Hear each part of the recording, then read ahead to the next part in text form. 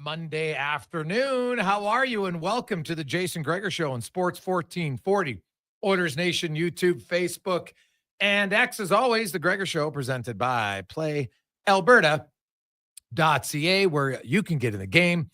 Alberta's only regulated online gambling website where 100% of the revenue stays right here in the lovely province of Alberta at PlayAlberta.ca.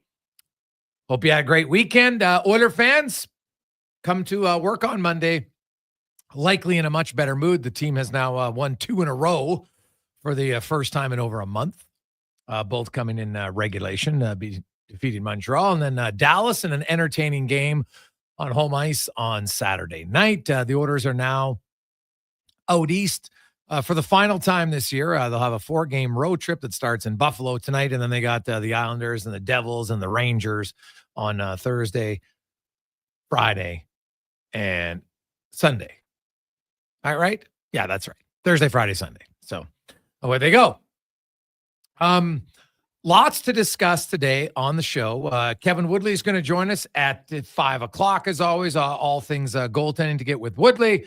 We got Connor McGahey will join us, the Avalanche, as we talk a lot of trade talk. Of course, they made a lot of moves. How much better are they pre-Rantanen? Now, I think they have to say better because they made some other moves that weren't connected to his trade. But Colorado, they have made a lot of moves to that roster throughout the season. And they look like one of the favorites in the West, along with Winnipeg and Dallas, Edmonton, Vegas. Can't count out LA. I think the top 6 teams are pretty good. But if you're Edmonton, right now, if they finish second, they'll take on LA. If they finish first, they'll take on Minnesota, it looks like. So not a bad situation for the Edmonton Oilers. Spec will be by. Brian Koziol will join us from Buffalo, where the Oilers, funny enough, the Sabres, not good. This will be their 14th consecutive season missing the playoffs. So they've never made the playoffs in the Connor McDavid era. Clearly losing that lottery has really hurt them. But in all seriousness, for whatever reason, the Oilers are the 6th highest scoring road team in the NHL in the McDavid era. Buffalo is 30th in goals against at home. Yet the Oilers have only won twice in Buffalo in the McDavid era. It's kind of weird. They've only scored more than 3 goals one time. So they've actually only scored 19 goals in their 8 visits to Buffalo during the McDavid and Draisaitl era. So they'll look to try to improve on that. Tonight, we'll get to some lineup changes. Jeff Skinner is in, going up against his former team. Defense will be the same because, hey, they don't have any others. Both Klingberg and Ekholm aren't on the road trip. They're banged up. And so they'll just go with those 6 defensemen. The morning skate, it looked like the D pairs were changed. Kulak played with Bouchard last game. Nurse played with Walman. But looks like Nurse is going to be with Stetcher. Kulak's going to be with Emberson tonight, Bouchard and Walman. And I think that maybe has to do with the fact that Buffalo just isn't the team that Dallas is. And so they kind of loaded up their top 4 defensemen. And they played very well. Nurse and Walman were unreal on Saturday night. Nurse played almost 28 minutes. Walman played 24. Both very good. Oilers had no power plays in that game. They're 5-on-5. Excellent. We'll get into some 5-on-5 numbers a little bit later on today as well. As always, Sean Brown joins us on Monday. He's actually in studio a little bit earlier because he was so excited to pay off his debt as Brownie joins us. Brownie, how you doing? I've had better days. Obviously, that hurts. That doesn't sting nearly as much as the total that I had to pay for fixing my daughter's car, who got in her first little Bender. Well, I mean, obviously, things could be a lot worse. But yeah, it's an expensive day today, and I'm not even done. Not even done, eh? Well, so how is your reaction when the call comes in? My child obviously doesn't drive yet. So, I remember having to tell my dad the first time, because I didn't have my own vehicle. I had the farm truck and I got my driver's license. So I don't know, it's probably maybe a week after I had my license. And I had the truck in the parking lot at the Brack in Beaumont, the hockey arena there. And it's different now because now they have the 2 rinks. So the parking lot used to be a lot bigger. And so you'd come around the one corner when you'd come out, and a lot of times you'd kind of gun it around the corner, and there was ice and slip. And so as I was sliding, I ended up they used to have these brown posts in the ground. Boom, hit right on the driver's side. Yeah. And I get out and I'm like, oh my God, I look, but it hit right where you would put because back then it was an old truck, it was an 82. It was brand new. It was like brand new when my dad bought it. Obviously, it wasn't brand new at this time, but it was like 6-7 years old. And you used to have to put your key in the door, right? Young people are like, what are you talking about? I'm like, yeah, it had a hole for the key under the handle. That's how you'd unlock your door. Yeah. Right. There was there's no fobs or anything like that. Yeah. But where the post hit, so when I got out and I opened the door and then I closed it to look at it, it didn't reopen. It was locked because it hit right on the lock. So then I had to go across the street, borrow a screwdriver from the Mohawk and break into the back window just to get back in the truck because it was running. Yeah. So. Well, that seems like that's a beater truck. We No. It was my dad's regular truck. Oh, okay. Yeah. Oh no, trust me. I had to come home and tell him. He's just like, what? Now we had to get a new door. You go to the auto wreckers, right? Yeah. And then you got to spray paint it and all. I had to pay for it. That was the thing. Like, came out of my money. Well, that's the thing now is like vehicles now, if like the smallest accident or whatever, just the amount of money that it costs, because everything just seems to be plastic and is connected to this. So I was, she did a pretty good job, but I was actually surprised at the overall cost. And then you're dealt with, do you pay out of pocket or do you go through insurance? Because obviously if you go through insurance, or insurance is going to go up. And anyway, yeah, I mean, I don't get to accidents or accidents. My daughter was obviously upset and she didn't mean to do it. So, yeah, you're just kind of hoping they kind of live and learn. But yeah, it's a costly mistake. She's going to get a job this summer. And she's going to get a job and she's going to pay some of that paying dad back. She's going to be paying. Well, she doesn't have to pay it all back, but she's going to pay some. I think totally that makes sense. Let's get to the Oilers. The Dallas Stars. I thought Edmonton played really well in that game. You got a little unlucky, obviously, on the fourth goal, right? Like, I thought Saturday's game is a prime example of how, if people just look at stats, they don't get the picture of the numbers will say that Stuart Skinner was minus 0.71 in saves above expected. And I'm like, did you even watch the game? He had no chance in either power play goal. Yeah. Obviously has no chance on the fourth goal. Right. So, the Jamie Benn, nice play. I don't think it's a bad goal. I thought Stuart Skinner played really well. And so when people look at that, I don't even know if people know what the formula is, but if you can't acknowledge that at times there's a flaw in the formula, I don't think you're paying attention. That is the prime example of a flaw in the formula. If anybody thinks Stuart Skinner didn't have a good game on Saturday. Yeah, I think numbers, analytics and all that stuff is great. But to your point, yeah, he played a great game. And I think it's probably refreshing for him and a lot of guys that the trade deadline has kind of come and gone. I'm sure that plays, emotionally with everybody. Relationships, he's got a young family. Everyone's thinking about it, I'm sure. So yeah, he's playing outstanding. It doesn't surprise me. I love the way he handles himself. I love the way when things aren't going well, he doesn't shy away from it. When things are going well, he doesn't seem like a guy that gets too high. But yeah, he made some big saves, and overall too, I think the team, played better, right? They defended better. They checked better. There's some excitement in the dressing room, especially coming off the deadline and getting a couple new guys, injecting that enthusiasm. They look better as a team. And Dallas being Dallas and how good they are, you knew that they were going to have a push. It wasn't just going to be a game that, they were just going to be able to play, 60 minutes and not have any type of adversity. So they handled it very well. And in case you're wondering, Sean Brown did, we bet a booster juice last week on who was going to start in the game. And I think I had Pickard and you had Skinner, and it was Pickard. Yep. It went against Anaheim. And so good, you brought in a booster. I thought we could have split it. They did split the game. I was hoping. The question wasn't who finishes the game, it's who starts the game. And it was obviously Pickard. But what were your initial thoughts for Jake Walman? Yeah, I was like, you know what? I watched a couple clips of, on social media there. And, just watching him skate, I was like, wow, like his ability to, to cover ice and just watching him move around the ice. He's like really mobile, isn't he? Very mobile, very mobile. And I mean, you look at the play that he made with Hyman there when he just kind of, flipped that puck out there. And, that's not a play that every player in the NHL can make. And, with a team that has, as good of forwards as the Oilers do, you need those types of guys. And now that just gives them another option. It's just another defenseman that can, get around the ice well, and make plays, and some plays out of nothing. And then he had that big hit too, right? And he looks like a big, solid guy. Not that he's, probably I've heard Knobloch, say they're not expecting him to be like overly physical, but when he adds that and hits, and now they got a bigger team, I think they did really good in the trade deadline. Yeah, he's 220. He's 6'1", so he's a little bit more stout, right? He's not a 6'3", 6'4" guy, but his mobility allowed him to step up there. And Rantanen got rocked twice in that game, right? Jones hit him behind the net, and then you had Walman hit him.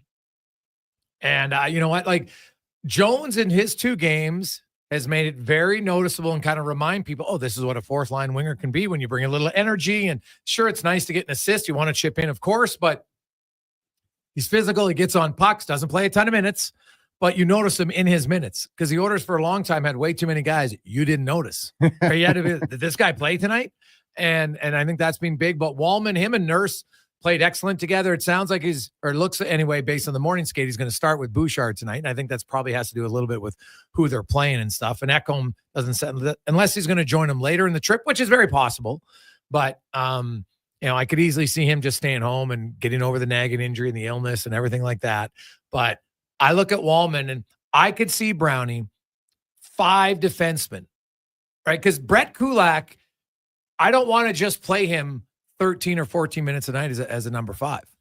I want to play him more. And we saw it in that game when the Oilers didn't have a power play. Bouchard played the 4th most minutes of defenseman. I think with Walman's addition, you're going to see their minutes at Ekholm and Bouchard lowered a little bit, not a ton. We're talking like, a minute or 2 here. And obviously if there's power plays, then Bouchard's going to play more, which is fine. But I think it's a good issue that now you can have both Walman and Kulak. They can both play the right side. And I think we're going to see, a little, I don't think we'll have just 3 set pairings down the stretch and into the playoffs. Yeah. I think you're going to have 5 defensemen and then Emberson's your number 6 when everybody's healthy. Yeah. And I think that's, and that's the depth and what they wanted to acquire at the deadline. And like you said, I mean, if you're taking off a few minutes of where the kind of the heavy lifting is kind of spread out and no one kind of feels overwhelmed by it. And then the fact that, if you do need a certain situation where you do got to lean on guys, you got a number of guys that you can choose from. So, I think there was a time where Nurse was kind of eating up a lot of minutes and we were looking for that help, that support, so yeah, I think it's great. I love their ability now to skate and defend, and to move pucks and with a healthy, the biggest thing here too is now they're getting a little bit more confident in their game. They're getting their mojo. This little stretch here, hopefully, if they can continue it, allows Ekholm to kind of, there's no pressure in him coming back, right? And now he can kind of take care of those nagging injuries or whatever it is that he's dealing with, and there's no pressure. Yeah, right. You don't, not that you would ever really rush him back, but it's even less urgent to want to do it now. I know, Brownie, obviously you're a defenseman. You're a guy who wasn't, looking to get his offensive game going to get your game going. But Victor Arvidsson scores a goal scorer's goal. He wanted it too. And how that, I will say ever since the Carolina game, I've noticed him more. I found he's been a little bit more engaged. But when you score like that, finally, you actually hit the one-timer, hit the net, didn't miss the net, that maybe that gets him going.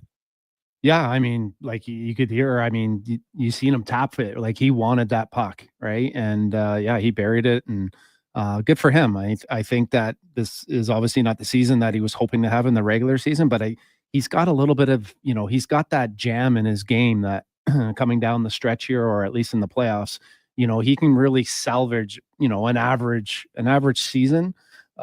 He can really put himself in a position, and the Oilers in a position where that signing proves to be, a very valuable one, because he's a guy that, we all know what he was like playing in LA and the grit and how well he played for, during those stretches. So, confidence is everything. It doesn't matter, how good you are or what level you're at, when you start feeling your mojo and start feeling good about your game, it's amazing, how your stick feels better, your skating feels better. And, when you don't have that confidence, it's, you're continuously battling, and things are happening faster.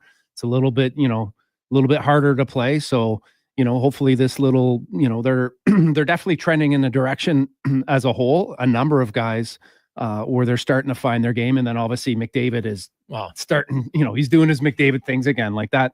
That goal with that forward there. I don't know why, but I'm watching it on TV and I'm like, man, this is going to be like that Mario Lemieux, on Ray Bourque, or he did it against I think it was Minnesota too, where what a bad feeling. Like what do you do in that situation? I think you just, as a D-man, I think you just pivot and start skating forward as fast as you can, right? I don't know. Bushkin ain't catching him, right? Yeah, that's the but thing. He had to be like, man, that was a bad feeling when he got to the blue line to think, wow, he's coming fast.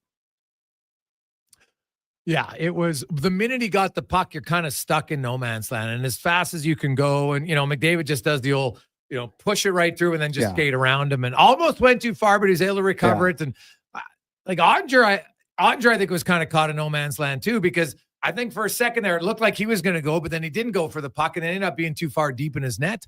And that allowed McDavid to go over. But hey, as I said before, McDavid went 11 games without a point 5-on-5. He's 13 games without a goal 5-on-5. So, Hyman scored his first points in March.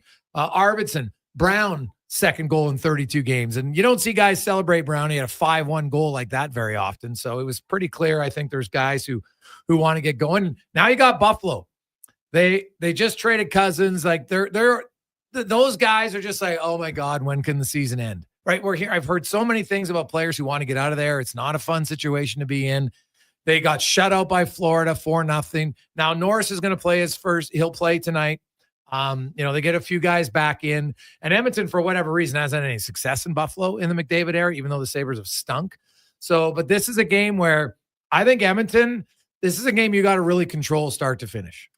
Right off the bat. I mean, they're going to want to set the tone right away. Go at a team that, isn't probably feeling overly confident and comfortable within their game, but they are going to get a little bit of enthusiasm and a little bit of a jolt here with a new, with Norris coming in. I think, that's one of the nice things at the trade deadline. When it's all done and over, you get, there's a little bit of enthusiasm of a new guy, and especially a player of that caliber too. It's not like, that guy's a goal scorer. He's talented. So I'm sure those guys are going to be somewhat motivated. And at the end of the day, I think anytime the Edmonton Oilers come in and you got, Draisaitl and McDavid, if you don't bring your A game, these guys can really embarrass you. And, you think it's bad. It can only get worse if you don't, prepare yourself against, two of the best players in the NHL. But at the end of the day too, these guys, are also, it's a game, and they're still, they're playing for something, and they're playing for, opportunities maybe with other teams, maybe contracts, or just the fact to stay in the league. So I don't know if there's a league or a team, regardless of the situation, that you can take lightly in the NHL. Jason Gregor, Sean Brown, Sports 1440, Oilers Nation, YouTube, Facebook, and X. You can always text us 833-401-1440, 833-401-1440 in our email inbox. We'll go to Buffalo next, where the Oilers are playing tonight. Some guys coming back in the lineup. A trade that from afar I'm questioning, a contract that I definitely don't understand. What the hell's going on in Buffalo? We'll find out next on the Gregor Show, presented by PlayAlberta.ca. There's an old saying that goes, many hands make light work. We believe that at GS Construction. So what does it mean? It means a task is easier to complete when many people work together. It also means that GS Construction is preparing for the start of the 2025 season and is hiring. Currently, we're on the lookout for top men and pipe layers. So if you're one of those skilled pros who know how to do your job safely and efficiently, we're interested. Come join a team that's as solid as the infrastructure we build and maintain. Visit tsconstruction.ca today. Noodle, noodle, noodle, noodle, noodle, noodle, noodle, noodle, noodle, noodle. Noodle, noodle, noodle, noodle, noodle, noodle, noodle, noodle, noodle, noodle, noodle,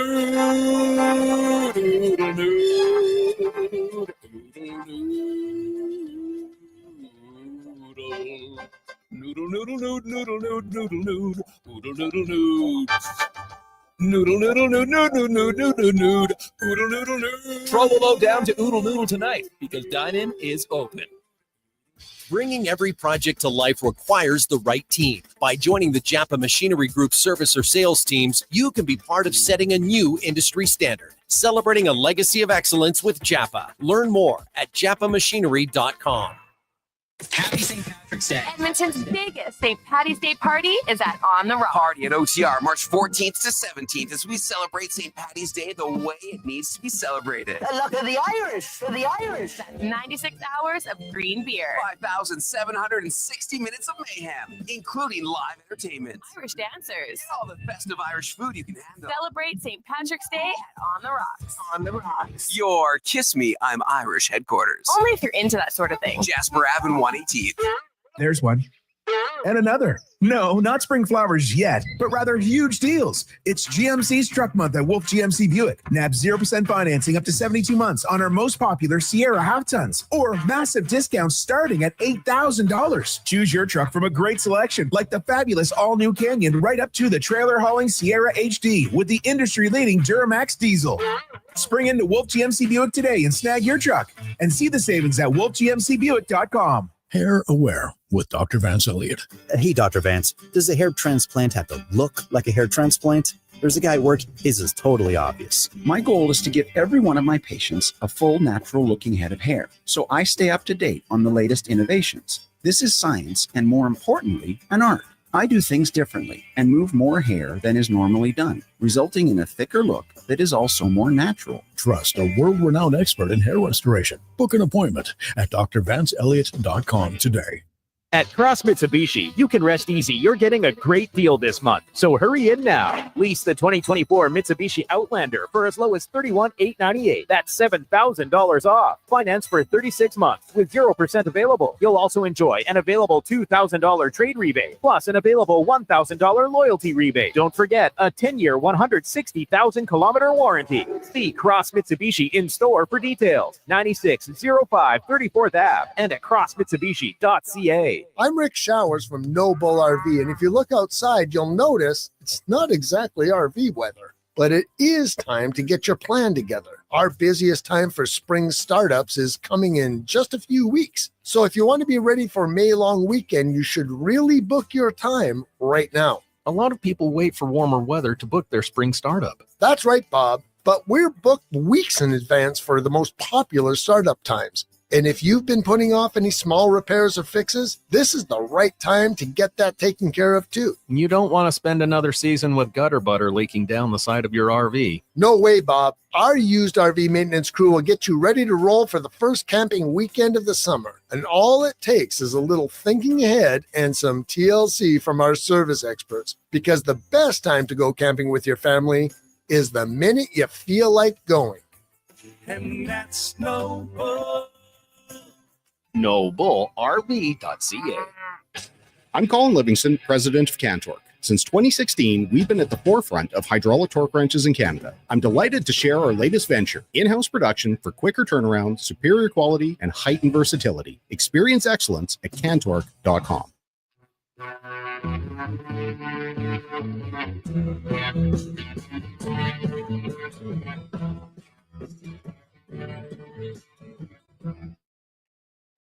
Portions of this hour brought to you by Crystal Glass, your clear choice for residential windows, locally manufactured and installed. Crystal Glass provides a beautiful product and incredible customer services for all of your residential needs. Call 310 Glass or visit crystalglass.ca for a quote. The Jason Gregor Show, the best of Edmonton sports talk and beyond. This is Sports 1440. Presented by PlayAlberta.ca, Alberta's only regulated online gambling website.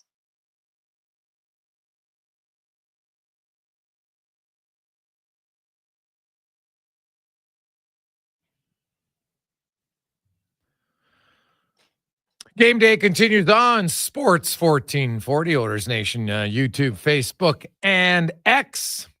Jason Gregor, Connor Halley, Sean Brown with you as the Edmonton Oilers are on the road in Buffalo tonight to take on the Sabres as we go around the NHL, brought to you by McDonald's. Stop in at McD's right now, of course, because you have lots of different options that you want to get to. Of course, the Big Mac David is no longer on, but The McDonald's new cheesy jalapeno and bacon quarter pounder. Ooh, good with a little spice, just a little bit for you. Check it out at McDonald's. As we welcome in from the Sabres Radio Network, Brian Koziol joins us. Brian, welcome to the show, man. How you doing? Gentlemen, I'm great. How are you? We are good. The Sabres, let's start with the big trade. Of course, Dylan Cousins been rumored for a while that he wanted out. Well, he got his wish. He goes to him as the major centerpiece of that deal, goes to Ottawa, and you get Josh Norris back as well as the young defender. But let's kind of just start off with the center trade, Norris for Cousins, and how you see this playing out. Well, I would say the reaction probably from most Sabre fans, and probably I'll throw myself in this boat, is of disappointment in the sense that Dylan Cousins seemingly lost his game over the last season and a half or so and just hasn't been able to consistently find it back. And very disappointing in the sense that he seemed so invested in being part of the solution to get the Sabres out of the basement, out of this long playoff historical drought. He was the guy that really you thought could be captain material when he was brought here. He said all the right things. He was labeled the workhorse from Whitehorse because he just was a workhorse every single night. And he had his huge season where he eclipsed 30 goals. He gets his big contract extension to make over $7 million for the next 7 years. And you're thinking all is right with the world when it comes to Dylan Cousins and the Sabres. And last year, it takes a step down. This year, it takes even more a step down. The offense, the awareness, even the toughness just wasn't there on a consistent effort. And Cousins, who's super likable, people are just like, man, what is going on here? What's going on? And he is as accountable as anybody. And I think that's part of why he was such a fan favorite, is that he literally on our post-game shows would sit there and say, look, I know how much I'm getting paid. I'm underachieving. I'm getting paid to score here. I'm getting paid a lot to provide offense and create opportunities for my teammates. He's like, I'm not doing it. So it wasn't a case that he wasn't aware that he was underperforming. It was a case that we just really didn't see him snap out of it. And I think because the high ceiling factor probably is still there, and because he is still so young, I'm guessing that's probably what Ottawa thought, hey, maybe a change of scenery. You get him out of Buffalo where he's done a lot of losing. You get him a fresh start. Maybe there's a little less pressure on him, and it can work out. But I think overall, Sabre fans are really disappointed because he was super popular, super likable. But just over the course of the last 2 seasons, he just seemed to never be able to find that elite level that got him that huge contract. Brian, what are your thoughts on Adams, and what does this say about the ownership allowing, I'm assuming they'd be aware of the different moves that he's making, but what does this say about the ownership and Adams, as a GM moving forward, being a part of the Buffalo Sabres?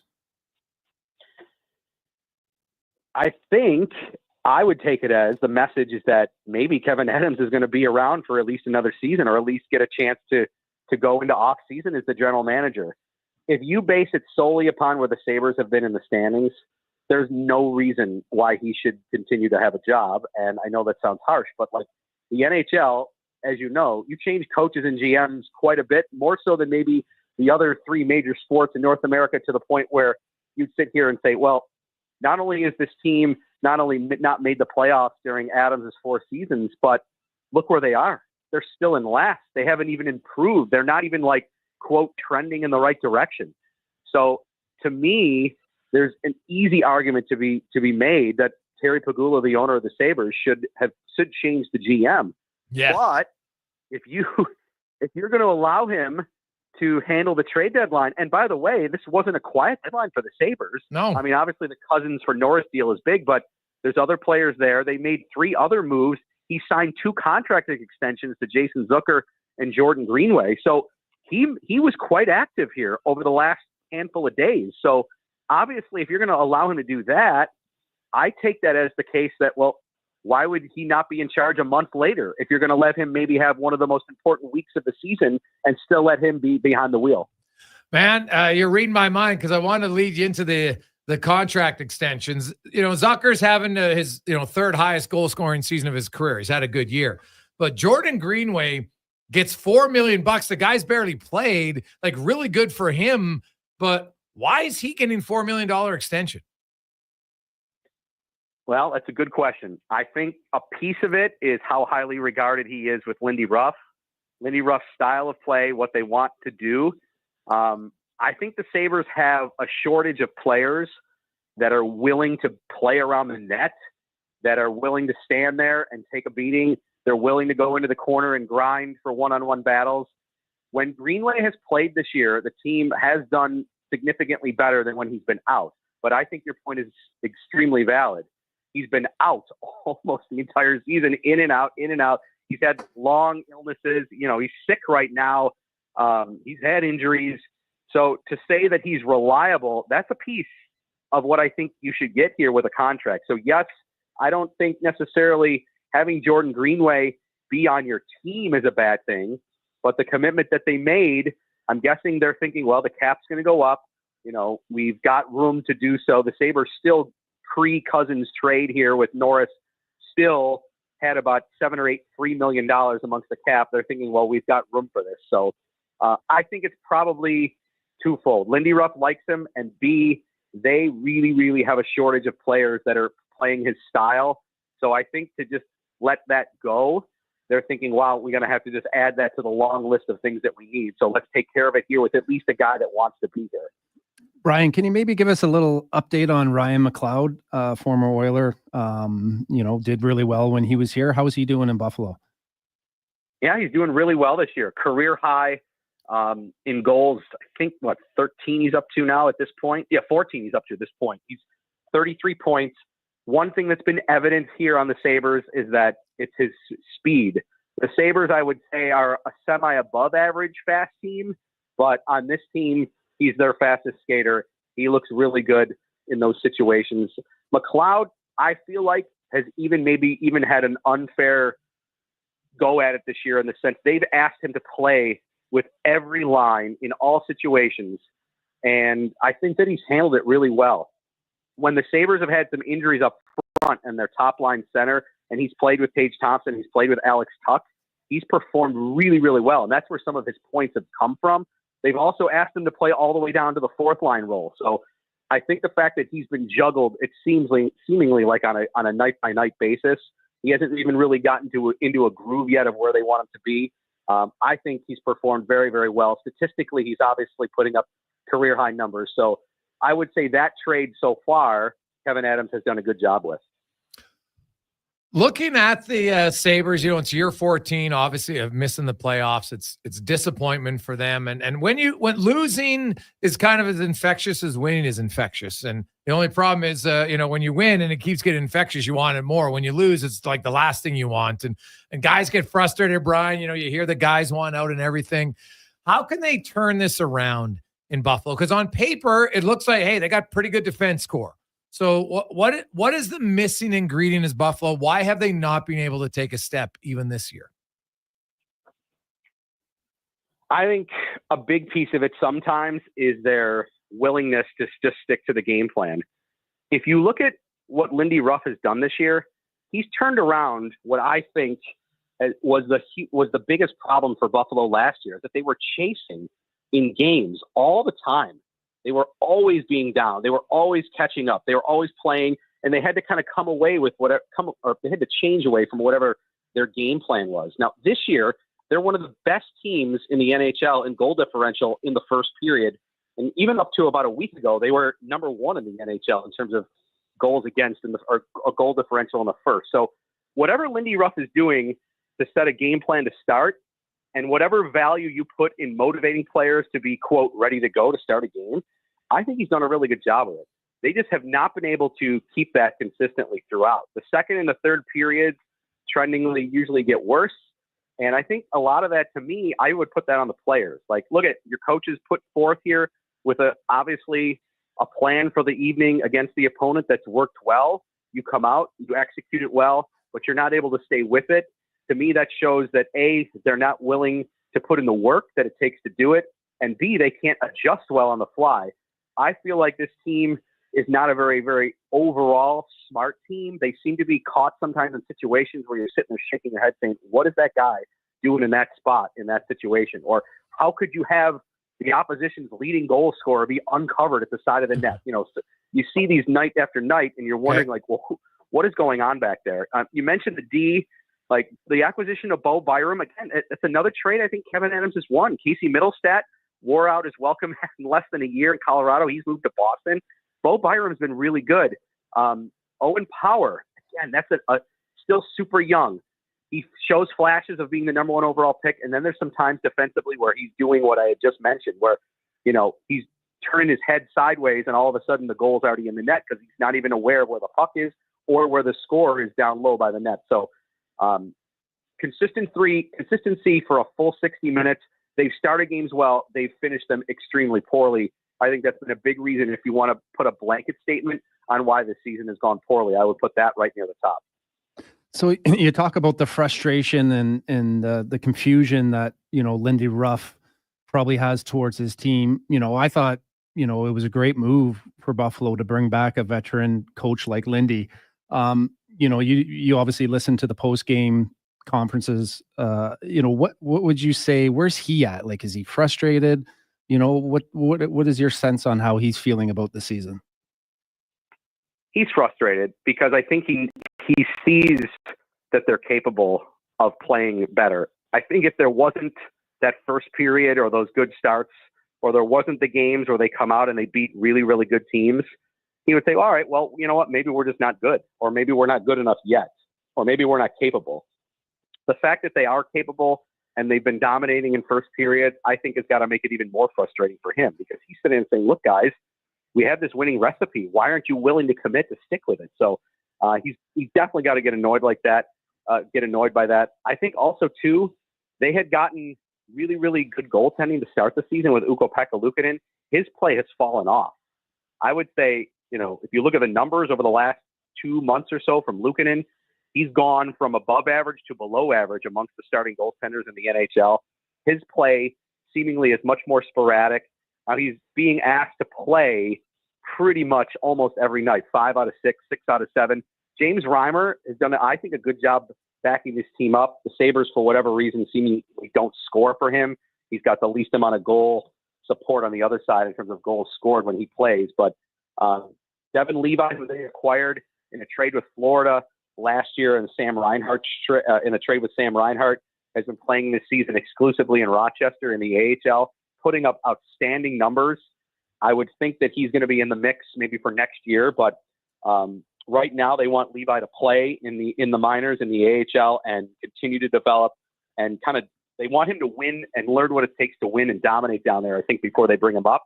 And I think right now, because these games essentially are meaningless in the standings, if they're not getting their best from Luukkonen, I think at this point they're just going to roll with it and let Levi stay where he's at. But the goaltending's been really bad, and I think Lindy has definitely been frustrated. You start to hear things in press conferences where he's complaining about calls or talking about bad breaks. I mean, he's coached, you know, thousands of games here. Like, to me, that just sounds like he's just grasping for something right now for a coach that's pretty frustrated that this team has kind of gotten himself in this huge hole in the standings. Ryan, man, we really appreciate it. All I know is the Sabres, despite all their losing, they've had a lot of success at home against the Oilers in the McDavid and Draisaitl era. So we'll see if that continues tonight. Appreciate your time. Thanks, Jason. Thanks, Sean. Great to talk with you both. Enjoy the game tonight. There you go. That's Brian Koziol, Sabres Radio Network host. The Sabres, man, it was Oiler fans, just close your eyes and remember how you felt in the decade of darkness plus, because that's how it is in Buffalo, man. Like 14 years. Now it's post-trade deadline. And they don't have, like, okay, you know what? They'll look and say, okay, where can we get in the draft? And they'll talk about the draft and everything, but I think they're sick of it. They're so tired of, oh, geez, we're going to get another first-round pick. Like that ends really quickly. And the crazy thing about the Sabres is how many number one picks have they had in that time, or how many number twos, right? Like last year, they didn't make the playoffs. They weren't close, but they picked 14th. The year before, they picked 13th. Brutal. Then they had 9th. Matt Savoy, who they traded for McLeod. Owen Power did go first overall, and He's been okay, but it's a work in progress. Jack Quinn, 8th. Dylan Cousins, 7th. He's now traded. Rasmus Dahlin, big contract. He's there. Casey Middlestad was 8th overall. They traded him. They got Bowen Byram. We'll see if they keep Byram. Alex Nylander, never really did much. Jack Eichel had him, traded him. They got Alex Tuck. Sam Reinhart, traded him for what? A pick? Like, my goodness. Oh, Rasmus Ristolainen was 8th. You got Mikhail Grigorenko, 12th. That didn't really work out. And Joel Armia, who's actually had a really solid career, was 16th overall. That was the last time they made the playoffs. So it has been a long, painful run. But were they not, for me, they were just as exciting to think about the potential as Detroit, Ottawa. At the start of the season. Start of the season. Yeah, people thought Buffalo maybe could take a step. Detroit. Ottawa is the only one right now who's in a playoff position with just under 20 games to go. So the Sabres are obviously way far out of it. Detroit has now lost 5 in a row. And while Detroit misses the playoffs, all they got to look at is 2 bad decisions that really hurt their team. Moving Roenick rather than signing him, paying him the money, he's a good defenseman, and then paying to get rid of Jake Walman last summer. Saying San Jose, we'll pay you a 2nd rounder to take Jake Walman. Unbelievable. That is. And because look at, if you would have had Walman, Roenick, Seider, and Edvinsson as their top 4 defensemen right now, they might be a playoff team, but they're not going to be. What happened for him in Detroit? Do you know? Yeah, bad management. Really? Simple. Bad management. They were like, well, they liked other guys. What? Like, let's be honest here. And they didn't want to play. They didn't want to pay Philip Roenick. Looks like a pretty good defenseman. So, and this is what happens. Why I've argued for a long time. Bad teams are made bad teams longer because they give up legit NHL players for what? Now, in the case of Walman, they literally got nothing. They gave up a 2nd rounder. That's why that trade, that's going to go down as one of the worst trades in the last many years. Like, you actually didn't even get a 2nd rounder. You gave them a 2nd rounder just to take him off your hands. And he's making $3.4 million, for goodness sake. It's not like the guy's going to get 40 points this year as a defenseman. Like, unbelievable. But we've talked about this before. I mean, not only, when things don't quite go the way you're hoping it's going to go in an organization, that's why, as long as you're willing to grind, right? Because you might be in a situation for management, coaching, for whatever reason, they just don't value your game. And maybe he's that perfect example where, you got that skill, you got the ability, it's not working, but you're still pushing, right? You still believe. And now look at, he's now in Edmonton with a great opportunity playing with the 2 best players. And for an offensive guy to play with those types of players, like, his game can go to a whole new level now, right? You just, the biggest focus for him is just how quickly can he get those guys the puck in situations, because he can, those 2 guys can make a lot of players a lot of money and look good. Got a real good question for you, Brownie, when we return about what we just heard from Brian. We'll get to that and more on the Gregor Show, presented by PlayAlberta.ca. Day or night, tasting just so right. You can order oodle noodle at oodlenoodle.ca, delivering you the news almost right away. Remember, you can order oodle noodle at oodlenoodle.ca. So sit on your couch all day and order oodlenoodle.ca. Oodle noodle. Japa Machinery Group knows that XCMG may not roll off the tongue, but Japa's team will help keep your construction jobs rolling on time and on budget with heavy equipment sales and rentals. Visit japamachinery.com to find out more. Play Alberta has hundreds of casino games right at your fingertips. Join thousands discovering why Fortune Coin is one of Alberta's most popular games. Fill your reels with golden coins, multiply your prizes up to 6 times, and turn good spins into legendary ones. Land the Fortune Coin symbol to win cash, trigger the jackpot, launch the free spins bonus, and watch as the dragon takes over your screen. New players get 100 free spins only on PlayAlberta.ca. Claim your offer today. At Fountain Tire, success is a team effort. They're committed to their team members and their customers. And that means treating your vehicle like it's their own and finding solutions that suit your needs. Because whatever the road brings ahead, they're on it with you. Visit FountainTire.com today. Introducing the new McSpicy from McDonald's. It looks like a regular chicken sandwich, but it's actually a spicy chicken sandwich. McSpicy. Consider yourself warned. Limited time only. Participate in McDonald's in Canada. You got a go-to coffee spot, a trusted barber, even a lucky game day jersey.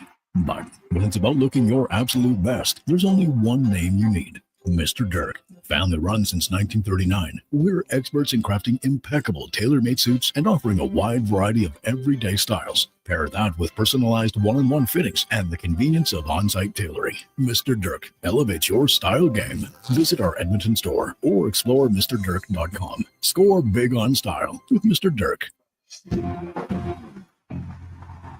With the lead up to the playoffs underway, players are definitely stepping up their game. And the fans are doing the same. Simple snacks like chips and dip may work at the front half of the season, but now more and more fans are rocking the Wilhauk beef jerky for game time get-togethers. Just make sure you bring enough for everyone if you want to be invited back for the playoffs. Make your next hockey game day a Will Hockey game day with Wilhauk beef jerky, only available in Leduc. Get yours today because you don't win games with salad.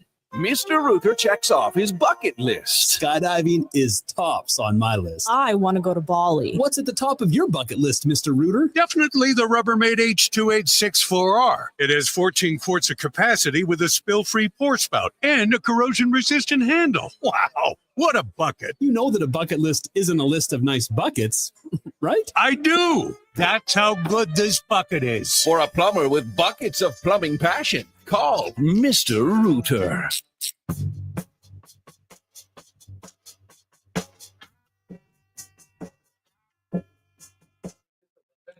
Portions of this hour brought to you by Cantork. We offer sale, rental, repair, and calibration of hydraulic, pneumatic, and battery-powered torque wrenches, stud tensioners, and flange maintenance equipment. Order today at Cantork.com. Hat tricks, touchdowns, and home runs. Get it all with the Jason Gregor Show on Sports 1440. Presented by PlayAlberta.ca, Alberta's only regulated online gambling website.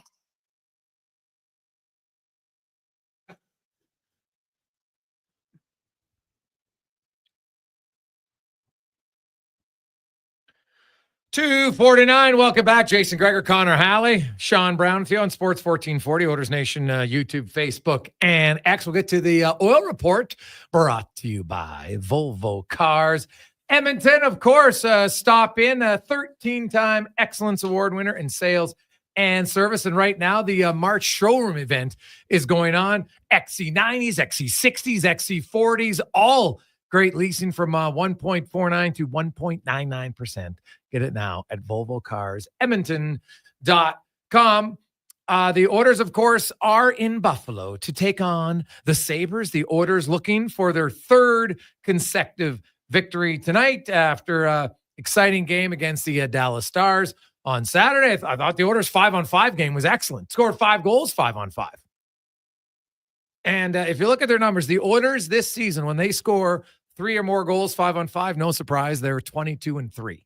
They have a lot of success there. And I was looking even at special teams. It's not nearly as impactful like penalty kill, and their penalty kill is not very good this year.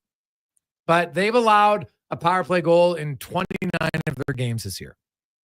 They're 14-14-1 when they give up a power play goal to the opposition. So it's not as much of a difference maker as it is your production for or against 5-on-5. All right. If you look at it, when the Oilers allow 3+ goals against 5-on-5, they're 4-14-2. When they only allow 2, they're 15-6-1. When they allow 1, they're 11-3. None, 7-0. It's pretty obvious. Like the Oilers play the third most minutes 5-on-5 of any team in the NHL. They don't take a lot of penalties. They don't get a lot of power plays. That's the bread and butter of their game. Now, obviously, their power play, you'd like it to be good. They're 20, 10 wins, 4 losses in games where they score a power play goal. So good. But it's really a lot of their success comes down to how they play 5-on-5. And I thought they really controlled that game 5-on-5 against Dallas, had a solid game defensively against Montreal, and they'll need that to continue tonight against the Buffalo Sabres. And Jeff Skinner will be back in. Kasperi Kapanen comes out. Janmark's going to move to the middle. Skinner will play with Janmark and Connor Brown. And the head coach talks about putting Skinner back in the lineup. Well, now that we do have some extra guys, and we've felt throughout the year. We've got a lot of good quality players, especially up forward, that there's been some rotation, and we don't want to be switching up the lineup too much, but there'll be tweaks, to the end of the regular season. Just because we're going to need them in the playoffs or down the stretch, that we don't want somebody sitting for a long period of time. And Jeff's a really good player, and just finding him a spot in our lineup. And tonight, as good as any, obviously coming back here to Buffalo, that he will be playing.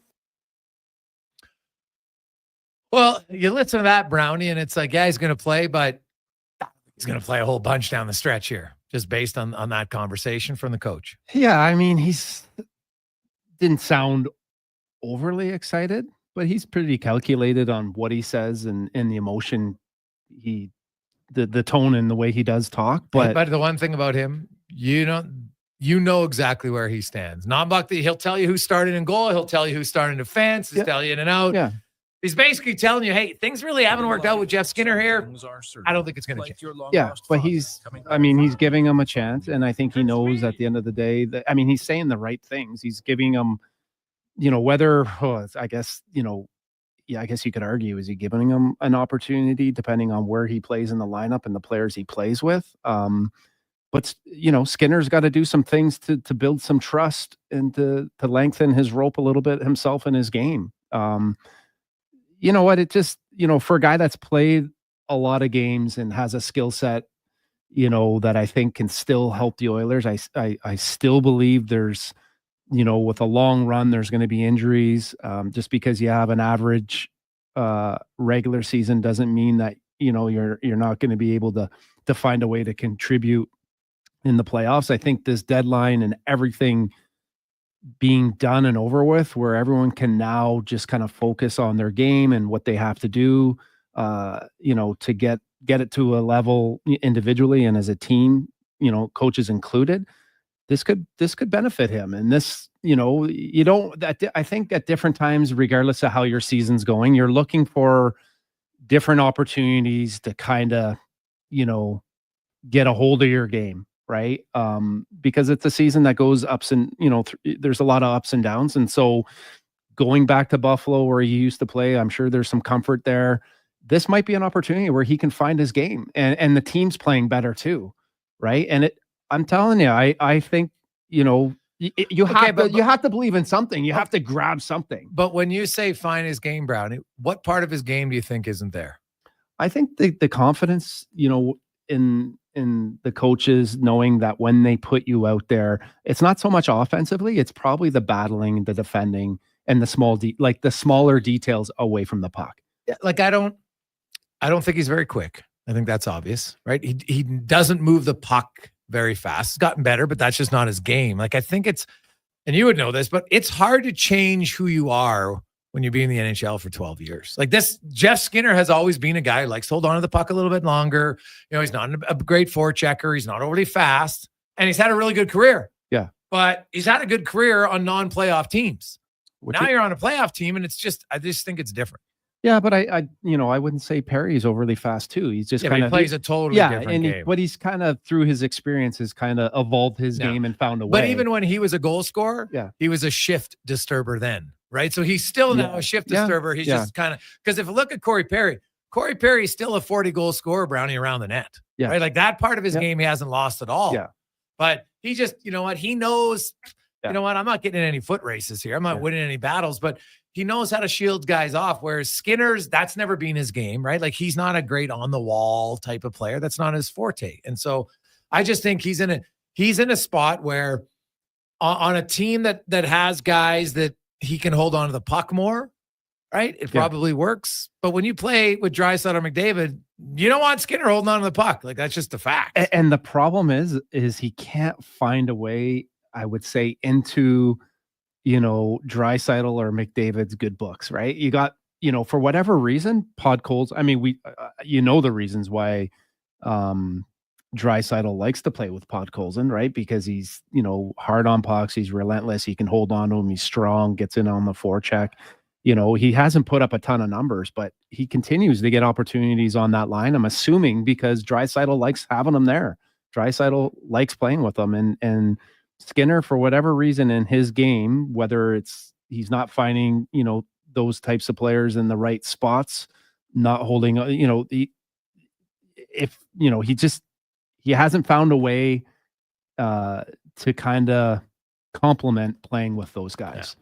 Yeah. And that's probably, the most frustrating thing. I would, could you imagine Podkolzin and how he feels knowing that, one of the best players in the world just loves playing with him? Like that's got to be a good feeling. And it's got to be the opposite feeling, being like from another guy that's like, man, I got the skill, I got the ability, I can play with you, but it's just not connecting. But there's still 20 games left. I think he gets around the ice enough. I think he has enough of a skill set and the ability that he can I still think you need that depth. And I like the fact they're throwing him in there and they're not letting him, they're not just leaving him out, because I don't think that benefits him either, or the team. Guys, Skinner hasn't lost his ability to score, but being tied to guys who are anchors, how do you expect him to score? He's actually been really good since January 1st. Now, I've seen everybody putting out his numbers since January 1st, yes. But then go look at his numbers from January 23rd until now, his last 11 games. And his numbers drop off significantly, right? And shots for and everything. And here's the thing. He doesn't work with Draisaitl. Full stop. He doesn't move the puck quick enough. He doesn't move the puck quick enough to play with McDavid. So where are you going to play him then? If you don't play him with McDavid or Draisaitl, who are you playing him with that you think is not an anchor, right? Like that's just the truth. So like Corey Perry's played a lot on the fourth line. He has 14 goals. He just does other things. And when I watch Skinner play, I look at the games. Okay. Like, yeah, he scored a goal in Washington. It was last 2 minutes of the game. It's like, no offense, but it's a nothing goal. It's 7 instead of 7-2, it's 7-3. Right. I was looking, and then you have to look at his numbers. And because the people who like to pump out all his numbers are the same people who tell me, well, Stuart Skinner's no good because of his record against top 10 teams. So if you're going to use that for Stuart Skinner, then what about Jeff Skinner's numbers against top 10 teams? So just saying, if you're going to rip one player for one, then be consistent in it and look at every player against top 10 teams. And why not just, if he can find his game here, right, get some confidence. What I do like about, the coach Knobloch there is he does seem to move guys around and has, made some pretty good coaching, changes throughout a game. So maybe Jeff gets a little bit of confidence in his mojo, and then, we all know what it's like to feel confident, and we all know what it's like not to feel confident, and a confident Jeff Skinner, all of a sudden, maybe you put him up there with a Draisaitl, right? Where he's, because I obviously having the puck in Draisaitl's hands is obviously a good thing, but this guy played 1,000 games in the NHL. I think that, him having the puck on a stick isn't the worst thing either. I think he can continue to make plays, and, he's human too. Like, how confident does he feel? Maybe with a little bit of confidence, he's a completely different player. I wouldn't mind seeing him up there. If once he starts getting some confidence in his game, I wouldn't mind seeing him take Podkolzin's spot and Podkolzin moving down. Yeah, but coming down the stretch here. The difference is he plays at Podkolzin. I agree, doesn't score a lot. But Podkolzin's there to forecheck and get the puck for Draisaitl. Skinner's never going to do that. So now you're asking him to do something that he can't do, right? Because he's not fast. He doesn't forecheck. He's not physical. Right. And the other thing is Podkolzin is very good defensively. Like, I agree right now, like the puck on a stick in the offensive zone it's almost like, well, let's just, nothing's happening. But watch Podkolzin in the defensive zone, Brownie. And I guarantee you coached. Coach is going to be like, I'll put this guy out there because we know Leon's facing all the best players. Yeah. So we got a defensive, reliable guy out here who can make plays. Yeah. But I think that's on Jeff Skinner too. I do agree. But he's not going to get faster, right? Like, he's never been a forechecker. I don't think you can ask him in year 13. Hey, Brownie, start to be a forechecker. What? What do you mean? What's forechecking? Like, I know people like, oh, it's not as easy. If it doesn't, I coach kids at U13 and you can see certain kids play certain ways, right? You can't ask kids or players to be what they're not, whether it's their drive or their skill. But a 13-year-old veteran, like Corey Perry's the same player he was. He's just slower, but his style of play is identical, right? He's just a 50-goal scorer who's now got great hands, who's slower than he was when he was slower. Because even when he was on the top line, he was never fast. Back in his day? Yeah, Corey Perry was never a great skater, and that's fine. You don't have to be. Matthew Tkachuk isn't a great skater, he's top line player. Craig Simpson was never a great skater, top line player. You can be, not everybody has to be a burner. Yeah. But I people who think Jeff Skinner is suddenly going to get it, he's not going to get faster. He's just not. And I watch how many times the puck dies on his stick where he's trying to make an extra move, and that's why he's not going to play with 29 or 97. And you know what? And every player has those moments where the puck is going to die on his stick. I think too, the hard thing, as an athlete to play through is the fact that when you feel like every time you make a mistake or the puck dies on your stick, that you're going to get, eventually out of the lineup or your ice time's going to be taken away. I just think coming down the stretch here, why not give him a little bit with some players and see what he's got? Yeah, if you think he's better than them, but if you don't think he's better than them as a coach, why would you care? That would be my question.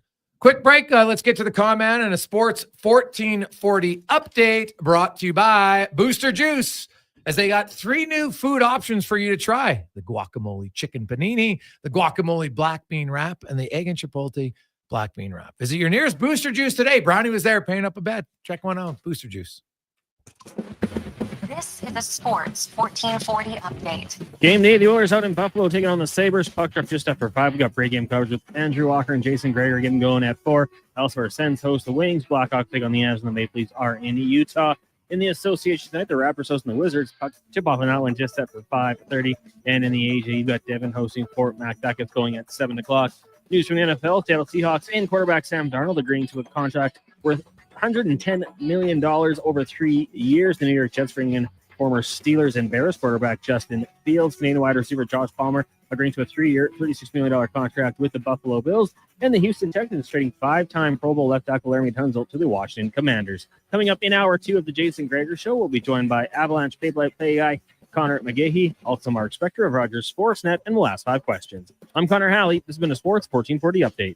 This is Sports 1440, a Stingray radio station broadcasting on Treaty 6 territory. Download the free iHeartRadio app and listen to CKJR wherever you go. People are always curious about what GS Construction does. They know it's something to do with construction because it's in our name.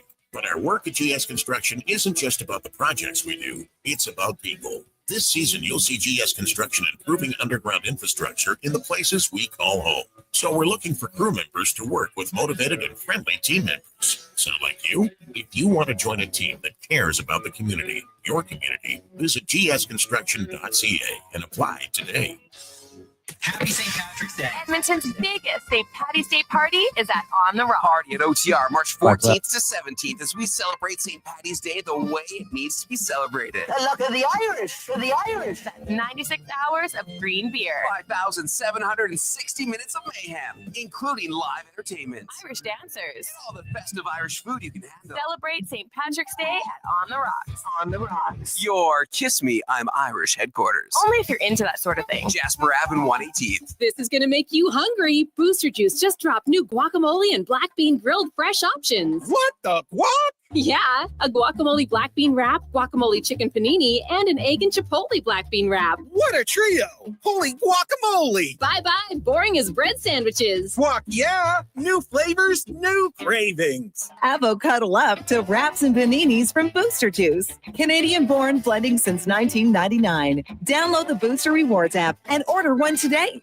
Experience more at the Edmonton Expo Center. Come for Canada's largest trade show, the biggest names in entertainment, exhilarating sporting events, and more. Stay for the experience. But it doesn't end there. Maximize your brand exposure with Edmonton Expo Center's new cutting-edge feature screens, spanning Western Canada's largest venue space. Captivate an annual audience of over 1 million visitors during iconic events like Pro Rodeo, Disney on Ice, Glow, K-Days, and so much more. To learn more, call 780-660-0514 or visit EdmontonExpoCenter.com today.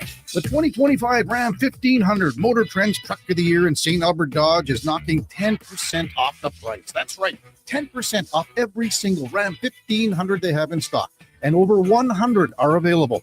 These are the 2025's new interior and drivetrain options with increased horsepower and better fuel economy. Other dealers save their best deals for last year's model. At St. Albert Dodge, they're taking 10% off the newest, hottest truck on the lot. That's how easy it is to do business at St. Albert Dodge. Your vehicle is a big investment. Protect it at Hughes Car Wash. We use only clean, fresh water and the highest quality car wash soap. Hughes Car Wash, the car wash pros. Find us at HughesCarWash.com.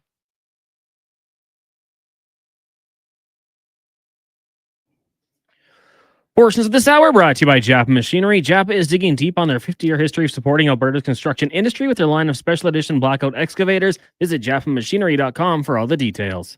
Hat tricks, touchdowns, and home runs. Get it all with the Jason Gregor Show on Sports 1440. Presented by PlayAlberta.ca, Alberta's only regulated online gambling website.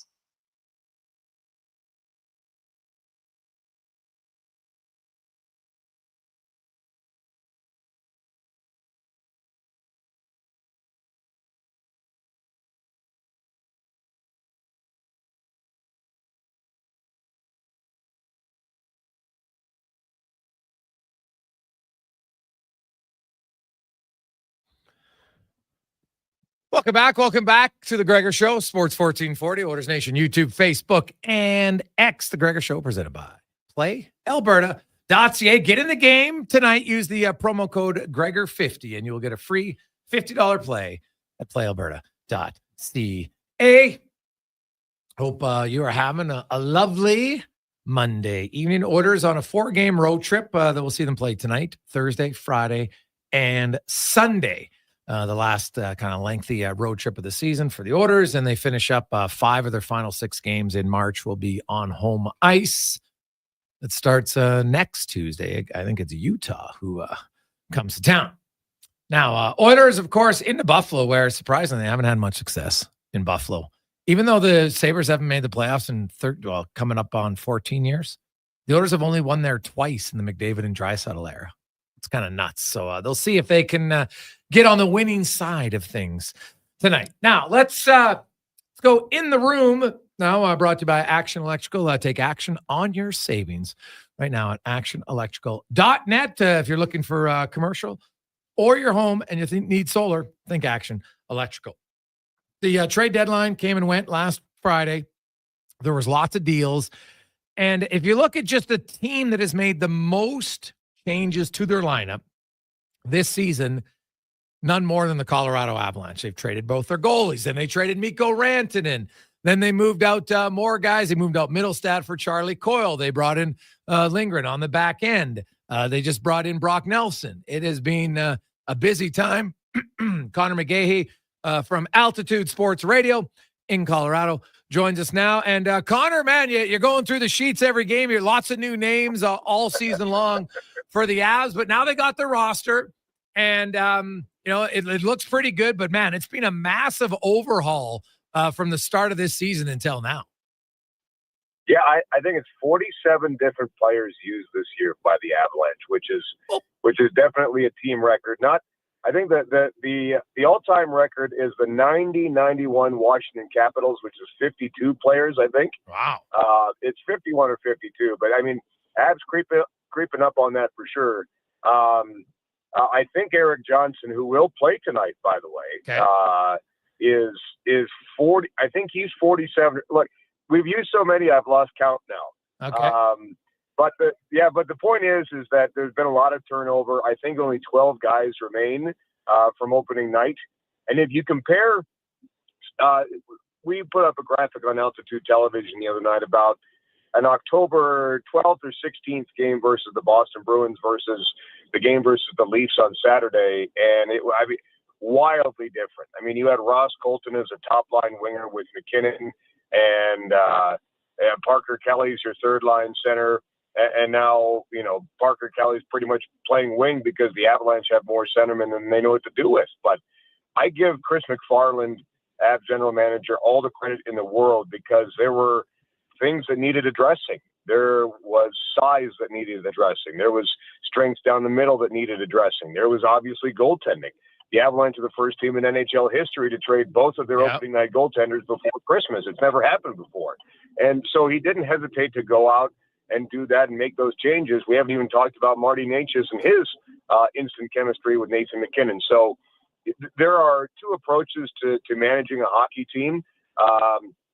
passive and active, and Chris McFarland very active, and he has made his team 4 or 5 times better than it was earlier in the season. Yeah, well, Marty Necas, let's start there. He's playing way more minutes than he did in Carolina. He he's over a point a game player since coming over in the trade, and he was that early in the season. I actually led the league in scoring there for a while. Then he kind of came back down to earth, but now he's come back up. And you know what? I was looking at bursts of speed. Him and MacKinnon are both top 5 for having the most bursts over 20 miles an hour this season. So those two guys are together. They can really fly. Yeah, and it's rare to find somebody who sees and thinks the game like Jason MacKinnon does, and Marty Necas seems to do that. It actually is beneficial to having both of them being right-handed shots too, instead of actually Mikko Rantanen over there, lefty, playing right wing. But the speed is a big thing. It's given the Avalanche more versatility, both on the rush and even on the power play. Necas' skating ability and creativity on the power play has sort of brought the Avs out of the doldrums. And over the last 12 games, they're 60% on the man advantage. So Necas' skill set and brain have made both MacKinnon better, him better, and the Avalanche better since he arrived. Can you maybe, Eric Johnson, we all seen the press conference there where he's coming back for a second time, and he's just like, hey, I'll do anything and whatever it takes to fit into this organization. With all the trades, there's no guarantee, right? There's the dynamic in the dressing room. And, what does it say about Eric Johnson coming back and speaking like that? You're absolutely right. The one line that got everybody laughing in the room was, I'll even shovel snow in between whistles and timeouts if I have to. And, I'm praying that on a night where he was a healthy scratch that he's able to go out there and actually do that, be a part of the ice crew at Ball Arena. But I just tend to think the 3 and now 4 teams that he's been on, he's one of not the most popular guy in there.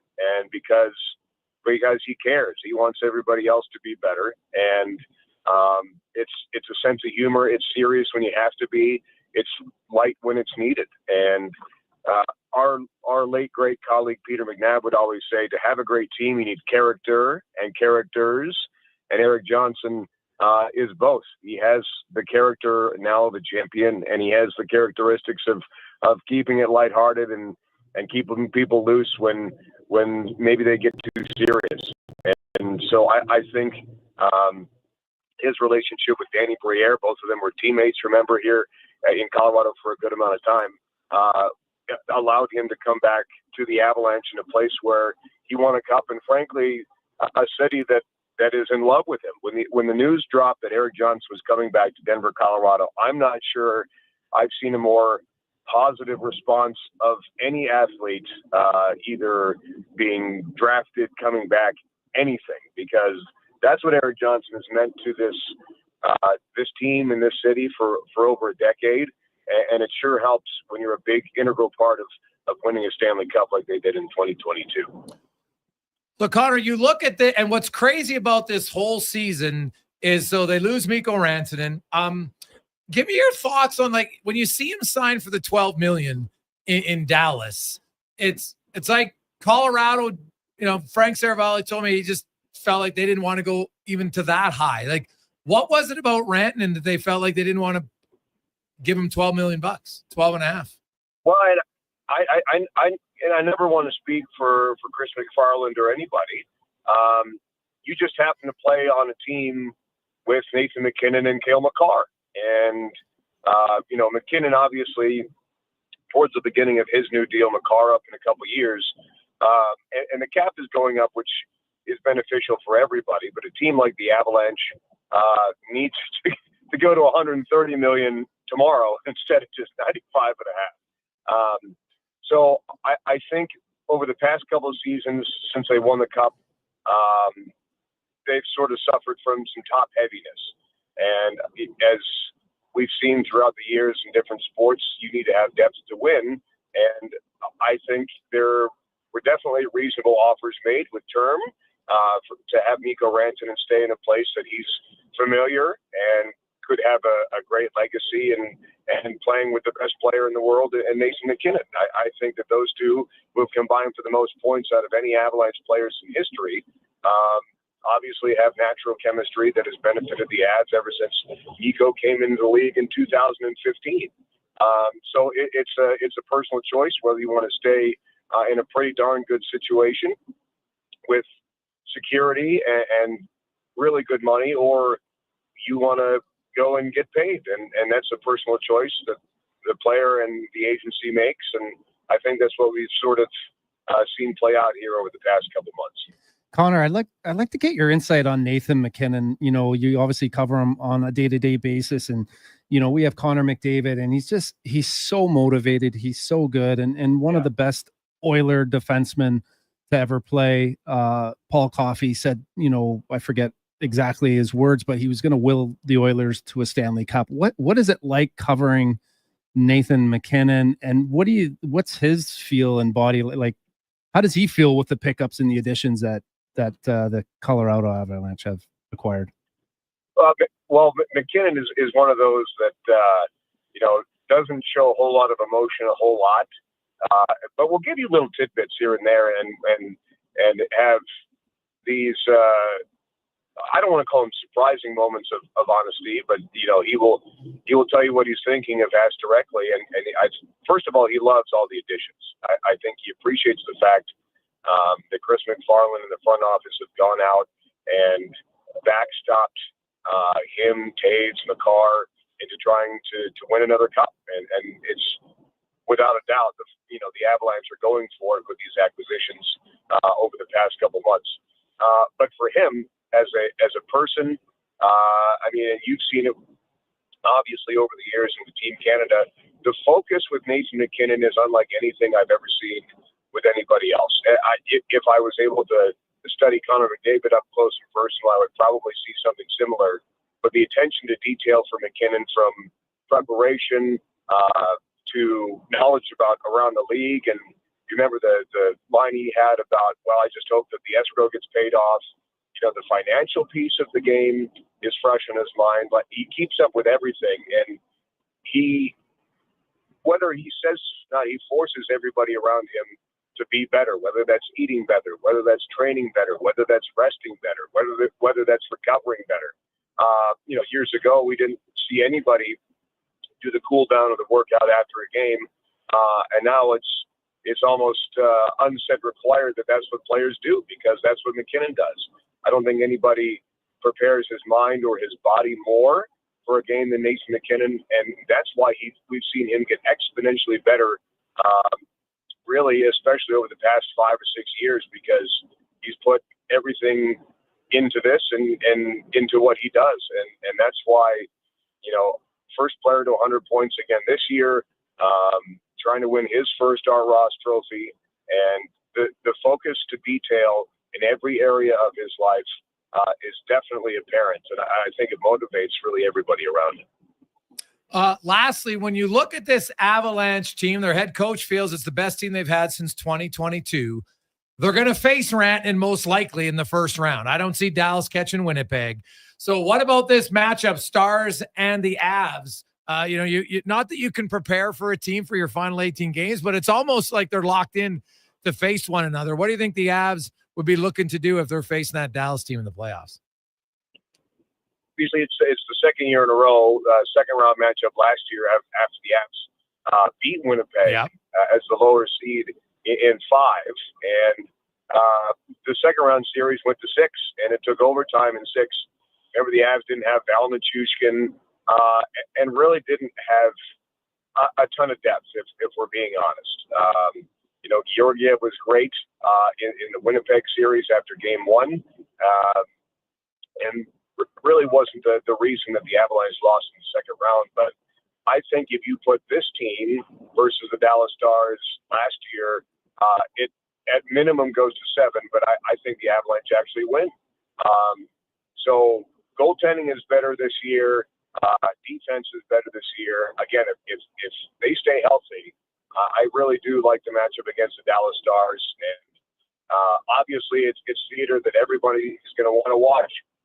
How Nico Rantanen team, but you saw the motivation even from the Avalanche playing the Sharks the other night. There was no mercy as they put 7 on them and then the Leafs 2 nights later. So there are motivating factors on both sides, but if that ends up being the case in round number 1, I think that will be the series that everybody in North America and around the world is going to want to watch the most. Well, it should be a hell of a series. Connor, appreciate it, man. Have a good one. Call anytime, boys. See ya. There you go. That's Connor McGahey joining us. We got a lot of tech. Did that guy say McKinnon's the best player in the world? Did you forget about McDavid? Yeah. Well, this season, the best player in the NHL is Leon Draisaitl. Like, I'm sorry. You can't. You can look at all the numbers. It's Leon Draisaitl. McKinnon's had a really good year, but Draisaitl's had a better year. Quick break. We'll return, and Spec will join us to talk a little Buffalo Sabres on the Gregor Show, presented by PlayAlberta.ca. In 1973, deep in the basement of an Edmonton family home, an elite team of specialized forces came together to form Action Electrical. Action Electrical Divisions, assemble. Projects team reporting. Service team reporting. Testing team reporting. Energy team reporting. Supercharged with skills in their electrical fields and grounded by strong family values. Facing an electrical menace? Call on the men and women of Action. Operating throughout Alberta at actionelectrical.net. Legacy Heating and Cooling is the #1 heating and cooling company for people who want heating and cooling, because you'll save a bundle by bundling. Then you can use hot, cold, hot, cold. Come on, thermostat, do what you're told. Turn up the heat, turn up the cold, to the vents start pushing out tornadoes. Bundle my furnace with some AC. Gonna get a new from Legacy! Oh, yeah. Save a bundle when you bundle your new furnace and AC from Legacy today. Plus no payments and no interest for 1 year. That's how you build your legacy. Legacy Heating and Cooling. It's the best time of the year, championship season. In the Junior Prospects Hockey League, the quest to claim the Prospects Cup begins with 4 divisions from across Western Canada taking aim. The Hockey Super Leagues run to the HSL Championship will feature 105 teams battling it out in 4 communities throughout Alberta. And the Female Super League, in its inaugural season, will see teams compete for playoff supremacy. To catch all the championship action, head to silentice.com for league playoff schedules. Explore beyond the boundaries of capability and value during Truck Month at GMC. Right now, get 0% financing for up to 72 months on the 2025 Sierra 1500 Crew Cab Pro Graphite. With a TurboMax engine delivering 310 horsepower, GMC Pro safety features, including automatic emergency braking, plus a max towing of up to 9,500 pounds. You'll be ready for anything this Truck Month. Ask your GMC dealer for details. Play Alberta has hundreds of casino games right at your fingertip. Join thousands discovering why Fortune Coin is one of Alberta's most popular games. Fill your reels with golden coins, multiply your prizes up to 6 times, and turn good spins into legendary ones. Land the Fortune Coin symbol to win cash, trigger the jackpot, launch the free spins bonus, and watch as the dragon takes over your screen. New players get 100 free spins only on playalberta.ca. Claim your offer today. Introducing the new McSpicy from McDonald's. It looks like a regular chicken sandwich, but it's actually a spicy chicken sandwich. McSpicy. Consider yourself warned. Limited time only.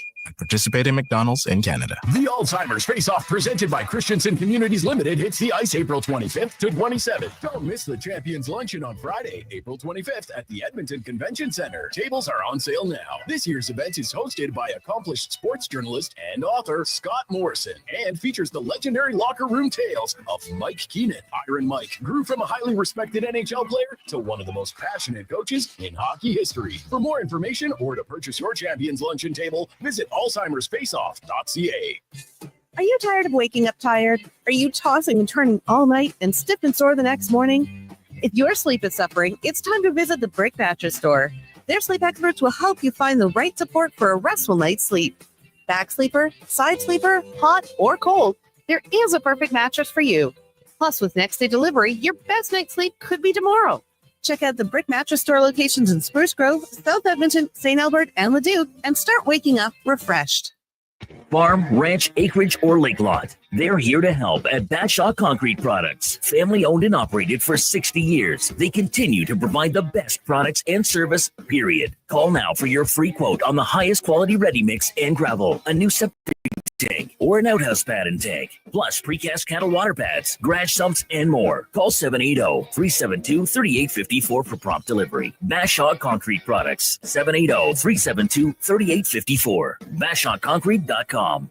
From coast to coast, Napa Auto Parts is here to keep your car running longer and stronger, Canada. Did you know that Napa Auto Parts has close to 600 stores throughout Canada and over 90 years of history? Napa offers a wide range of quality replacement auto parts, accessories, supplies, tools, equipment, and proudly keeps Canadians moving day in, day out. With over 85 locations in Alberta, stop into your local Napa store today or visit online at napacanada.com.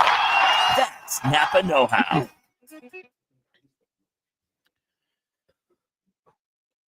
Portions of this hour brought to you by the Edmonton Oilers. Secure your spot inside Rogers Place this year's Stanley Cup playoffs by becoming an Oilers full or half-season season ticket holder for the 2025-26 season. Visit edmontonoilers.com/season seats to join the pre-sale list today.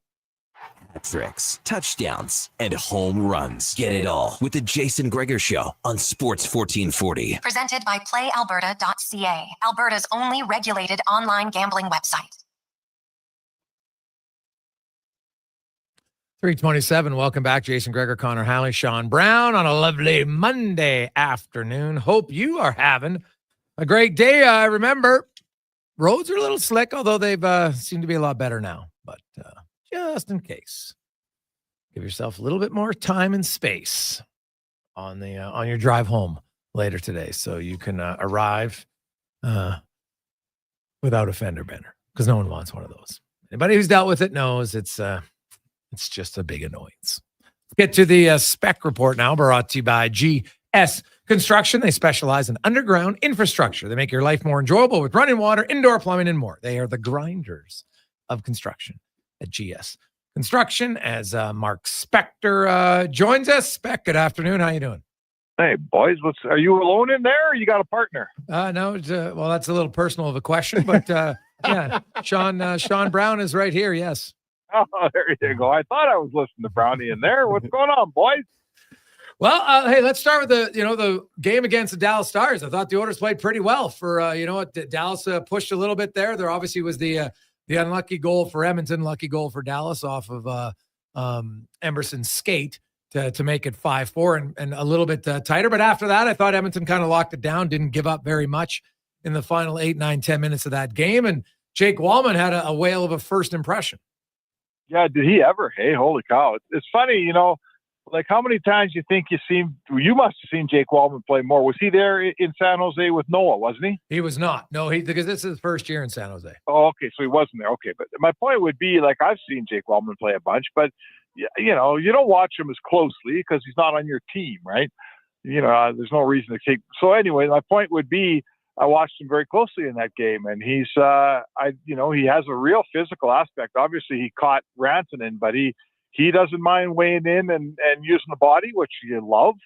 And we saw him move the puck. He moves it great. He seems to skate really well. There's quite a good all-around defenseman there, guys, that I'll admit to you, when they got him, I studied up and asked some scouts what they thought of him, and most of them told me exactly that. But until you see it with your own eyes, I was certainly impressed with Walman against Dallas.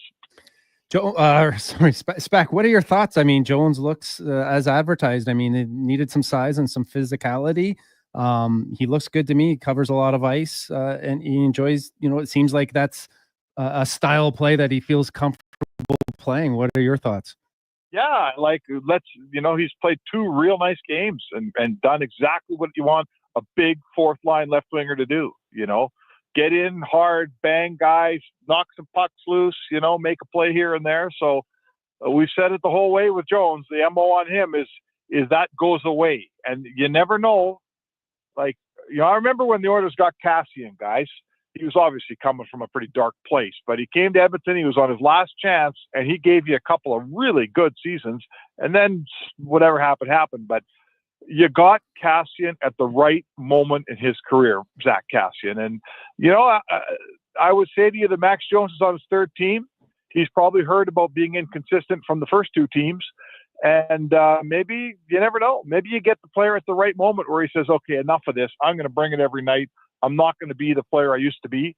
And if you get that guy and he brings it all the time and he's 6'3" and skates like that, gentlemen, you got a nice depth winger and gives you some physicality for sure. You look ahead to the game in Buffalo tonight, Spec. Ekholm and Klingberg aren't on the trip, so they'll go with the same 6 defensemen, although the pairings a little bit different than what we saw last game, and I wonder if that has to do with the opposition, because Nurse and Walman played together, and they played great. Then you had Bouchard play with Kulak, and then it was Emberson and Stetcher. Tonight, at least this morning anyway, it looked like it was Nurse with Stetcher, Emberson, and Kulak, and Bouchard and Walman. Yeah, I'm not sure why they'd switch up what happened last game. I thought it was pretty good. Now, wait a sec. I don't want to correct you, but I want to ask you, did you say Klingberg and Ekholm aren't on the trip? Yeah, not playing tonight? No, aren't on the trip. They're back. Well, I know Ekholm's back in Edmonton for sure. 100%. Okay, because he said, Knobloch said before the trip that they were going. Okay, well, no, Ekholm is skating today in Edmonton. That I know for a fact. Now, maybe because they don't play till Thursday, he'll join them later, but he's not there yet. That could be. Maybe that's what you do, is if you're giving them the day off, they've got 2 days off in New York. Maybe that's what they're doing. Anyhow, I'm surprised, aren't you, Brownie? Like, don't you? I don't know. This defense, I've never seen a group of defensemen that mix around with their partners like this one under Paul Coffey. He's swapping guys around all the time. Do you need some chemistry, Brownie, or what do you think of this? Yeah, I mean, I think chemistry obviously is going to help. I think with Walman, I think they're trying to figure out maybe a little bit exactly what they have, in the fact that, they're starting to play well. I don't think he spent a lot of time on the right side, right? So, I don't mind this. I don't mind. We've seen Bouchard for the most part with Ekholm. It'd be nice to kind of see like what if we can find another pairing that maybe there's something there. So I don't mind it, but chemistry is obviously, at some point you're going to want some familiarity for sure. That's why I kind of thought that, assuming here, now we're all assuming that Ekholm Bouchard is going to be a thing again down the stretch and in the playoffs. So if that's going to be a thing, then don't you think Nurse and Walman's going to be a thing? And why aren't we, if Walman's going to the right side, why aren't you just playing him for the last 18 games on the right side? I'm not sold that they're going to run like 3 set pairs in the playoffs. I think they have 5 defensemen that they really like. And I think they're going to, I know it's going to be a little unorthodox maybe, but, depending on power plays and penalty kill and stuff, coming out of shifts, like I looked at Bouchard played the 4th most minutes of defenseman on Saturday night. Nurse played almost 28, 24 for Walman, 22 for Kulak, and 18:57 for Bouchard. Right? Bouchard, we know that he's had a little bit of hiccups in the defensive zone at times this year, no question. And so I don't think it's now, hey, if Bouchard's playing well, then he'll play more. But I think they're going to go in, and Emberson's clearly the number 6.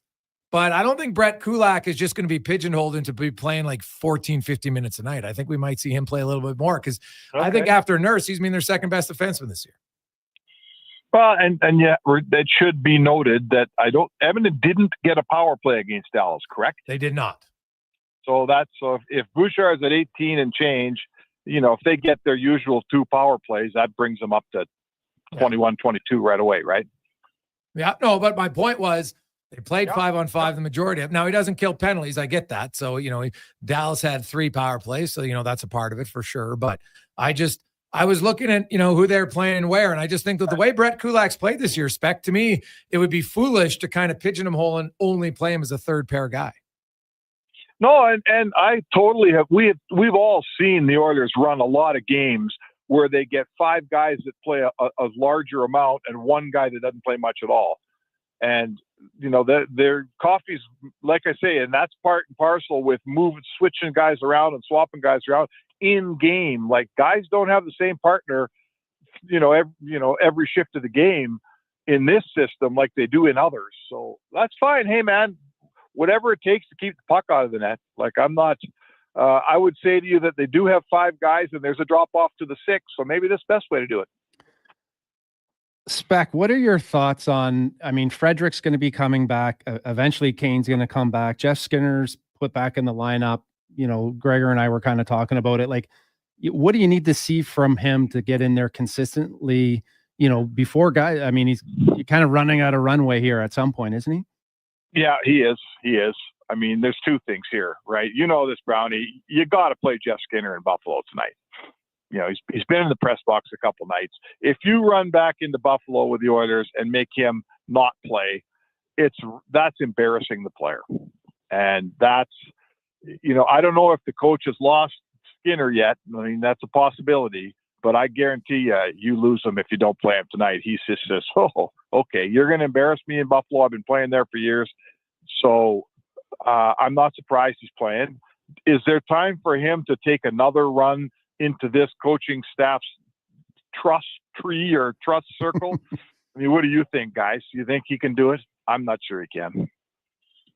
Yeah, I'm kind of hoping he can. I still think that, the depth and the fact that, and I know Gregor's made a good point. He's played a lot of games and not on a playoff team, but I guess I'm rooting for him. And I think that, coming down the stretch here with the depth and the experience that he has, I'm hoping that he can find a spot. But yeah, it's definitely, if you listen to, the coach and the feedback, and, he's not in that trust tree that you talk about. And what do you feel like he has to do? Is there anything he can do to his game to get into that tree?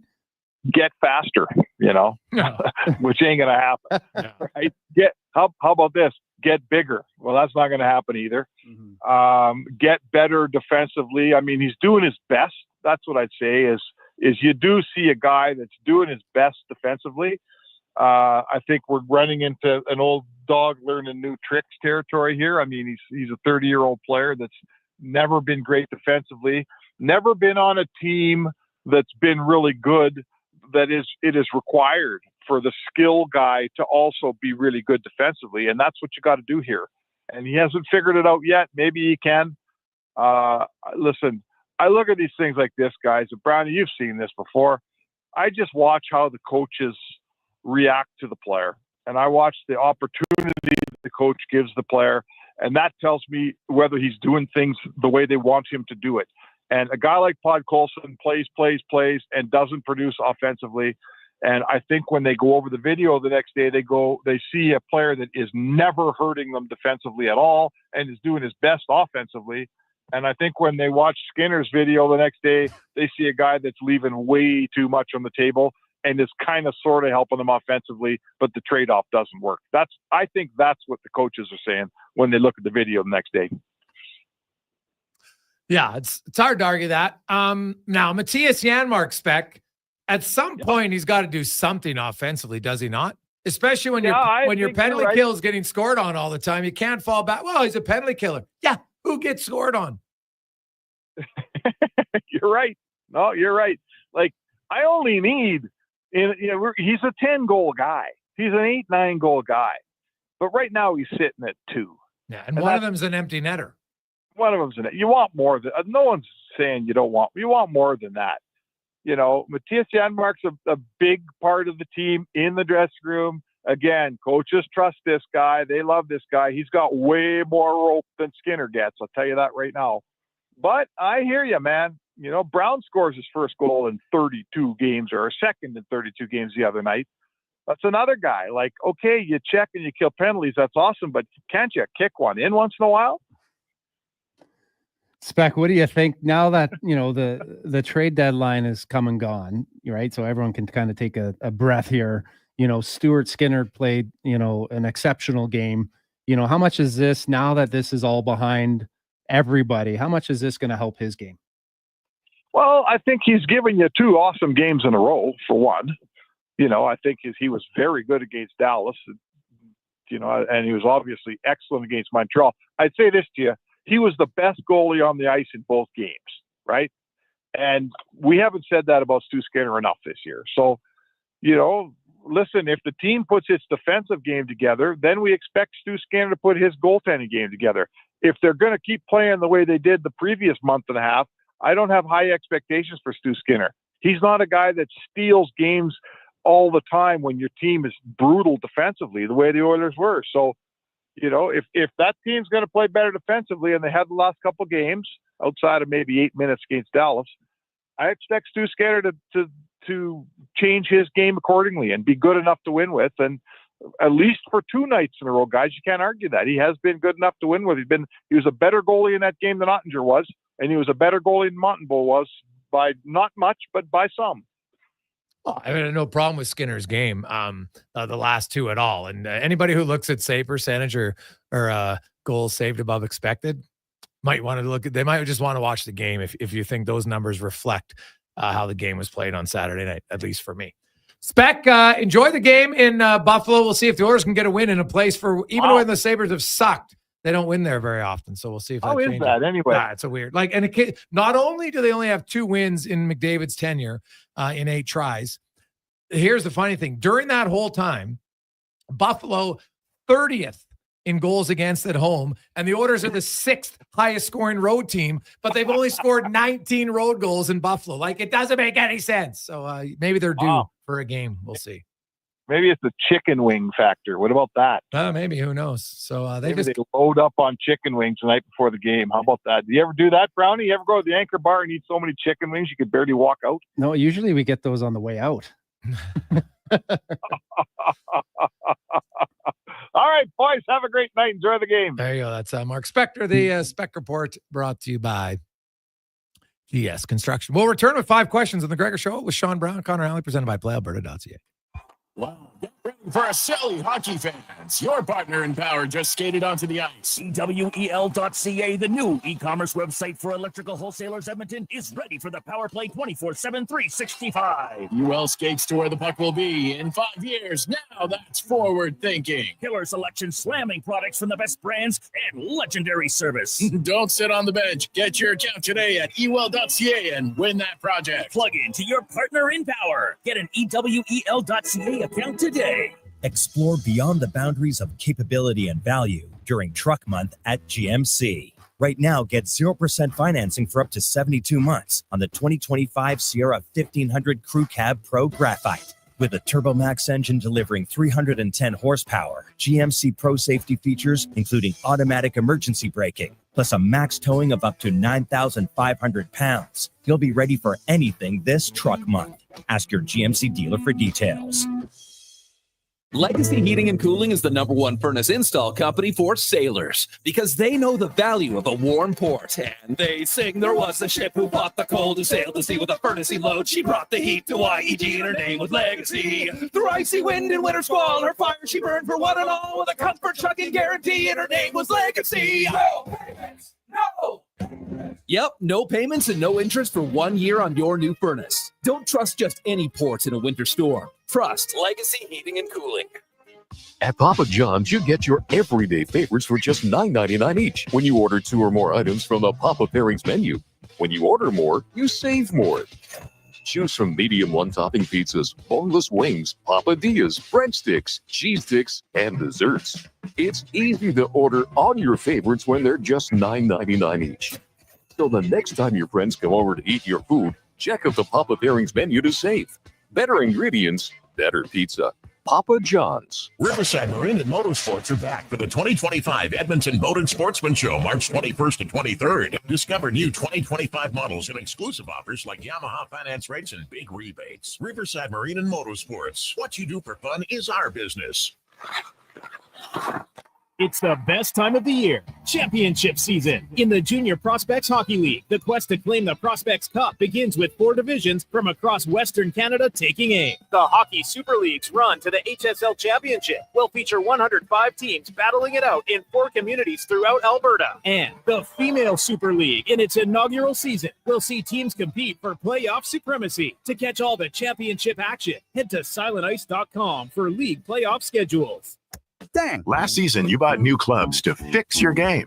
You spent the entire season trying to learn how to hit with your magic clubs. And guess what?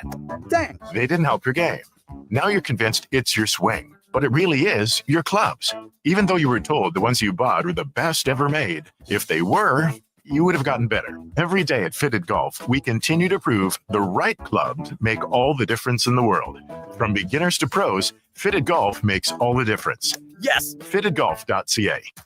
Play Alberta has hundreds of casino games right at your fingertips. Join thousands discovering why Fortune Coin is one of Alberta's most popular games. Fill your reels with golden coins, multiply your prizes up to 6 times, and turn good spins into legendary ones. Land the fortune coin symbol to win cash, trigger the jackpot, launch the free spins bonus, and watch as the dragon takes over your screen. New players get 100 free spins only on playalberta.ca. Claim your offer today.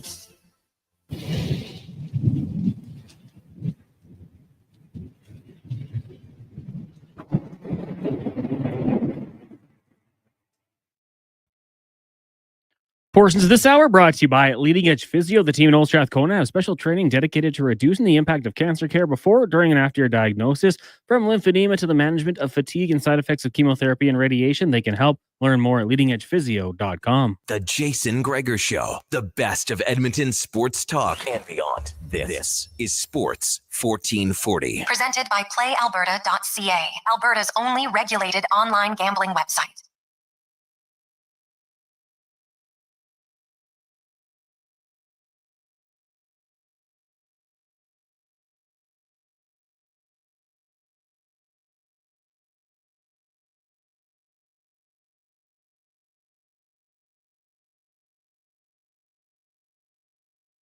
.347, Jason Gregor, Connor Halley, Sports 1440, Oilers Nation, YouTube, Facebook, and X. Wow.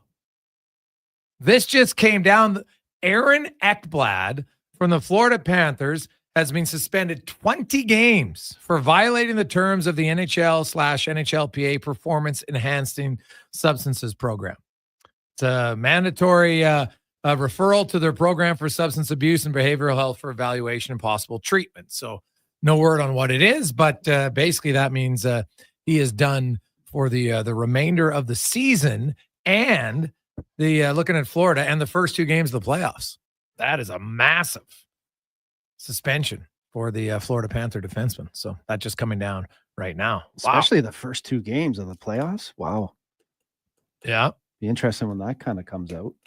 Oh, yeah, that is wow, huge suspension.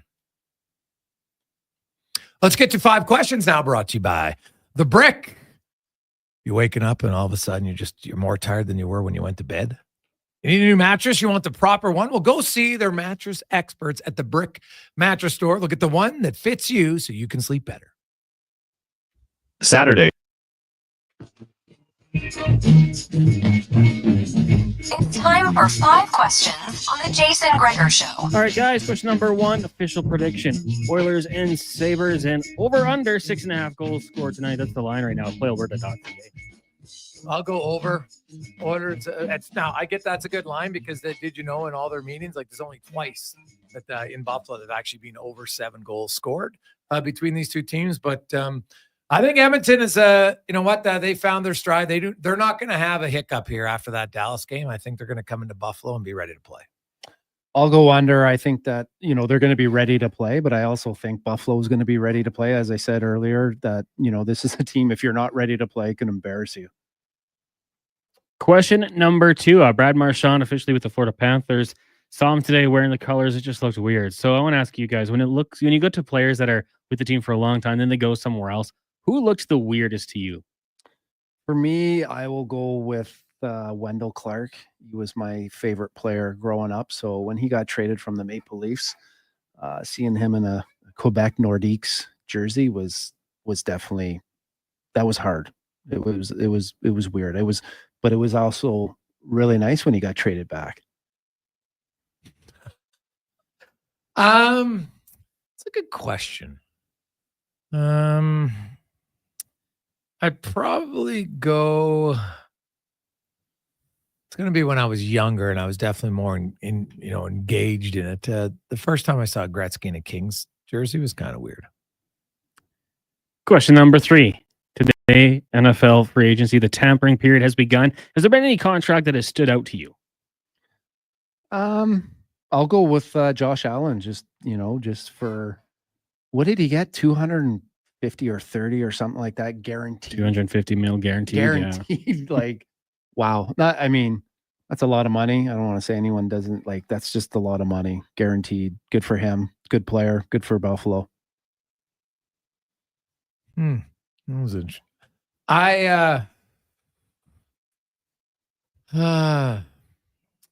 I think the Sam Darnold contract gets 3 years, basically 100 mil, 33.5 mil a year. And they don't have Metcalf anymore. Look at his 2 receivers he had in Minnesota last year. And look at their pass on the offensive line, like their pass protection. They didn't get rushed a lot. Seattle, not the same. Where he made most of his mistakes is when he got pressured. I think they're going to pressure the hell out of him, Seattle, and I'm not sure this is going to end very well. Hope I'm wrong, but it's this is not going to be the Cinderella story of last year. And with, the NFL and free agency, we always see it. There's always going to be some contracts that look bad very quickly. When you think of the worst free agent signings in sports history, what would be the top of your list? Well, I don't know if it's the worst in history. I guess I just go with David Clarkson when he went to the Leafs there. I think obviously his contract didn't work out. And I think that, not performing in Toronto would be a tough thing. Regardless of the money that you're making, I would not want to make, in Toronto, I would not want to struggle. And that probably in a Canadian market now with social media and the way it is, playing in a Canadian city would be tough if you're not performing. Cons? As a big homer pick, JC Jackson with the Chargers. They paid him so much money. He played 8 games, got hurt, and then was traded. So JC Jackson was an absolute waste of money for the Chargers. Maybe that's why they're not spending any money today. They haven't spent any, have they? Nope. They brought a corner in from Pittsburgh. That's it. Yeah, I'm gonna go just because it's recently, and I remember how excited he was when it first happened. But man, Kenny Golladay with the Giants recently, that one's been absolutely awful. Hey, Struddy, how you doing? Remember that one? Struddy's like, oh yeah, we got Kenny Golladay. He was wishing Golladay was on a holiday the entire time. Final question today: The Incredible Hulk, starring Bill Bixby as David Banner, premiered on this day on CBS in 1978. So if you could be one superhero for 24 hours, which would you choose?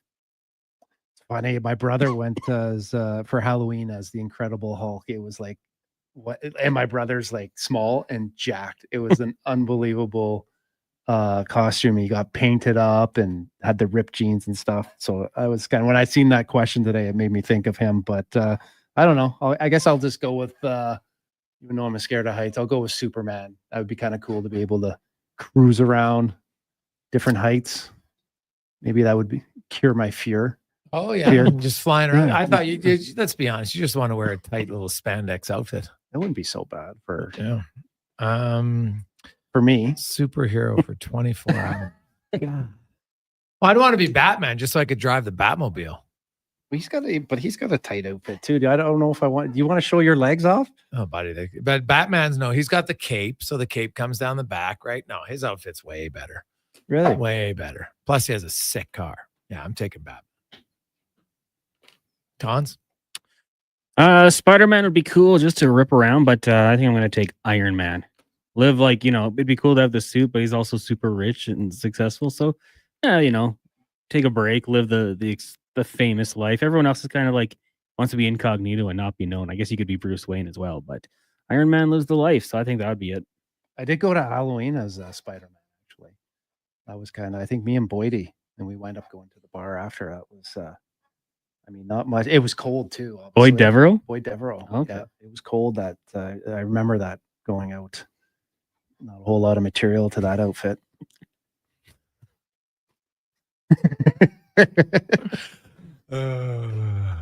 What's happening tonight, Brownie? Not much. I'll probably try and find a minor Strathcona minor hockey practice. Everything's kind of winding down right now, right? You're in playoffs. No, I meant more the Order Buffalo game. Oh, okay. I thought you were talking about my personal life. Let's say, Brownie, personal life. What book you're reading tonight? Yeah, I think it'll be the Oilers. Hopefully, they can continue with with their mojo and how they're feeling. Confidence is a big thing here. So they can build off the last couple games. It'll be, especially now in, watching Connor McDavid in that last goal, and when Connor McDavid's playing, the way he's capable of playing, he's entertaining to watch. The Oilers are fun to watch, with all that type of skill. So yeah, it's nice to see the guys that they've picked up, to see this puzzle this last 20 games coming down the stretch here in the playoffs, it's going to be exciting. It's one thing I do like about trade deadline. It's, with all the different trades and movements and the uncertainty, it does make coming down the stretch here, from a fan's point of view, exciting. It's hard to believe somebody's going to lose, right? With all these trades, and it doesn't guarantee anything. So it's exciting. Brown, enjoy the game, buddy. We'll talk to you next week. Okay. That's Sean Brown, joins us every Monday here in Sports 1440. Let's get to the con man. Sports 1440 update brought to you by Fountain Tire, and their winter tire clearance continues on at Fountain Tire. 20% off all in-stock winter tires, premium brands, unbeatable safety, credible savings. Right now at fountaintire.com.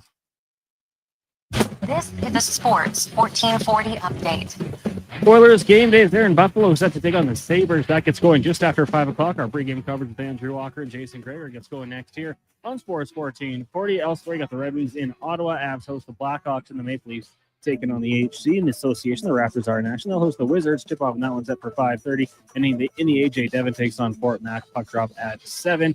It's coming down from the NHL. Aaron Ekblad has been suspended 20 games without pay for violating the terms of the NHL and PA performance-enhancing substance program from the NFL. Free agency negotiating period has begun. Sam Darnold and the Seattle Seahawks agreeing to terms on a 3-year deal with over $100 million. The Jets bringing in former Steelers and Bears quarterback Justin Fields, while Canadian wide receiver Josh Palmer signing with the Buffalo Bills, 3 years, $36 million. Coming up next year on the Jason Gregor Show, we've got pregame coverage with Andrew Walker. It's Connor Halley. This is a bit of Sports 1440 update.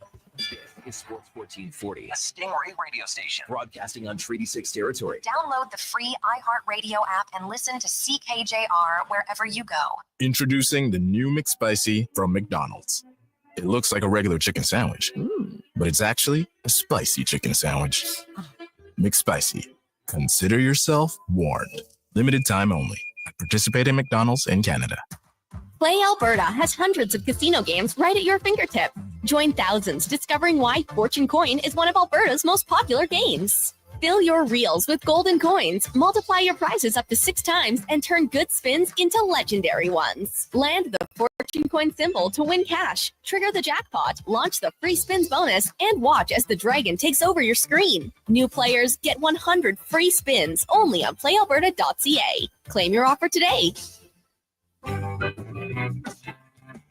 Getting your vehicle sparkling clean doesn't have to cost a fortune. Take it into Hughes today and pay just loonies a wash. Find us at HughesCarWash.com. Are you tired of waking up tired? Are you tossing and turning all night and stiff and sore the next morning? If your sleep is suffering, it's time to visit the Brick Mattress Store.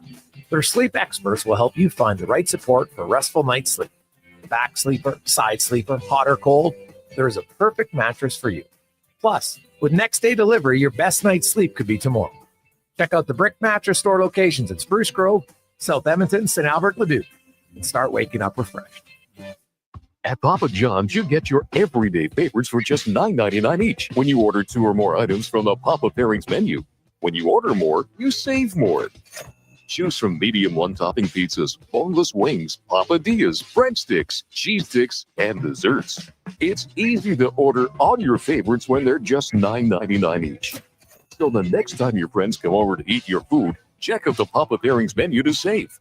Better ingredients, better pizza. Papa John's. Volvo Cars Edmonton invites you to their biggest sale of the year. The March showroom event is on now. Lease or finance a 2025 XC60 plug-in hybrid from 1.99% and save $3,500. Lease a 2025 XC90 plug-in hybrid from 1.49% and save $5,500. Lease or finance a 2024 XC40 plug-in hybrid from 0.49% and save $2,500. Don't miss the March showroom event at Sports Volvo Cars Edmonton. 1440 Great vehicles, better presents the service. Cross Only at Mitsubishi. VolvoCarsEdmonton.com.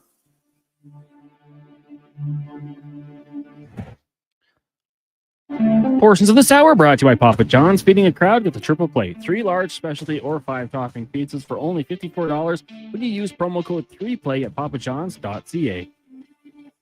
Sports 1440 presents the Cross Mitsubishi pregame show, powered by Cross Mitsubishi at 34th Avenue and 96th Street. They offer a huge selection of new and used vehicles. Check them out today. Now, here's your pregame host, Andrew Walker.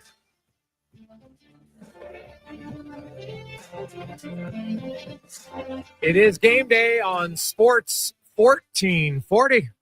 Welcome to the Pregame Show. I'm Jason Gregor alongside Andrew Walker, Connor Halley. The Oilers in Buffalo, which for a strange reason, place they never win. Also under the category of things I didn't know until today.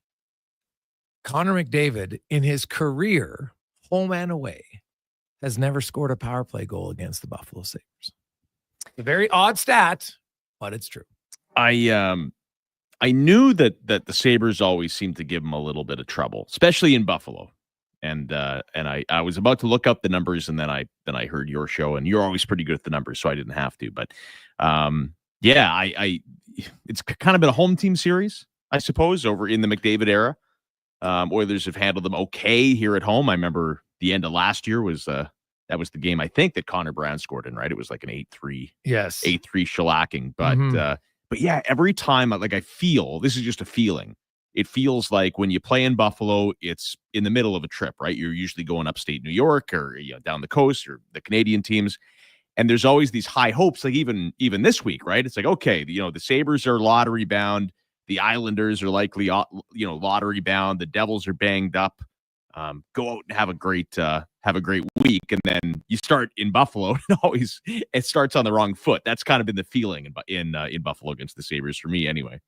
Well, yeah, they don't score a lot either. That's the other crazy part about it is they only have 19 goals in the 8 road games during the McDavid-Draisaitl era, and this is at a time when Buffalo is the second worst home team in goals against.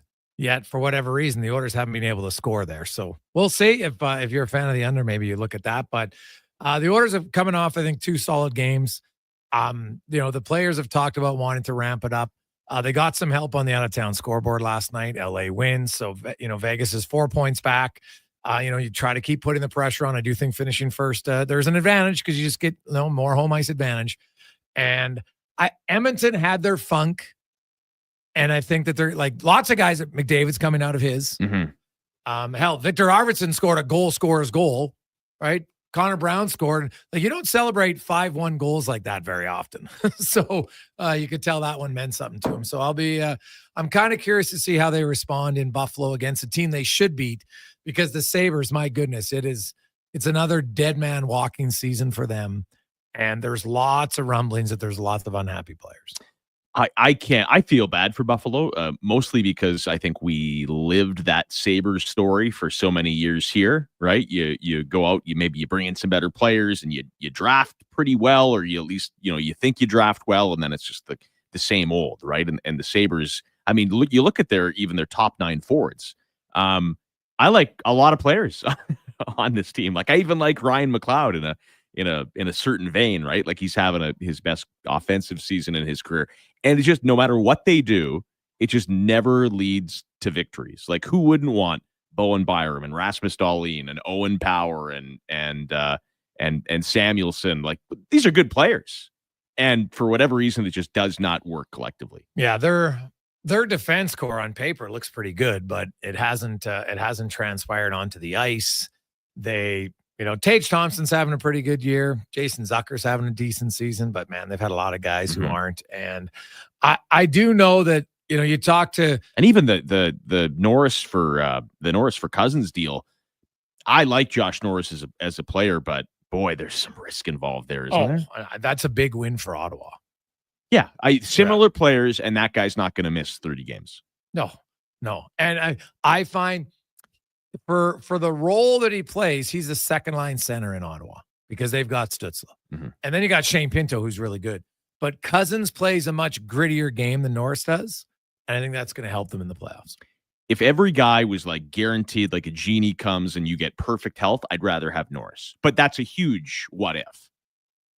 Right? It was the one thing about Arvidsson. Boy, I really like the Arvidsson signing. Hope he stays healthy. Well, he's already missed 15 games. To your point, he looks like he's coming out of it. And would I put it past Arvidsson to score some big goals in the playoffs for this team? I mean, that's the idea, I suppose. But he wouldn't be the first guy. Josh Norris wouldn't be the first guy or the last guy to, injured players continue to get injured. Like, that's just how it is. Oh, maybe Joffrey Lupul will stay healthy for us. No, he won't. That's just kind of how it goes. Yeah, Buffalo's a team right now, and having talked to players, it's the trade deadline's done. You're sitting in dead last in the East. You got no chance to make the playoffs. Now you show up every game because you're professional.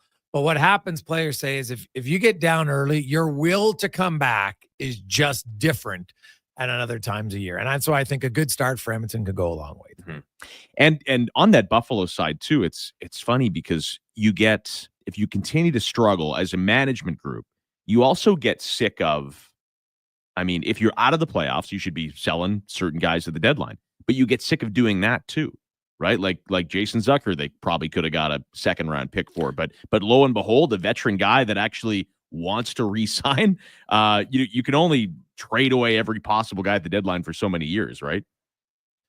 True.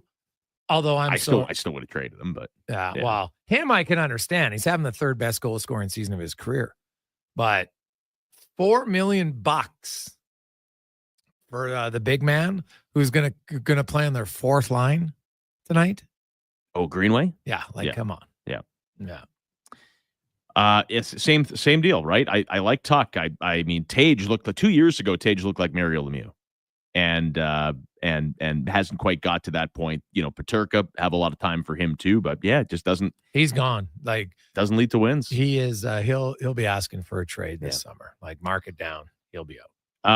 But I agree with you. I think that what we've discovered about the Oilers, it's just kind of it's a ceiling, and they're a weird team, right? It's a ceiling and floor discussions. They have a very high ceiling. The best team in the NHL ceiling. We saw it for 2 months, and the floor is quite low, probably lower than most teams for whatever reason. But this stretch, which I believe they're out of it now, right? They've won 3 of 4. They're starting to get a few goals. Connor McDavid looks like he's back dialed in. And if you didn't see that against Dallas, not sure what you're watching. Stuart Skinner has been better lately. Jake Walman kind of gives them an energy bump. I think Trent Frederick, when he gets back, will give them an energy bump as well. But yeah, when things were not going good, it was difficult to watch this team and hold out a lot of semblance of hope that, you know, we say this year's cup or bust, right? Or at least that's what I've said on the every game on the pre and post game show since the preseason. Lately, it's been hard to discuss this team in a cup or bust scenario, because I feel like they're maybe the 7th or best eighth team in the NHL post deadline. But you know, it's hard to keep the faith when you watch a team give up 5.5 a night for, you know, the better part of 3 weeks. But yeah, I think they're out of it now for the most part. And, I would think and so. This is an important road trip. The tough one was when they came back from the Four Nations and were really going through it. Number one, you were on the road, so there's no escaping it, right? Like, you're just city to city to city, and every night they were playing a behemoth, right? There was no get right game in there at all. To be honest, the way they were playing, they were lucky to win one game on that road trip, which was the Carolina game, but that started to turn things around a little. Them going. Yeah. So yeah, I think this is a road trip to me. They'd be disappointed if they don't come back with at least 6 points. You've got the 30th place Sabres, you got the 23rd place Islanders, you got the 18th place Rangers, and you got the injury riddled New Jersey Devils. No Hughes, no Siegenthaler. I don't know if Hamilton will be ready or not, but that's a game you should be able to win. So, you know, you might not win all of them. Things can happen in hockey, but this is a road trip that should shape up nicely for them. It is the Cross Mitsubishi pregame show here on Sports 1440. Head to Cross Mitsubishi and drive your ambition. 9605 34th Ave and crossmitsubishi.ca. The lineup, I guess we know it. They haven't taken line rushes yet, but for Nisku Ford, where you can cash in on rebates of up to $9,000 or finance rates as low as 0% during the 2024 model clearout at niskuford.ca. Similar lineup, still no Klingberg Ekholm. So it's game number 2 for Walman, and then Jeff Skinner draws in against his former team. Last time he played the Sabres, he opened the scoring here in Edmonton in that 3-2 win. I'm sick of talking about Jeff Skinner, to be honest. I think it's like this whole distraction. I think that if we're debating, and we had this conversation last time, if you're debating what Jeff Skinner, does or does not do for this hockey team, or you're mad that he's not playing in front of other guys, I feel like we've just missed the point. I was going to throw out to the jury. I'd be surprised if this guy got back in the lineup at all for this team post deadline, but he is tonight, and maybe the former team factors in, or night one of a road trip. I'm not sure. I'd said it last. There was zero chance he wasn't going to play tonight. Like, you don't treat a veteran that way. You've got guys like, hey, taking out Kasperi Kapanen, or you could have taken out Janmark. There were guys you could take out, so you play him. But if you listen to Knobloch when he was asked, you know what, I don't want to make a lot of changes to our roster, but certain guys will come in. Like, honestly, the question would be, so the Oilers have 19 games remaining. Does Skinner play more than 5? I mean, if I would say no. I just, the team did this to themselves by signing him. I don't see it. I'm the wrong guy to ask, because I'm like Chris Knobloch. It's, the coach doesn't like, I don't like him either. I just don't know what he does for you. And that hasn't changed. And again, I don't care how many empty calorie goals he ends up scoring. Like, this team, even through all their struggles, that they're going to be in the postseason. Who are they going to play? I don't know. Will they have home ice? I don't know. But this 82 games, it matters and it doesn't. You got to get your game right. But the only thing that matters, like even Arvidsson hasn't had a good year. None of that matters if he turns it up in the postseason. Like, that's the benefit of playing for a contender or a pseudo contender. Mike Pekka did not have a great year here in 2006, and then no one even remembers that because he was a beast in the playoffs. So, but I look at Jeff Skinner, and this is like the polar opposite of a guy that's like, just wait until the playoffs. Like, I just don't see him dressing. So what's the point?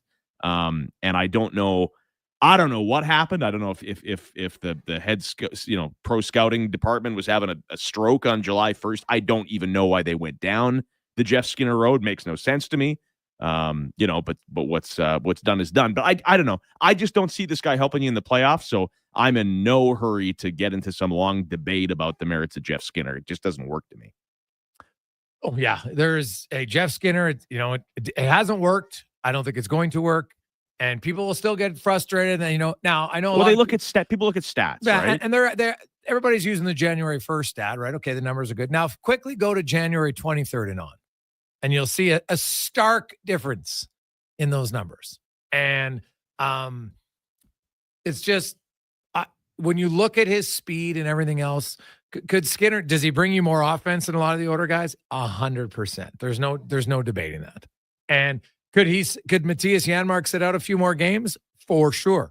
But come playoff time, Janmark's going to get the benefit of the doubt to start because of what he's done in the past. He just will. Bigger, faster, more physical, all that stuff. Playoff run with this team, scored in Game 7, all that. Yeah, he's not going to play on your, he's not going to play in your top 6. You know exactly what he is, but he has to play better. There's no question about it. Like, right there's a guy who has zero offensive confidence. All you have to do is look at his breakaway attempt, and then you know exactly where his confidence. Yeah. is. Well, I would almost say the opposite. It's just like, why did he have as much confidence as he did to try that move?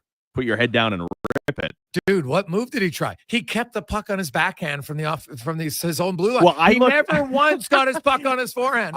Terrible. I thought he was trying to do that little Patrick Kane quick backhand up on the roof. That's what I thought. Oh no, God, no. I think there's a guy who had no idea what he was doing. And he thought there was some invisible back checker on his left side, so he could never put it on his forehand. You know what? I don't watch practice enough. You're probably hanging around there once in a while. You'd have to see in the little drill at the shootout what he tries. Yeah. But that was my impression. No. I thought, man, you got 2 goals this year, 1 off your pants, 1 into an empty net. Don't try anything fancy. Put your head down and rip it. I thought he was trying to be fancy. That's what I thought. Yeah. Wow. But it didn't work. That's for sure. Have to ask him. I might have to ask him in your big one-on-one sit down. I will next time I see him. Make him feel bad. Tell me what you're thinking. Just let's go through that one again. Yeah. Do it after he scores the next time. Yeah. You always have to wait for the right time. So one more thought on Jeff Skinner. I know some people they look at the numbers and it's like, why, and the answer is, why does he play and these other guys, or why does the other guys play and he doesn't? And it's also, they kill penalties. And then the pseudo argument, if you read online, is but the penalty kill's not good. That's a fair point. But it doesn't matter. Then try whatever. But Jeff Skinner is still not killing penalties, no matter what happens. That's not. Yes, no, that's that's not going to true. happen. So Yeah, I gotta.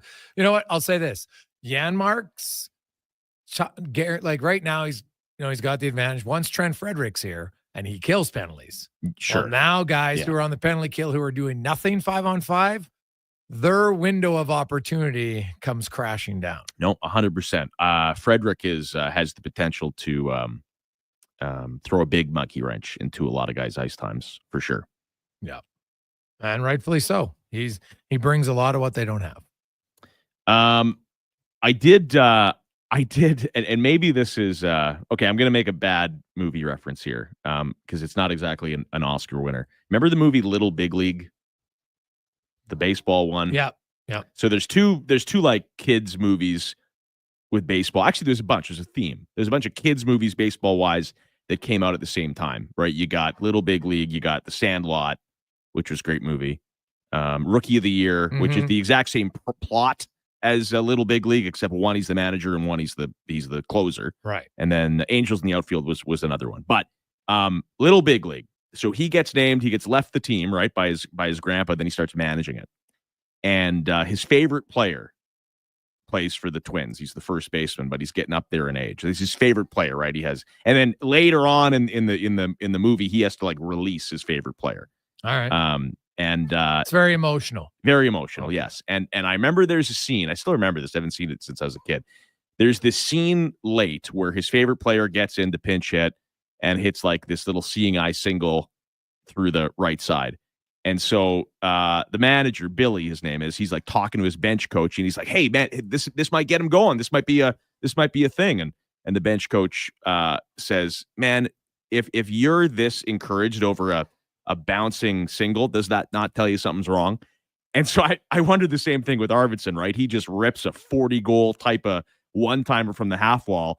And everybody, myself included, is like, hey, maybe this is it. Maybe this is it. Yeah. And at the end of the day, it's like still his 8th goal of the year. So, maybe we're getting a little too worked up over it. But it did look like Nashville Predator Victor Arvidsson. I will say that. Well, a lot of it is what does he do the next few games, right? Because to me, that's 100%. what happens. If all of a sudden Arvidsson, because the thing is, yeah, he scored. I'm not saying he's going to score in every one-timer, but he actually connected on it.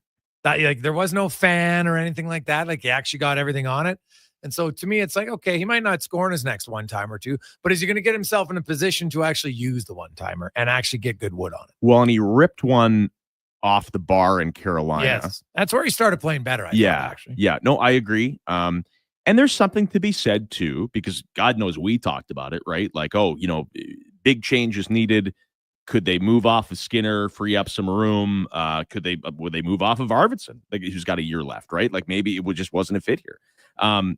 Even when I know he has a no move and everything like that, but even when you're a veteran player, I would imagine like you get a little more comfortable post deadline. Like you're not going anywhere. Probably. It's the rest of the spring. You're going as far as this team goes in the playoffs, and Arvidsson's not coming out of the lineup, right? He has to be played pretty bad. So there's got to be a bit of a sense of relief there. It's like, that there's no option other than to be part of the solution here. Yes. No, it's true. Yeah, guys probably, you know what? They might sense someone else's nervousness, and now they're like, okay, we know who our team is. Here we go. And it looked like a team that was waiting for deadline, didn't it? Yeah. Well, you also, it didn't get talked about a lot last week, but when they were asked about McDavid, and Knobloch basically kind of said, hey, we asked him to dial back his physicality. And if you look at his hits per 60 are down from 4.5 to like 1.6. So it matches for that player. And maybe that impacts his game because McDavid does play better when it's an emotional game. I think we've seen that. But now you start to ramp things up. You want to get into it. I just think across the board, the Oilers are a veteran team. They have been there before. We've all seen it, what happens in the playoffs. I'm kind of curious to see how they go because part of me thinks the Edmonton Oilers are going to ramp things up here a little bit down the stretch. I think so. It's we lose faith so quickly, right? And that's always been the tough thing for me, even on the Bouchard conversation. It's just like, we saw him put up a record postseason and straight up, he won them the series against Vancouver. I would say more than any other player. He outplayed Miro Heiskanen in the conference finals, 39 points or whatever he had during the entire playoffs. And then this year he struggled, and we're just so ready to end the experiment or throw the baby out with the bathwater or trade him or whatever. And like, if you are, you cannot look past the good stuff to focus on the bad stuff. And you can't look past bad stuff to focus on good stuff as well. But this team has just been so remarkably consistent for years now. And this was a really hard stretch to watch. And coupled with the Four Nations, it felt like forever, like the back-to-back wins. It's the first back-to-back wins in a month. But this team, at the end of it, are they more like the team that we saw in Game 7 of the Cup final last year, or are they literally a lottery-bound team that's been lucky for 3 years? Everyone knows the answer to that, right? So I'm with you. I am, even my optimism has been stagnant a little bit because they've looked so bad. I don't think they should be the odds-on favorite for the Stanley Cup right now, but I also thought maybe that should be the Dallas Stars, and the Oilers handled them pretty well for the first 40 minutes on Saturday. Yeah, Edmonton to me is right. I've been saying it all along. I think Edmonton, you got McDavid and Draisaitl. I really like the Walman trade. I liked what Jones and Frederick are going to bring to your team because it was something that was, I wrote all the article last week about it, and it was pretty clear to me what was missing on this team. And now Kane's a wild card, but he's a wild card in the sense that even if he just makes your team a little bit more tenacious and he's a decent skater, he obviously can finish. That, you know what? Like I said, if Evander Kane was healthy in the Stanley Cup final, could he have scored you one more key goal? He might have. Yeah. Right? Like he might have. Kane had 24 goals banged up all year. Could he have maybe scored a goal that ties the game at 2 in Game 7? He might have. You never know. But, so if you have guys, like health is such a major factor. Like look at Florida the year before they lost. They were banged. Their guys were playing on one leg. They were done. They had no chance against Vegas. On the text line, Brian says, people seem to rely too much on times at what players do in the regular season. They seem to forget that the playoffs are a whole new season. And there are players who are okay in the regular season, then kick it up a notch. Claude Lemieux, Butch Goring, 2 examples of that. It is true. Like when you are a contender, you should not only care, but you should care about what guys do in the playoffs. You play for free, but that's when you earn your money. And it's the same thing every year. A guy could absolutely cave when it matters. I think we see this with Mitch Marner. And then you get to July 1st and everybody forgets, right? Everybody falls over themselves to sign a guy and then gets surprised when he disappears a little bit in the postseason. But I think it's important to remember that the playoffs are generally when the Oilers and a lot of their players start playing their best. Well, they're lucky because their best players have David, Draisaitl, Bouchard's last few playoffs. They've really elevated their game. That's why Toronto hasn't won. Is their best guys haven't elevated their game. It's just that simple. Look at their points per game in the regular season. Look at their points per game in the playoffs. They're down, except Nylander, and that's why they lose. And it was funny, right? Because this offseason, what do the Leafs do? It's like, well, we need to, we're going to bring in Tanev, and we need to get grittier. We're going to bring in Berube, a more defensive. Man, you're losing Game 7 2-1. Like, your issue isn't we need to get grittier and play more playoff hockey. You need to score, right? Yes, your big guys got to score 100%, more. 100%. I agree. All right, the Cross Mitsubishi pregame show continues. Let's take a break. We'll come back with former NHLer Landon Ferraro for Honda Canada. Also, the over-under, your chance to win $100 to the River Cree Resort and Casino ahead of the Oilers and Sabres. That is coming up as well. The Cross Mitsubishi pregame show on Sports 1440. Pre-matchups are brought to you by Napa Auto Parts. For all your automotive needs, go to your trusted experts in high-quality parts, tools, equipment, and more. That's Napa know-how. The pregame show is brought to you by Cross Mitsubishi. Visit Cross Mitsubishi today and drive your ambition. 9605 34th Ave and crossmitsubishi.ca. Are you an HVAC or refrigeration company stressed about meeting your customers' temporary refrigeration needs? No need to worry. The solution is easy. Think Easy Chill Rentals. For repair, maintenance, or even special events, Easy Chill Rentals guarantees you a no-hassle, short or long-term solution for your refrigeration needs. Easy Chill provides mobile walk-in coolers and freezers to customers all over Western Canada. For sales and rentals, don't sweat it, just chill. With Easy Chill Rentals, visit easychillrentals.com today. From coast to coast, Napa Auto Parts is here to keep your car running longer and stronger, Canada. Did you know that Napa Auto Parts has close to 600 stores throughout Canada and over 90 years of history? Napa offers a wide range of quality replacement auto parts, accessories, supplies, tools, equipment, and proudly keeps Canadians moving day in, day out. With over 85 locations in Alberta, stop into your local Napa store today or visit online at napacanada.com. That's Napa know-how. Weed Johnson, whoa. Hi, Dennis from Weiss Johnson. We've been family owned and operated for nearly 50 years, a foundation built on trust. Using our extensive experience, we'll make recommendations with your best interests in mind. So while many heating and air conditioning companies offer specials and huge discounts, financing options, and no overtime charges ever, we'll keep doing what we do best, providing you a quote that is honest and transparent, ensuring you get what's best for your family. Visit wjheats.com today. Feel the thrill of the 2025 Mitsubishi Eclipse at Cross Mitsubishi. Lease for $239 a month with $49.99 due at signing. Enjoy 0% financing, a $1,000 trade rebate, and a $500 loyalty rebate. Equipped with a 10-year, 160,000-kilometer warranty. Offer ends February 28th. See Cross Mitsubishi, 9605 34th Avenue, or visit crossmitsubishi.ca. Cross Mitsubishi. Drive your ambition. Take your skating to the next level with Aligned Custom Skate Performance Sherwood Park. Their expert alignment process ensures the perfect fit for that much-needed edge on the ice. Suddenly, your skates feel like an extension of yourself. Whether it's blade alignment, pressure points in your boot, or a fresh sharpening, Aligned Custom Skate Performance has you covered. Book an appointment, experience the difference, and discover why they're trusted by hockey pros and podium champions. Aligned Custom Skate Performance, where precision meets passion. AlignedSkate.com.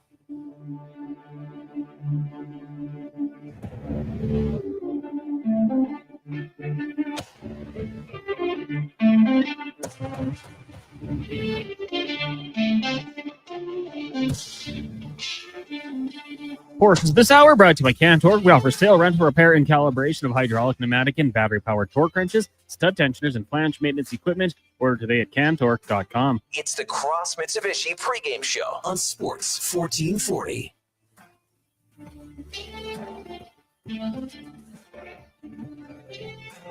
Hey,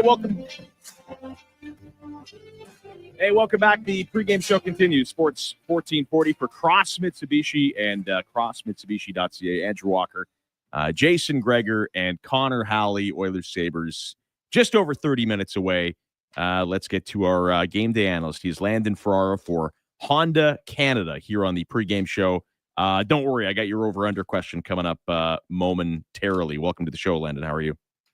Doing pretty good. How are you guys doing?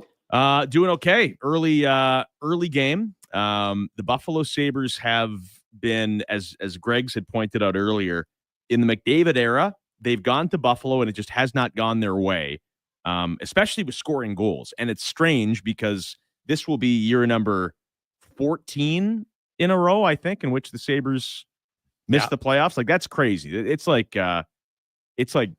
feel like their team, you expect better things from during the Oilers' decade of darkness. You knew they were bad. The Sabres team and all their good players, I can't put my finger on it, Landon, of why it just never, ever, ever has worked. It makes no sense how, sometimes teams just have issues going into a certain place, and it doesn't matter like who's on the team. It just kind of seems over time the team struggles there, but it's more mental than anything. But at the same time, when you're on a team that is, at the bottom of the league for the most part every year, like when the big players come in to play, like those are the games that you really get excited for. Because, at this, especially at this point in the season, like Buffalo's not playing for anything, right? Like they're just playing to get to the end of the year and hopefully finish strong for themselves type of thing. So, but when you have McDavid and Draisaitl and these guys come in, like that's your chance to have a really good showing and feel good about yourself. Yeah, well, it's obviously been the one thing that's worked for them because not only do they have a good showing for themselves, they've stopped Edmonton from scoring. The Oilers only have 19 goals in 8 road games in Buffalo in the McDavid Draisaitl era, and Edmonton's the 6th highest road team in goals in that time, except when they go to Buffalo. Like nothing really makes sense. So we'll see if Edmonton comes out of it. But the way they played on Saturday, you know what? 5 goals, 5-on-5. Hyman scores. You had, great pass from Walman on the one. McDavid has a McDavid-like goal. Connor Brown gets a lucky bounce and scores. And then Victor Arvidsson, looks like an actual shooter in that game. Like Edmonton outscored him 5-2, 5-on-5. And one of those goals was obviously the unlucky one at the end off of Emberson. But what did you make of Edmonton's 5-on-5 play here the last 2 games? It's been good. It's getting closer to, the Oilers need the whole forward group to be able to contribute. And obviously that's been a big struggle this year that, any type of secondary scoring just hasn't been there, but they've looked more dangerous on the attack. They're able to create something. So it's not just sitting on the top 2 as well. Right. So they can feel like, not that they take a shift off, but like the next group can take over a little bit and keep that momentum going. It's better to see, like, you need your guys to, especially the pace wise, like that needs to keep improving as they get closer to the playoffs. Landon Ferraro joins us for Honda Canada. Meet Honda's 2025 Civic, Accord, and CRV hybrids. Visit prairiehonda.ca. Curious to get Greg's take on this too. And I'm sure you've talked about it lots today, but Landon, your overall view of Jake Walman's debut. I think we talked about Max Jones a little bit after that Montreal game. He popped, right? But there might be a bit of a placebo effect in there. Jake Walman is not an energy guy. You expect him to play 20 minutes. Jake Walman on against Dallas was like Norris Trophy good. Like, I don't remember seeing a better debut from a guy here in Edmonton. Yeah, well, if you take out the assists, all of it, except for his one big hit on Rantanen alone, like, that's announcing himself with authority, like he came in. You got to imagine too, you're going from San Jose where, it seems like that group has a good time playing with each other, but they're building for the future. And he hasn't really had that chance. And now he gets traded to a team where, they were win away last year, and they've had some struggles at points this year, but the ingredients are there to be a very good team. And when he came out the other night, like, he was able to showcase everything. What is it? Maybe a little bit more than what it's going to be, on average through the rest of the year here, probably. But at the same time, he has, for the first time, good players around him. He's excited about an opportunity to do something in the playoffs. Like, this is a big opportunity for him. And I imagine, that excitement's going to carry him through, a few games for sure. Greg's, if you're San Jose at $3.4 million next year, like, was the return so undeniable that you had to trade Walman? I don't quite understand it. Like, I know you have 3 young D that I really like in Cagnoni, Macamadoulan, and Dickinson. You don't want to block them. I get it. But it's not, they're not imminently all going to be stars. I don't understand it. Well, to me, it's it's actually worse because at least they got a first. When Detroit gave up on Walman, they added in a second rounder for San Jose to take him. They just signed him for 1 year. Yeah, that's just bad pro. And that's tough. Like, I hear people saying, well, you don't want to block these young guys. I'm like, what are we talking about blocking them? You need 4 really good defensemen. You want to top 4. Need 6 right? good ones Probably if you want to 6. win. Yeah. And so if you have a young defenseman in your top pair, you ain't going anywhere unless it's Cale Makar and he's a freak. There's just not many of them, right? So I've never understood that. And San Jose, okay, you get a first rounder in 2026, but it's probably going to be number 25 to 32, right? Like, the orders, would anybody be surprised if next year they win 1 playoff round? No. So now you're at 25 to 32. So when you make that pick, now it's still 4 years down the road. So it's 5 years from today that pick is really going to do them any good. And in the meantime, Celebrini will now be 5 years into his career, way more. Will Smith, all these other guys. No, I didn't really understand. I think it's a good deal for Edmonton because you get Jake Walman for this year and next year. And because of, you have Bouchard and everybody else, he's not going to put up huge numbers. He might put up 40 points. Great. But he's not going to put up huge numbers, which means his next contract won't be that big. And if you really, really love that first round pick, it is a good draft, 2026. But if you're San Jose, unless you really internally, you're like, well, we don't like Walman, he's getting lucky, which I don't agree with, but you could keep him for a whole nother year. You'll still get that same pick next year, you'd think. Oh yeah. Right. It's like, it's not even like they got the pick in this year's draft. No. So, I mean, the interesting thing will be if they try and start flipping stuff. Like, I don't know exactly what they have off the top of my head, draft capital, but, you know, they're a team that actually doesn't look as far away to get to the middle of the pack, you know, and if they start flipping some of those picks to make it, you know, what they need, a bit more help up front, and hopefully the youngers can come in. I don't know. It's just trying to maneuver it a little bit and, you know, get it done a little quicker maybe. But again, I agree. Like Walman for next year as well just seems like such a good piece to have to kind of help mentor those young kids coming as well. Yeah, you need to insulate and protect your young guy. Oiler fans are probably screaming in their car because that was the biggest mistake the Oilers did. They got rid of Jarrett Stoll, Matt Green. Had you kept those guys, now the Oilers weren't going to win with them, but they would have helped. They could have related better to your young guys, right? You had a bunch of old 32-year-olds, and then you had a bunch of 20 and 19-year-old players, and it did not mix at all. They lost their whole middle part of their group, and I think too many teams do that all the time. And bad teams remain bad teams because they trade away legit NHL players for a draft pick. Yeah, and the tough thing there too is, you know, and even after it's happened so many times, like you underestimate what like a character guy in a room, as you know, a middle to an older guy can do for that younger core, and someone that, you know, can really work with them. They know that, you know, he's going to be there for them. Like that's a massive piece. And you think that, well, we have this other older guy, he can do it. Well, that might not be in his DNA. So like you lose those pieces, it's tough. Like you have to be careful moving those guys around. Really quickly, because I want to give people a chance to get their answers in. If you're driving around, I know people always yell into the text line. Here's your over-under question tonight. Because what was the number you threw out in there? It's been how many games and under 3 goals for the Oilers? Oh yeah, they've only scored over 3 goals once in the McDavid era on the road. Okay, and twice they scored 3 in Buffalo. Yeah. Okay, so here's your over under. The number is 2.5.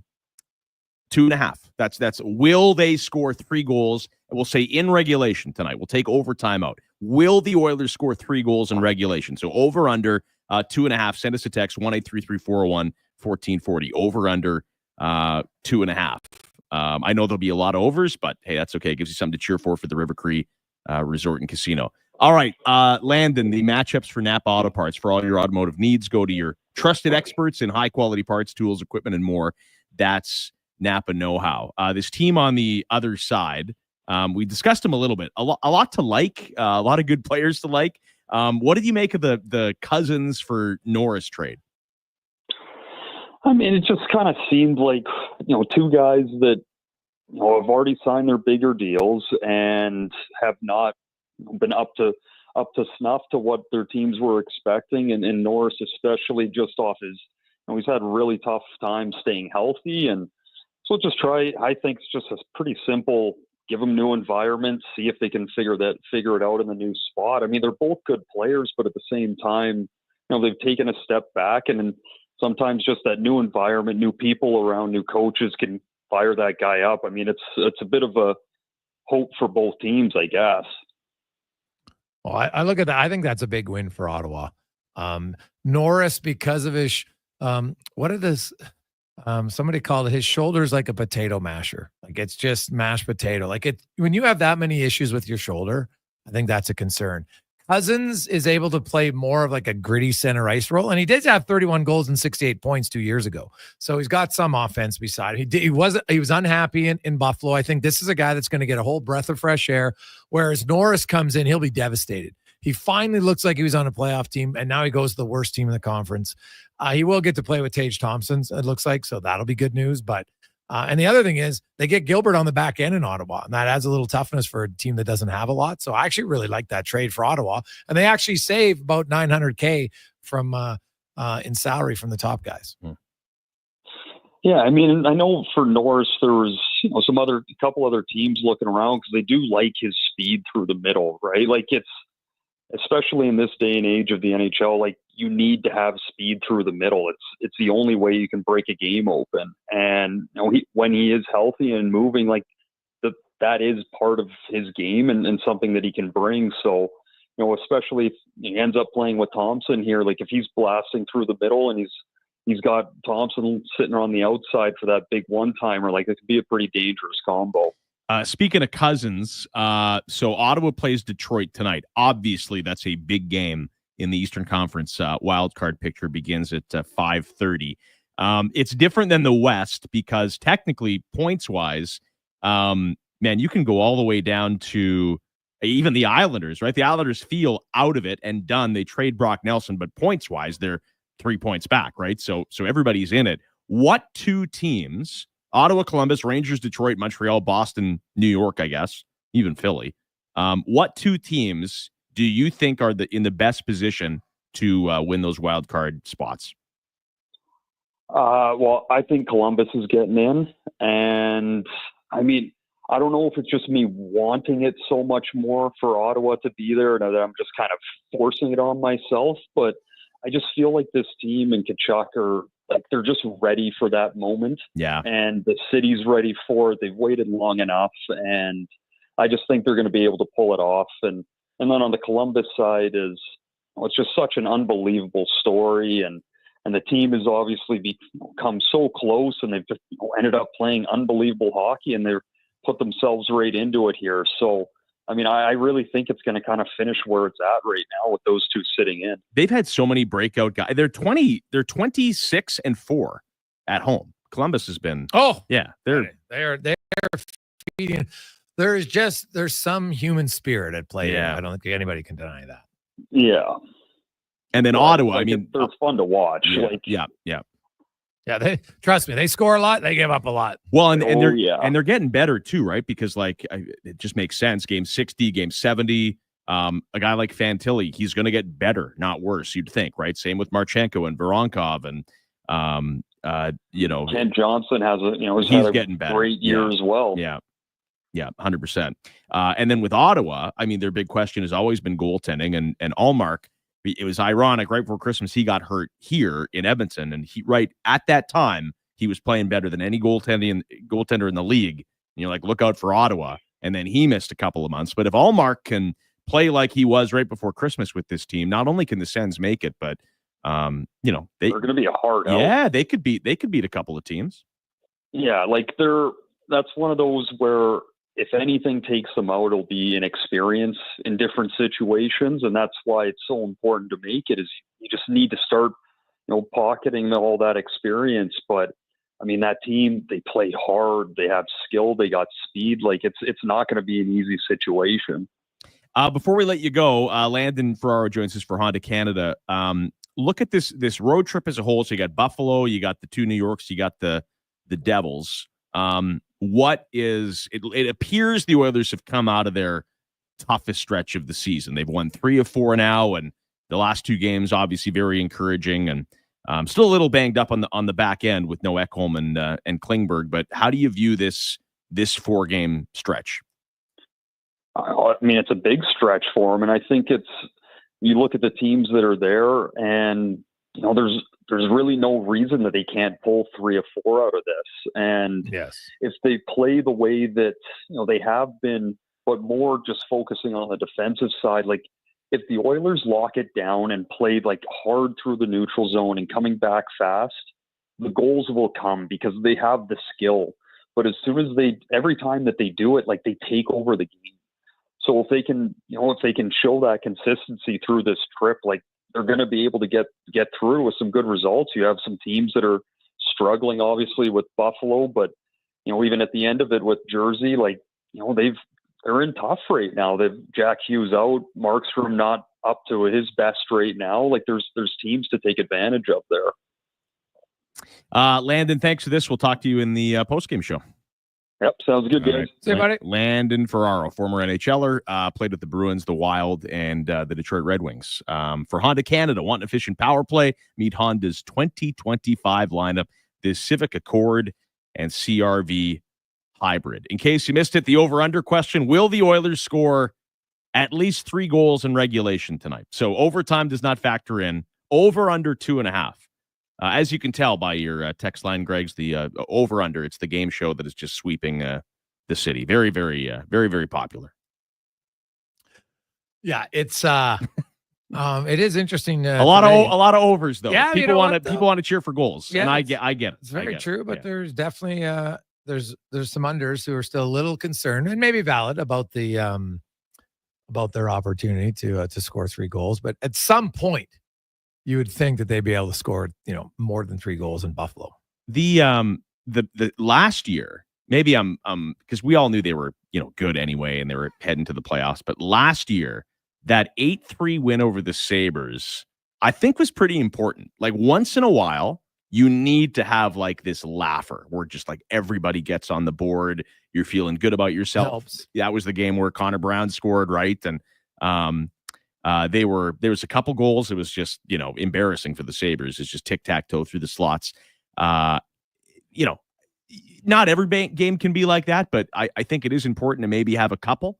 It's been a while, I feel like, since the Oilers had one of those. Maybe in Minnesota, they won 7-1. Yeah. I don't really remember the last time they just absolutely dummied a team here. It was the Vancouver game.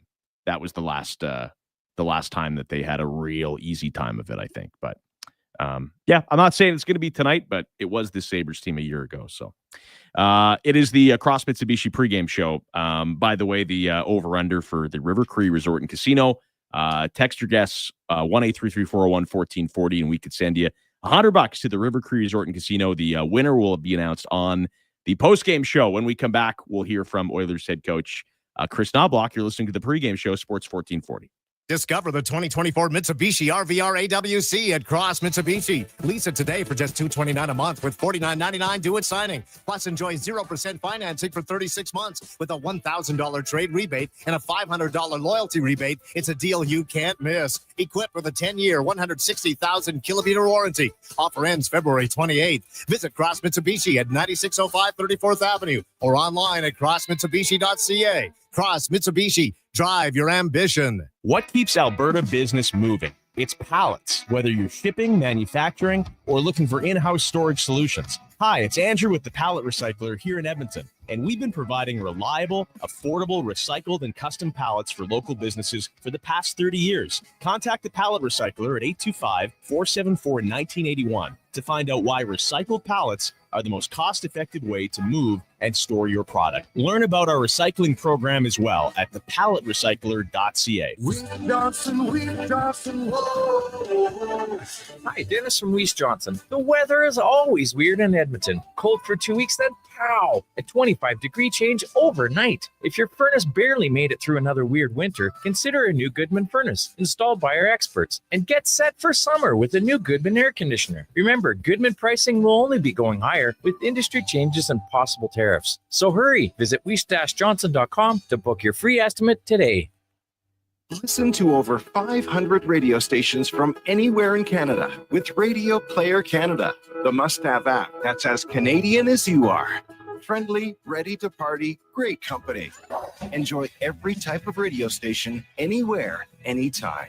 Listen through your phone, Sonos, Google Chromecast, Google Home, Amazon Echo, Apple CarPlay, and Android Auto. Download the Radio Player Canada app today. It's where Canadian radio plays. Metal Supermarkets is locally owned, locally operated. They love this city and serving its people. We're talking metal cut to your exact specifications fast.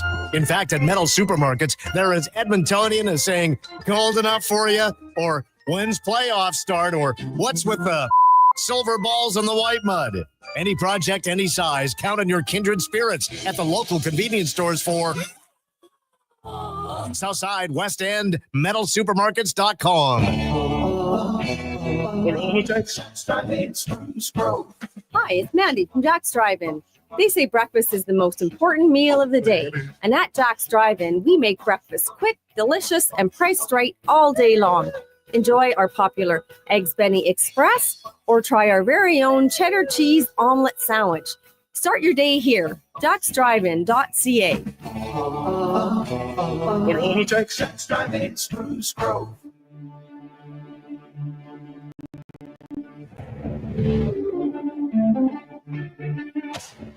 Portions of this hour brought to you by Sherbrooke Liquor. Sherbrooke's the house of curiosities, a mom and pop, a curated experience that is equal parts wine tasting and 2 floors for May long. See more at SherbrookeLiquor.com. It's the Cross Mitsubishi pregame show on Sports 1440.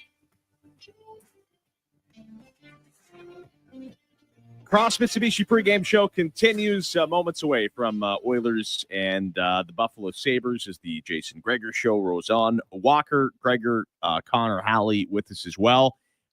Let's hear from the head coach, Chris Knobloch, on this one. And I know that we're all sick of talking about it, but, he's still going to make his lineup decision. He's still going to have to be asked about what his plans are with Jeff Skinner. And Jeff Skinner draws back in to the lineup tonight. Here was the head coach's thoughts on it. Well, now that we do have some extra guys, and we've felt throughout the year we've got a lot of good quality players, especially up forward, that there's been some rotation, and we don't want to be switching up the lineup too much, but there'll be tweaks, to the end of the regular season.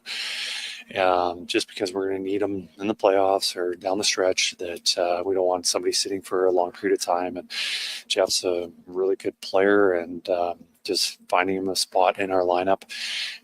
And tonight, as good as any, obviously coming back here to Buffalo, that he will be playing. Easy Chill Rentals brings you Coach Knobloch each and every pregame show, providing mobile walk-in coolers and freezers for sales and rentals. Don't sweat it. Just chill. EasyChillRentals.com. When Trent Frederick comes back, I think he'll provide a pretty big boost. I don't want to make, the Frederick acquisition into something he's not, but in your mind, where would you like to see him, and how does that shake down the lineup? Well, I think we're going to see him in 2 spots. I think they're going to have a few games where he plays third line center, and then there's going to be some games where he plays second line left winger with Draisaitl. Now, if it's me, I would like him to see him with Draisaitl. Because and Arvidsson there. Yeah, there just hasn't been a lot of production from Nugent Hopkins or Podkolzin 5-on-5. Podkolzin's actually outscored Nugent Hopkins quite a bit 5-on-5. Nugent Hopkins playing with McDavid just hasn't been able to get it done. So now, if I move Frederick, though, I wouldn't mind seeing Henrik get I saw him last game, played a few shifts with Hyman and McDavid.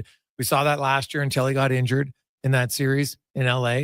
I wouldn't be opposed to seeing Henrik, get an opportunity beside McDavid here down the stretch. I've seen it before. Doesn't mean it'll work again, but I'd like to see it for another stretch. Mm-hmm. I'm curious about it. Podkolzin's an interesting case study too, because he doesn't score, kind of needs to score, but no one's judging him for not scoring. He's just not that guy. Like no.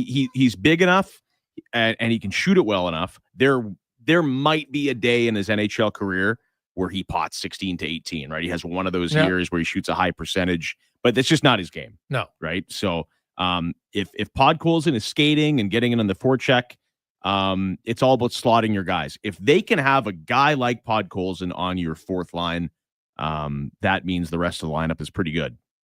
Oh, Podkolzin's in my bottom 6. I have no problem with it because he's physical, he's aggressive. I would think his game would translate in the playoffs decently well. I think so. Yeah. I look at Podkolzin. To me, he's a young Janmark, and I think when guys get pushed down the lineup, like Matthias Janmark's going to have to up his game here. I get that what he did in the playoffs last year, but this is not McDavid or Draisaitl, who you're like, you know what? If they have a little bit of a dip, they're still unreal. If Janmark doesn't bring his game back, then he's not really doing much. I put Connor Brown in that category. 100%. Too, Yes. Yeah.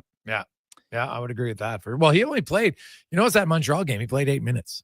So I think there's a coach with a little bit of a message like, hey, dude. And that's why I think you had such a enthusiastic celebration from Brown. He knows what's going on here. Like, he's got to get going. There's make no bones about it. He's got to play better. Well, and again, there is some runway because last year when they opened the series against the LA Kings, Connor Brown, who came on a little bit at the end of the year, right? Like he had a few goals and people were feeling good for him. Connor Brown was not in the Oilers lineup game 1 against the LA Kings. Nope. And there was really no easy answer on when he would get in, right?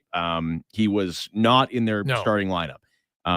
So it's a good example. And then Connor Brown, you would have not taken him out in a million years once you put him in. So it's a good example of,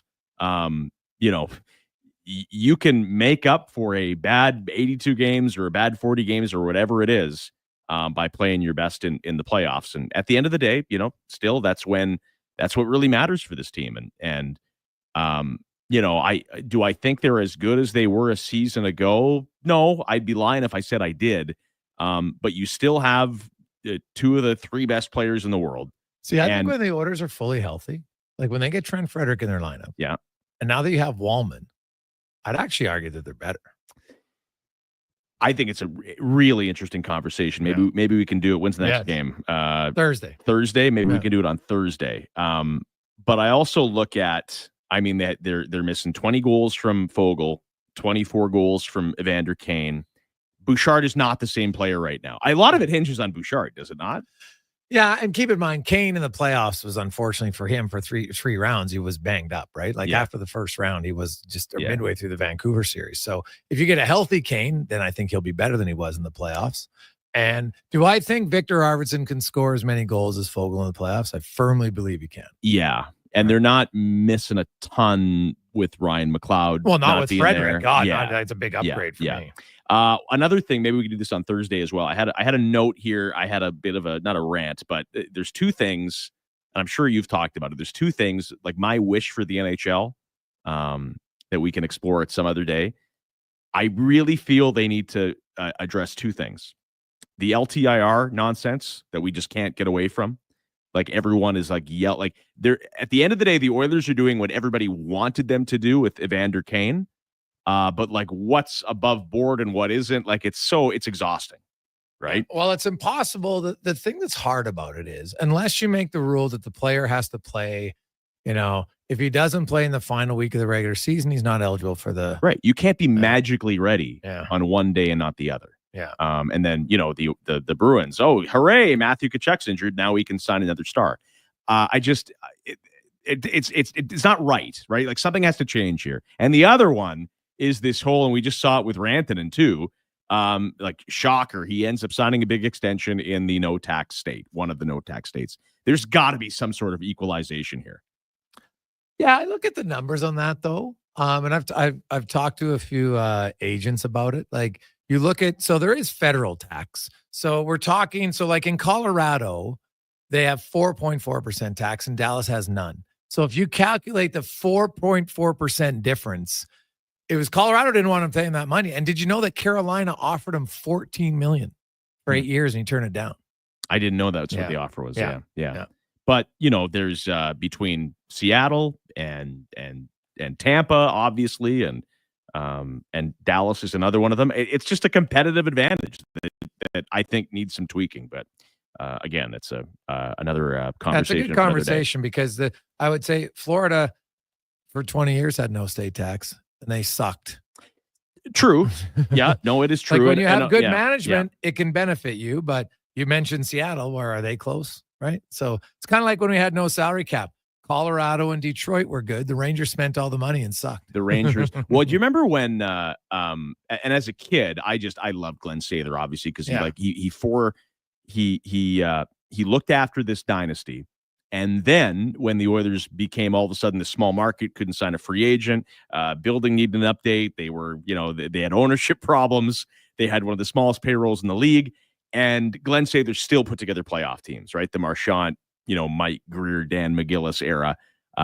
And they pulled upsets. Like they'd be in the final 8, right? And we all said, I remember as a young fan thinking, if he just had the money and maybe, if Edmonton had the social attractiveness to sign one sniper, right? They were one sniper away from really making noise. And then when Sather left for the Rangers and an unlimited budget, I was like, well, there you go.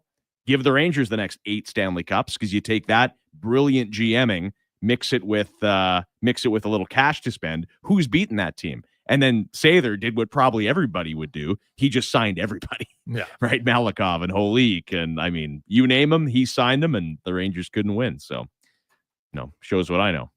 All right. The Cross Mitsubishi pregame show. Have a good rest of the rest Kevin of the show. Woodley's coming up. We'll talk a lot of goaltending here. Stuart Skinner. We got some numbers on Stu coming up right now as we get to Connor Halley and a Sports 1440 update brought to you by your Alberta GMC dealers. Truck month is on now at GMC, where you can get a $5,000 cash purchase credit on a 2025 Sierra HD models. Learn more at gmccanada.ca.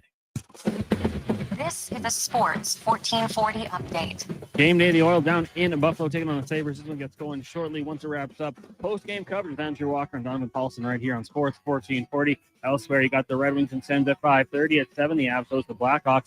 And at 8 o'clock, it is Utah hosting the Toronto Maple Leafs. In the association, Raptors taking on the Wizards. That'll get going at 5:30. You also have the Jazz in Boston. Nets host the Lakers. Hornets meet the Heat. Magic in Houston. And the Thunder hosting the Denver Nuggets. In the AJ at 7 o'clock, Devon hosting Fort McMurray. And some news from the NFL is the legal tampering window has opened. The Seattle Seahawks and quarterback Sam Darnold reached an agreement on a 3-year contract worth just over $100 million. Justin Fields signing for New York Jets on a 2-year deal worth $40 million, and Canadian wide receiver Josh Palmer reaching a contract deal with the Buffalo Bills, 3 years, $36 million. Coming up in hour 4 of the Jason Gregor Show, we'll be joined by Kevin Willie of InGoal Magazine, and hear another edition of Cam Tate's 2-Minute Warning. I'm Connor Halley. This has been a Sports 1440 update.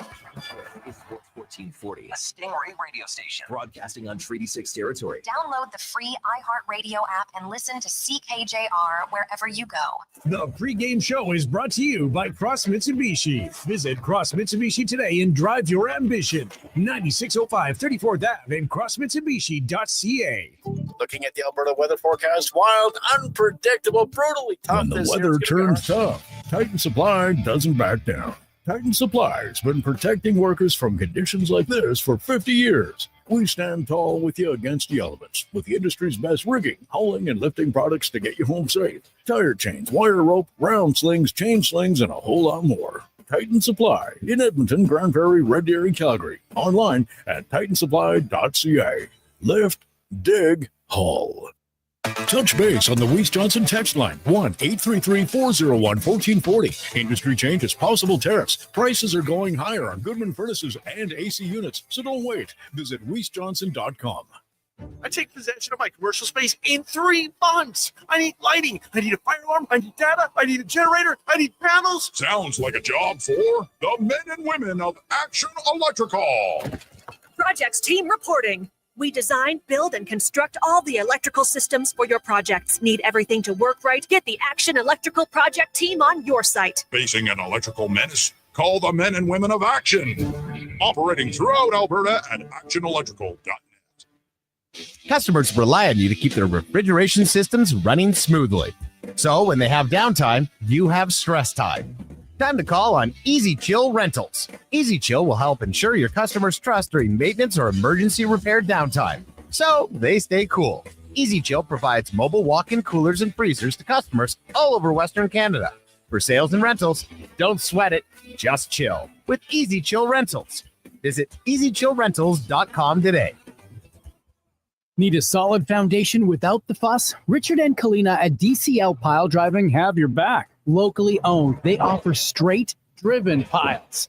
No screwing around. Serving all of Alberta, DCL Pile Driving gets your foundation ready in hours with minimal ground disturbance. Perfect for tight spaces, whether it's for a deck, grain bins, or RTMs. Tell them the radio sent you and receive a special discounted rate. Call or text 587-322-PILE. DCL Pile Driving. Don't get screwed. Get piles driven. Imagine a family get-together where the smiles are as genuine as the conversations. That's the feeling you get at Nisku Ford, a family-owned dealership where finding a new Ford feels just like catching up with old friends. Stop by the showroom throughout March and April for all the details about Nisku Ford's Keys for 10K giveaway. Just imagine the spring trips, plans, and projects you could pay for. The coffee's on, so drive into Nisku Ford or visit niskuford.ca today. Above expectations. Farm, ranch, acreage, or lake lot. They're here to help at Batshaw Concrete Products. Family owned and operated for 60 years. They continue to provide the best products and service, period. Call now for your free quote on the highest quality ready mix and gravel, a new septic tank, or an outhouse pad and tank. Plus precast cattle water pads, garage sumps, and more. Call 780-372-3854 for prompt delivery. Batshaw Concrete Products. 780-372-3854. BashawConcrete.com. Metal Supermarkets is locally owned, locally operated. They love this city and serving its people. We're talking metal cut to your exact specifications fast. In fact, at Metal Supermarkets, they're as Edmontonian as saying, cold enough for you? Or when's playoffs start? Or what's with the silver balls and the white mud? Any project, any size, count on your kindred spirits at the local convenience stores for Southside, West End, metalsupermarkets.com.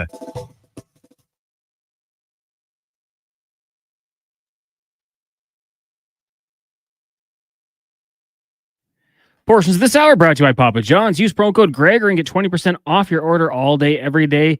That's promo code Gregor before entering your order at papajohns.ca. The Jason Gregor Show, the best of Edmonton sports talk and beyond. This is Sports 1440. Presented by PlayAlberta.ca, Alberta's only regulated online gambling website.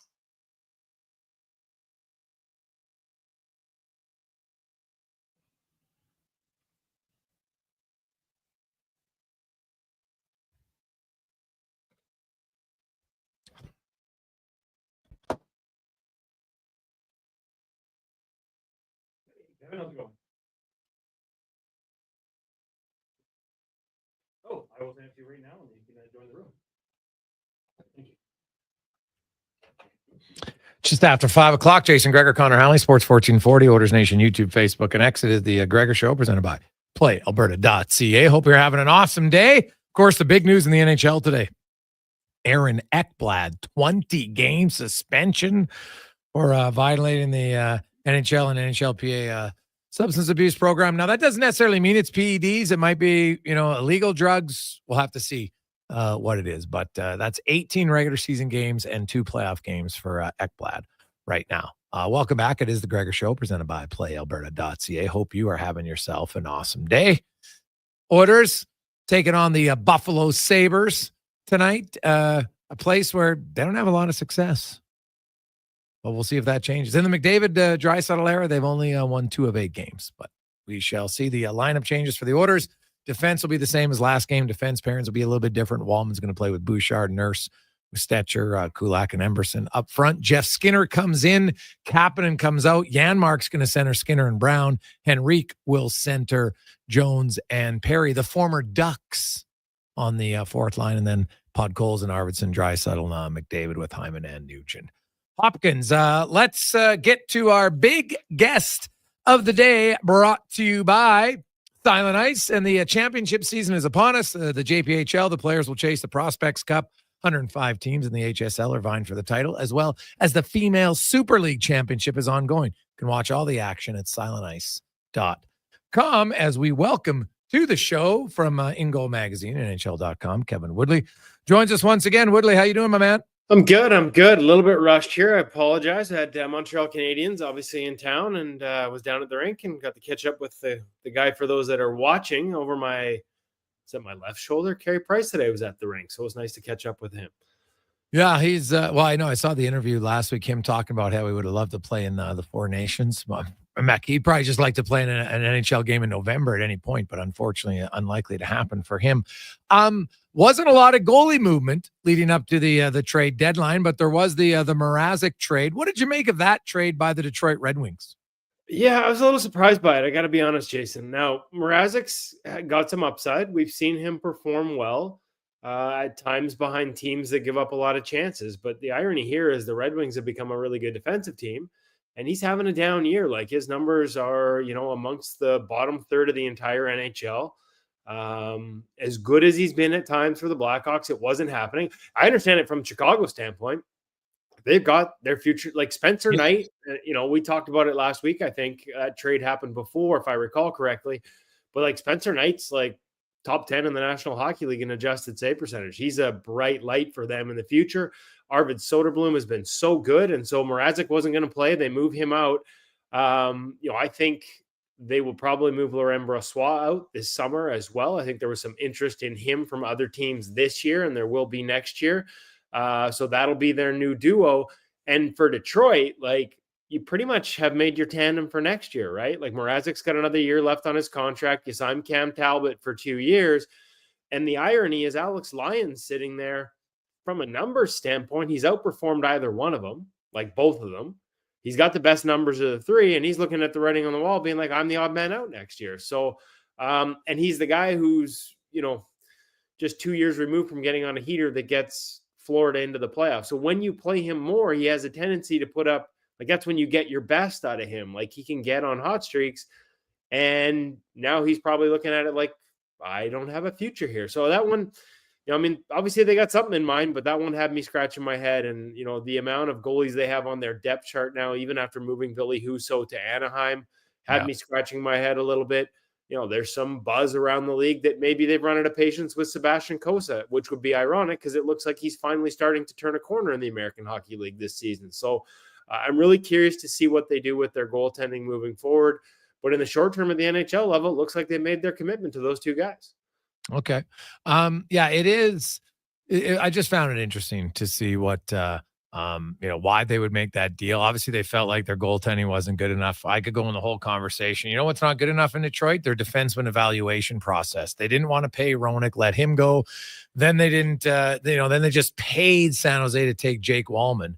Imagine if they had Walman and Roenick to go with Edvinsson and Seider. That's a pretty good top four, and they'd probably be in the playoff picture, I would think. So much better than they are right now. So we'll see. Looking at kind of now that everything's settled and everybody's where, Kevin, you look at duos and stuff and how goalies have played and how teams are playing in front of the goalies. Is there a situation where you look at and say, hey, you know what? With a little bit of a tweaking, there's a team with their goalie who could have maybe a surprising final quarter. Or, I look at Edmonton, and I don't think Edmonton's nearly as bad as some people think. I think Stuart Skinner definitely has to be a little bit more consistent. No doubt. But if the Oilers start reducing their scoring chances off the rush, their odd man rush chances, they're going to improve because that's most of the goals 5-on-5 are scored off the rush. Yeah, and that's the one metric that's changed, right? And so we've had this discussion, right? You could go out and get a goalie that maybe has a little better numbers off the rush. I think Skinner's improved his numbers off the rush. We've talked about that. Now, east-west off the rush still remains an issue. So if you solve that, though, your in-zone defensive play in Edmonton is still top of the charts. You just need to get that part of it back to the way it was last season. And you're right. I think if you get that figured out down the stretch here and into the playoffs, because those are the chances that matter the most come playoff time, they're the free goals. Yeah. Right? If you're giving up free goals, you're in trouble come playoff time. All their offensive metrics are at or near 1 or 2 in the league. It's just a matter of sort of cutting down on those rush chances against. And if they do, we've seen in the past that Skinner's capable, and he did after the coaching change last year, play at a top 15 level for the rest of the season. Hasn't been anywhere near that. And you talked about the consistency, also the amount of rush chances they're giving up. He hasn't been that guy this year. Like, that's just the reality. Yeah. But the potential is there. It's just a matter of, like you said, getting those two things to match. The other guy that I would talk about, and let's see if they can pull this off, Dustin Wolf should no longer be a guy who's just discussed for the Calder Trophy. Okay. Dustin Wolf should be mentioned for the Vezina Trophy. That is how good he has been in Calgary. Now, they're a team that's been up and down defensively. They don't score, and I don't think people understand how much pressure that puts on a goaltender when that 1 or 2 might be 1 or 2 too many. We saw that in the 1-0 win over Montreal. You require perfection. Ironically, the first time I ever had that conversation was when Kipper was in Calgary, and under Daryl Sutter, they were a lock-it-down defensive team, but they didn't score. And I remember talking to goalies around the league at that time. What would you rather have, something like that, or a team that's going to give up some chances and keep you busy and maybe ask more of you, but they can get to 3 goals on the night? And everybody took the team that can score and give up more chances, which is interesting from a goalie, right? You think better defense is what you'd want, but it's a lot of pressure, and he is handling it remarkably. He's actually passed with that game on. He was up there anyways, but with that game he had on Saturday night against the Habs, he's actually passed both Hellebuck and Shesterkin, and he's into second place in goals saved above expected on Clearsight Analytics numbers, really? Despite playing. Seeing a couple hundred shots less than both those guys. The only guy with better numbers in the league right now that's in a starter role is Logan Thompson. And so I'm not saying he should win it. I think we know Hellebuck's probably going to win that award regardless. But Dustin Wolf, for all the talk about, hey, can he be a Calder finalist?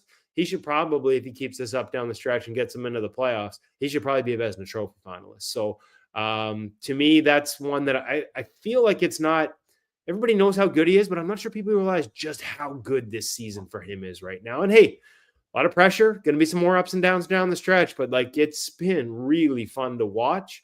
I find him entertaining to watch, so maybe there's a little bias there, but the numbers back up how good he's been. Okay. Now you mentioned goals saved above expected. Yes, sir. And I know you've talked about the statistics. So I was looking. So Stuart Skinner played against Dallas on Saturday night, and he ended the game at minus 0.71 in goals saved above expected, which makes it look like it didn't have a good game. And I'm like, to me, I could not disagree more with that formula calculating that game. First of all, the fourth goal, he makes a good save. He kicks it out. It goes right off of Emberson skating in. Right now, I don't know what that classifies under or whatever, but I just look at the formula sometime and there's clearly flaws in it, because if you watch that game from start to finish, and then he robbed Rantanen with one of those glove saves you don't make very often right in front of that. To me, that's an obvious goal saved above expected. Everyone's expecting him to score there. And so I look at that and the formula. Do you know how it's calculated and what goes into it on each platform? Are they all the same? Because I do think at times if you watch that game, like I get seeing the numbers, but then you got to watch it to say, are our numbers matching what happened in the game? Well, absolutely. Right. And that's why I think relying on those in a small sample, like, a game is problematic, right? Like neither goalie by the numbers had a great game in that one. But it's Connor McDavid coming down and catching Jake Ottinger, even as awkward as it looked outside his post. But if Jake Ottinger's in on his post, we all know that Connor McDavid goes short side high, right? Attacking with speed and pace and the skill, like those things don't get weighted. And so the backdoor chance on Rantanen, I don't have the numbers in front of me in terms of what that is, but it's a high danger chance. Like at the end of the day, they get weighted, and I don't know that there is 100% goal, but the reality is sometimes pucks just go in 100% of the time. Like there are ones that are, grade A's, and there are grade A's that the guy would have to totally mess it up not to score. And then there are grade A's. So I guess the way I'd put it is this way. It's not perfect. Dallas scored 4 goals. Clearsight Analytics was a little kinder to Stuart Skinner. All 4 were considered high danger chances of the goals that went in. Dallas had higher expected goals than whatever numbers you were looking at, because he was only about 1.1 below expected. So not bad.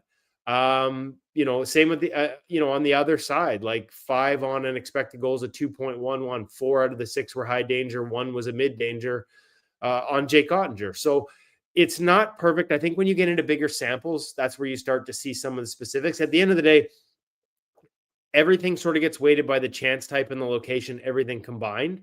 But the shooter on the other end of it, is it Rantanen on the other side of on a backdoor tap in? Yes. Again, I think Clearsight weights the cross ice stuff, whereas most don't. And I think that helps, but there is no perfect answer. And I watched that game. I didn't have any problem with Stu's game in that game. The rebound that goes in off Emerson, would you like to either put that in the corner or keep it in front of you? Maybe, but it's a good chance, and it's a rebound that's heading at least off to the side, and your guy just happens to be standing right there. It's a tough break. It's nothing you can do anything about. But even if that goes down as a 45% chance, that's only 0.45 of a goal, and it's a goal given up. So even if you count that at a really high danger chance, say to give you an example of how it works, if that's a 45% scoring chance, then that chance counts for 0.45 of a goal. But it went in, so you're minus 0.55. Does that make sense when you're adding? Yeah. No, so that's layman's oversimplification, but that's basically how that works. Right. Yeah. Okay. And that's where, so it goes in and the goalie gets a negative on a play that, to me, like there's no negative in it. Like there's nothing, as you said, like I'm not sure what else a guy can do. You're kicking that out there. You're kicking it hard. And the funny thing is, if that doesn't hit him right in the toe cap, it probably doesn't bounce that hard in. You know what I mean? Like it was sometimes you need a little bit of a perfect storm, but I actually thought Stu Skinner played quite well in that game. And I thought he played quite well against Montembeault on Thursday night.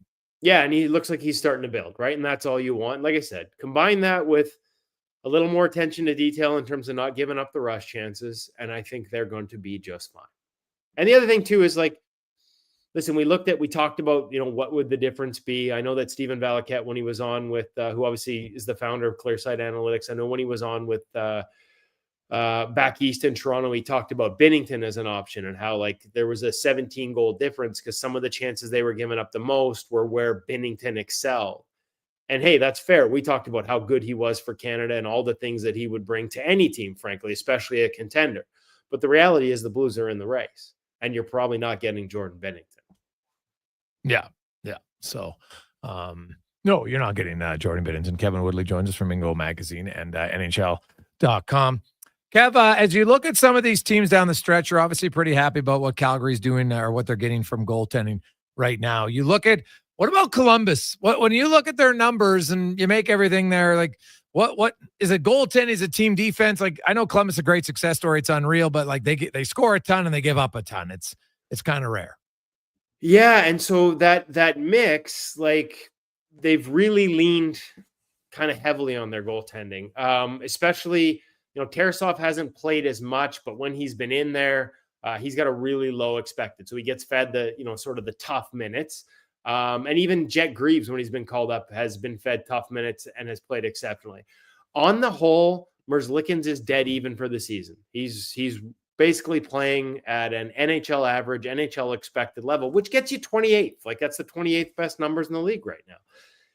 But what he's capable of on certain nights, the athleticism that he possesses, and you could make an argument there are times maybe he leans too much on it, and that's where he can get caught out of position. But for a team that gives up chances and needs momentum and needs to sort of fuel off the guy behind them, right. He has provided that on a lot of nights where they're giving up a ton and he's standing on his head. He has that ability. Okay. Is there consistency? No, probably not. Because for every one of those games, in order to be league average, every one of those games where you stand on your head, there's got to be one where, gets you to zero. So Daniel Tarasov is a great talent, hasn't had enough minutes in the NHL, but they're building something there. I believe in Tarasov as an NHL goalie long-term. Injuries prevented him from going down to the minors because I think he would get claimed off waivers and getting a chance to play. So he's got to sort of trial by fire, learn as he goes in very limited minutes at the NHL level. It's a tough thing to do, but he's hanging in there. Both of them right around expected this year. And Tarasov, like I said, in a much tougher environment overall.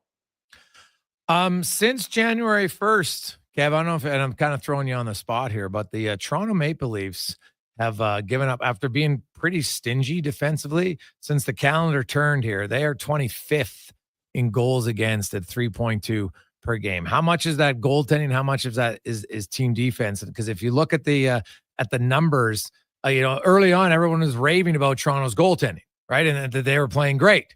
But since we turned the calendar, the numbers aren't there nearly as much. So what do you make of Toronto?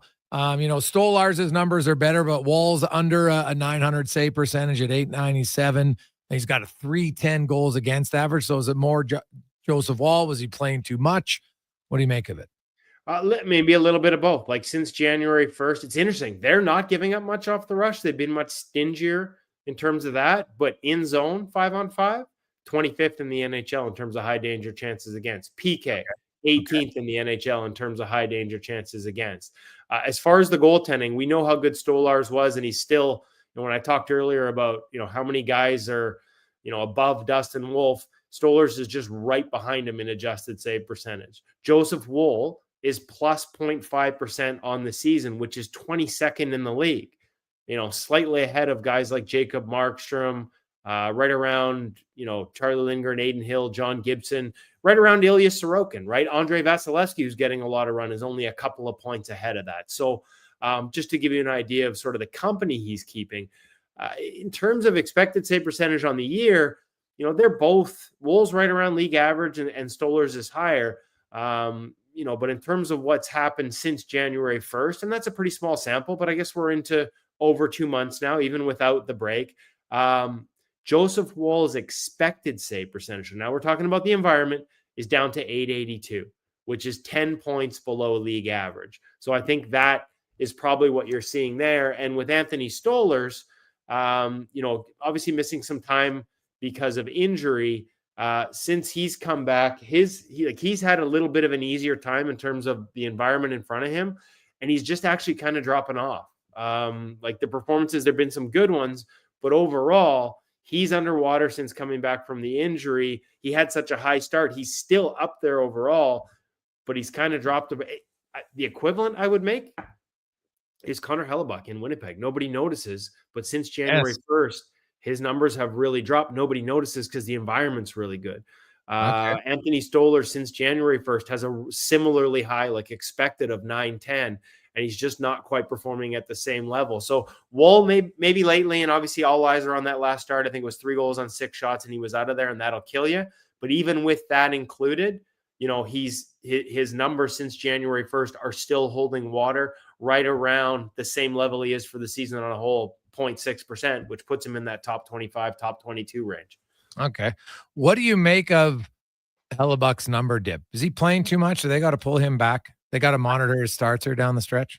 He's such a workhorse, and I know they spend a lot of time being very careful about managing his practice minutes. They're very conscious of that. They do a really good job of it, frankly, of not just assuming, hey, like he's got to be out there. It's practice day. We need the goalie. Like they do find ways to give him breaks. Okay. And they're quite smart about it, and talking to people around them, the way they handle that. I do think that talking to guys around the league about the impact of the Four Nations. Yep. That there was a letdown for those guys, that it was really hard mentally and coming back. Like I'll give you the example in Vegas, Aiden Hill didn't play a minute for Canada and still needed almost a full week where they were giving him practices off just to sort of get a break mentally. And there's a guy who wasn't, in the spotlight, under fire the way a guy like Connor Hellebuyck was. So that said, I said it going into Four Nations, his numbers had started to dip from January 1st. Like he had a remarkable 2024, like historically great. Yeah. So there was only one way to go for them. But they're a really real defensive wagon. And so you'd expect them to at least hover around expected. And he's been below that for a while, whether that's too much ice time or too many minutes, or just the lingering effects of the amount of pressure he was under at the Four Nations. He's going to get back to that form. But you're right. They do need to be cognizant of it and make sure they help get him back there by the time the playoffs start. Yeah, like to me, that's what matters to the Jets. We saw what happened last year. They don't need, I get you want to finish first, but they don't need to be going nuts over it, I don't think, anyway. So, well, I will say this. You're right. They don't need to be going nuts. Eric Comrie is giving them exactly like expected goal to in a tougher environment. He's not hurting them. He had some tough luck there where they weren't scoring for him and he wasn't getting wins, but Eric Comrie has been just fine, which is, makes me feel good because I really like Eric Comrie. I'm very biased. He's one of the nicest kids you'll ever meet. But also, I kept saying when he was in Buffalo, this is the environment. Like you can't expect somebody to succeed when their expected save percentage is .858. And so he just kept, I knew there was a goalie there. So it's nice to sort of be a little back padding here to be proven right. And he's given the Jets what they need. They can't be afraid to play him and make sure that Hellebuck's right. Because even forget the playoffs, though. You do need to sort of stay in first in that division. I'll give them that. Because if you fall into second, you get Colorado or Dallas in the first round, one or the other. And I wouldn't want that right now. No, but at the same time, you got to have a little faith in your backup that he can win a few games for you, no? And he's earned it. You're absolutely right. Yeah. Kev, as always, buddy, great stuff, man. I appreciate it. Have yourself an awesome day. We'll talk to you next Monday. Thanks, Jason. There you go. That's Kevin Woodley from Ingo Magazine and NHL.com. Jason Gregor, Connor Halley. Sports 1440, Oilers Nation, YouTube, Facebook, and X. We'll come back. Lots more hockey talk, some trade talk, and more on the Gregor Show, presented by PlayAlberta.ca. This is going to make you hungry. Booster Juice just dropped new guacamole and black bean grilled fresh options. What the guac? Yeah, a guacamole black bean wrap, guacamole chicken panini, and an egg and chipotle black bean wrap. What a trio! Holy guacamole! Bye-bye, boring as bread sandwiches. Guac, yeah! New flavors, new cravings. Avocado up to wraps and paninis from Booster Juice. Canadian-born blending since 1999. Download the Booster Rewards app and order one today. Silent Rides is one of Alberta's premier bus charter companies with state-of-the-art motor coaches. We provide our customers with the safest and most reliable ground transportation. Our seatbelt-equipped buses have become the preferred carrier for many local sports teams, tours, corporate outings, and other various travel across Western Canada. For more information and to request a quote, contact Ted Nakamura at 780-940-0880. or visit silentrides.ca. The job isn't done until the last load is hauled, and having a semi-trailer out of commission is not an option. Whether replacing or adding to your convoy, Edmonton Trailer has a huge inventory of new and used semi-trailers, trusted by the gravel, logging, oil field, fluids, and freight industries. Find a trailer right for you online or at one of their 3 locations. For sales, service, parts, rental, and finance, when you're in it for the long haul, Edmonton Trailer.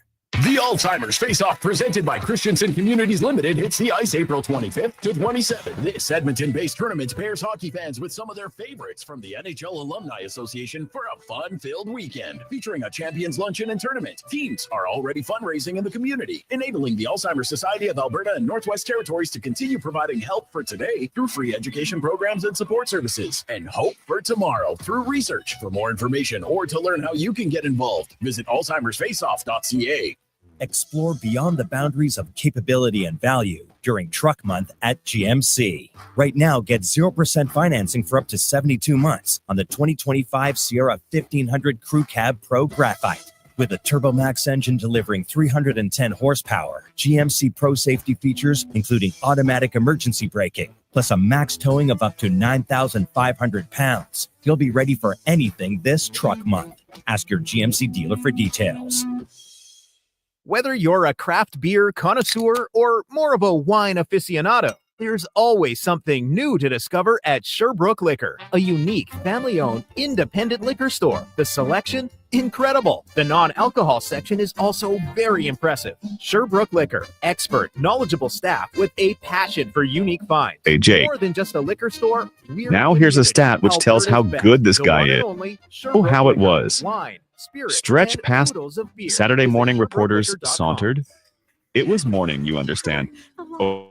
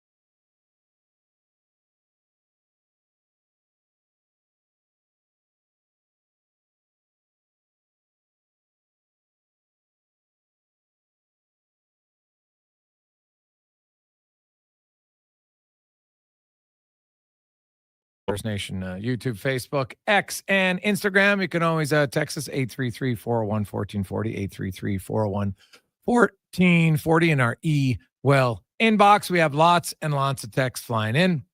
Hey guys, what hockey reason would Skinner and Arvidsson still be on the Oilers roster from HW? Well, in the case of Jeff Skinner, he had no movement clause. Maybe he couldn't find a trading partner. They wanted to have some extra depth in case of injuries. Arvidsson's an NHL player, and you know what? He's in a funk, so trade value is nothing. And to pay to trade him, which is what it would have cost the Oilers, you would have had to probably give us, like, looking at what Detroit had to pay to get rid of Walman, I would think it'd be the same thing that Edmonton would have to pay to get rid of Arvidsson, because he hasn't, Walman had 2 years left on his deal. Arvidsson has 1 in this season left on it. So, 1 and a quarter, right? Time of the deal. So, Arvidsson hasn't had a great regular season. I think that's totally fair. I think they still believe that there's a player there. And if that player shows up come playoff time, then it's going to be worthwhile. But we'll see, right? You got to do it. No question. Hey, guys, do you think Frederick could play in the top line and bump Nugent Hopkins to line 2 from pocket rocket? Oh, it's very possible he could, but I would be like, why not give Draisaitl a guy? Nugent Hopkins, Hyman, and McDavid, they play together. We know that Nuge doesn't produce their lots, but so why would you give Draisaitl another guy that doesn't produce? Right? Like, McDavid's got Hyman. Why does he need to have the other new shiny toy? I would rather give Frederick, if he's not going to play third line center, then I would play him on Draisaitl's wing. It just, to me, it's obvious. Why wouldn't you do it? Right? Like, you got Arvidsson on the other side, so you need a bigger body. Right? You got Hyman on the one line. So I would definitely put him on the second line. I don't see any reason why you wouldn't do that. So we'll see. Now, 833-401-1440, 833-401-1440. Cons, few I want to talk to you about is it Aaron Rodgers? Is that confirmed? Is he going to the Steelers? Not confirmed yet, but seems to be gaining momentum, especially with these quarterbacks signing in other markets there. Maybe there was some Seahawks chatter, maybe elsewhere, but it looks like, potentially the New York Giants or the Pittsburgh Steelers. Yeah. New York Giants or Pittsburgh. So it's still not confirmed that it's the Steelers? Not confirmed as of yet. Okay. All right. But I mean, you could get the idea. Good franchise stability there, good head coach. If you have Pickens, you bring in DK Metcalf, got Pat Freiermuth, so their weapons would be there. It'll be interesting to see if that happens. I don't know. Like, what is Aaron Rodgers? I guess he's got the potential to do good, but you can't let him influence anything other than the quarterback room. Like, don't let him make any changes. Obviously, if he's playing with the Pittsburgh Steelers, that's not going to be a problem. Mike Tomlin runs this show there. But it would be something. Maybe they'll go with Russell Wilson still. Oh God, I don't think you can you? Like, Aaron Rodgers, as much as he's seems to be a distraction, someone with a tool, his numbers actually when he played weren't bad. He had a good stretch down like towards the end of the season with the Jets. He looked a lot better. Yeah. Part of that was probably getting Devontae Adams there with him. We know he's traded or signing with the LA Rams, so it's not going to happen that way. But yeah, I mean, he can still throw the football despite the age and the distraction he might be as a quarterback. I think he still has some effective football left. Yeah. What other quarterback signings? Did Fields sign anywhere yet? Yeah, Fields went to the New York Jets on a 2-year deal. Obviously, Sam Darnold with the Seahawks, he gets the big payday. Good for him. I think you mentioned earlier. I don't think that's going to be as smooth as a landing spot as it was with the Minnesota Vikings. I think he might have been someone who benefited from playing with all those weapons. So I think the Seahawks might have overpaid in this case. I probably want to try to have someone that can take the reins from him just in case, whether that's through the draft, someone you're looking at in a couple of years, or another vet. But those are the two big name quarterbacks. That you also had Zach Wilson signing with the Miami Dolphins, who actually, with Tua's injury history, probably isn't the worst spot for him to end up. I think he'd be more capable than anyone they've had in the last few years. And he's got a big arm, and they like to push that ball downfield. So if something happens to Tua and Zach Wilson gets his opportunity, like, maybe that's a good landing spot for him with that system. Yeah, who knows? He might be a young guy who just needs more time. Hey, we just talked about Sam Darnold, right? Look what he did. I'm not saying everybody's going to just, hey, give me a little bit more time and boom, I'm going to automatically be a great NFL player. Like, I think that's, I'm not trying to suggest that by any stretch of the imagination, but I think there's opportunities for him to showcase that maybe he can be better than what he has been. That's fair. Oh yeah, absolutely. I like it. And you bring it up, the Warren Moon conversation, right? How guys just don't get the proper development and patience. And now he's going to be in his third team in as many seasons. So I think being with Coach McDaniel down there is probably a good spot for him. It's a quarterback friendly system that can help them out, that Shanahan style offense. So yeah, I mean, it could work out. Also, the Cleveland Browns did trade for Kenny Pickett, Super Bowl champion. So that was another move today. Super Bowl, get out of here, Super Bowl champion. What a joke.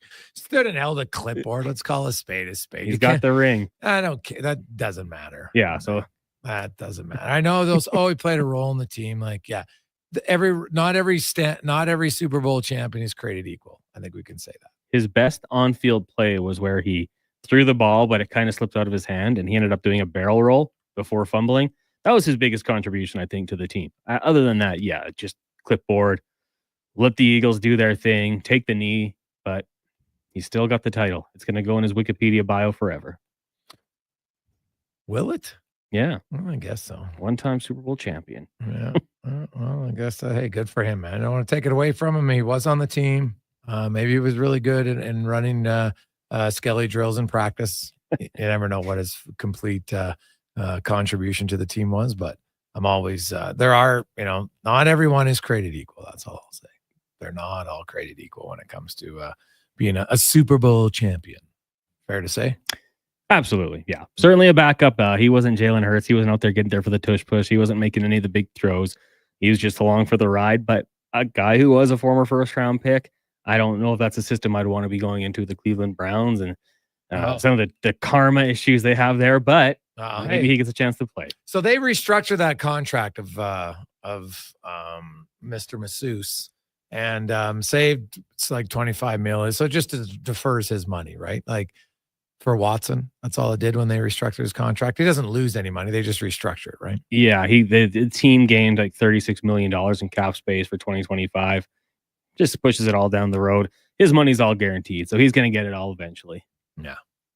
Ridiculous. And yeah, it is crazy. We'll take a quick break. We'll come back with the our push to the playoff report on the Gregor Show presented by PlayAlberta.ca. Hey, sports fans, we've got a clear choice for you. At Crystal Glass, we provide customers with the perfect glass for any job. From home to auto and even commercial, installation or repairs, we're your team. Call 310 Glass or visit crystalglass.ca. Crystal Glass.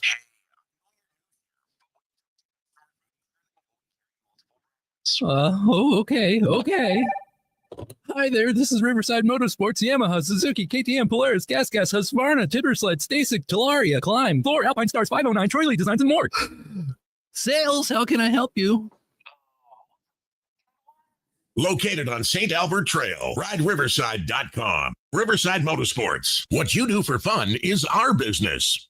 Legacy Heating and Cooling is the #1 heating and cooling company for people who want heating and cooling, because you'll save a bundle by bundling. Then you can use hot, cold, Come on, thermostat, do what you're told. Turn up the heat, turn up the cold to the vent, start pushing out tornadoes. Bundle my furnace with some AC. Gonna get a new from Legacy. Oh yeah, save a bundle when you bundle your new furnace and AC from Legacy today. Plus no payments and no interest for 1 year. That's how you build your legacy. Legacy Heating and Cooling. Introducing the new McSpicy from McDonald's. It looks like a regular chicken sandwich, but it's actually a spicy chicken sandwich. McSpicy. Consider yourself warned. Limited time only. Participate in McDonald's in Canada. Are you tired of waking up tired? Are you tossing and turning all night and stiff and sore the next morning? If your sleep is suffering, it's time to visit the Brick Mattress Store. Their sleep experts will help you find the right support for a restful night's sleep. Back sleeper, side sleeper, hot or cold, there is a perfect mattress for you. Plus, with next day delivery, your best night's sleep could be tomorrow. Check out the Brick Mattress Store locations in Spruce Grove, South Edmonton, St. Albert, and Leduc, and start waking up refreshed. Volvo Cars Edmonton invites you to their biggest sale of the year. The March showroom event is on now. Lease or finance a 2025 XC60 plug-in hybrid from 1.99% and save $3,500. Lease a 2025 XC90 plug-in hybrid from 1.49% and save $5,500. Lease or finance a 2024 XC40 plug-in hybrid from 0.49% and save $2,500. Don't miss the March showroom event at Volvo Cars Edmonton. Great vehicles, better service. Only at VolvoCarsEdmonton.com. Last season, you bought new clubs to fix your game. You spent the entire season trying to learn how to hit with your magic clubs. And guess what? They didn't help your game. Now you're convinced it's your swing, but it really is your clubs. Even though you were told the ones you bought were the best ever made, if they were, you would have gotten better. Every day at Fitted Golf, we continue to prove the right clubs make all the difference in the world. From beginners to pros, Fitted Golf makes all the difference. Yes, fittedgolf.ca. At Papa John's, you get your everyday favorites for just $9.99 each when you order 2 or more items from the Papa Pairings menu. When you order more, you save more. Choose from medium one-topping pizzas, boneless wings, papadillas, French sticks, cheese sticks, and desserts. It's easy to order all your favorites when they're just $9.99 each. So the next time your friends come over to eat your food, check out the Papa Pairings menu to save. Better ingredients, better pizza. Papa John's. Hair Aware with Dr. Vance Elliott. Hey, Doc, I really want my hair restoration to fly under the radar, but I recently read that men have to shave their heads and go full Lex Luthor before treatment. The majority of my patients don't require head shaving because we can work around it. I can perform a no-shave FUE transplant or an FUT transplant if we determine that a transplant is necessary. Let's discuss your options. Trust a world-renowned expert in hair restoration. Book an appointment at drvanceelliott.com. How it was. Stretch pass on an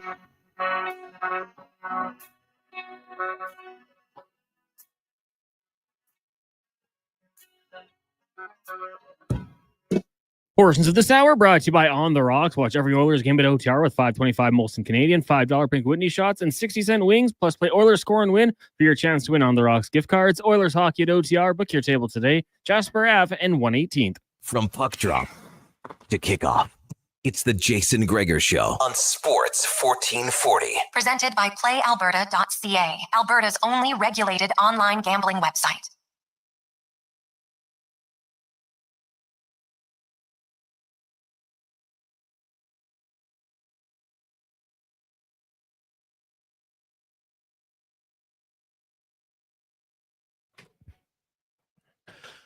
Welcome back, Gregor Halley, Sports 1440, Oilers Nation, YouTube, Facebook, and X. As we get to our playoff report, kind of like our trade deadline wrap-up report, brought to you by your Alberta GMC dealers. Truck month is on now at GMC, where you can get a $5,000 cash purchase credit on a 2025 Sierra HD models.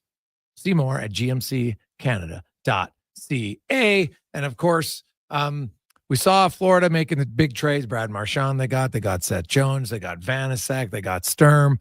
Well, today they find out they will not have Aaron Ekblad. He is out for 20 games, suspended for the final 18 regular season games and 2 playoff games. So now think about that. That could have some significant playoff implications when you look at the Panthers currently have a 4-point lead on Toronto. They're 5 up on Tampa.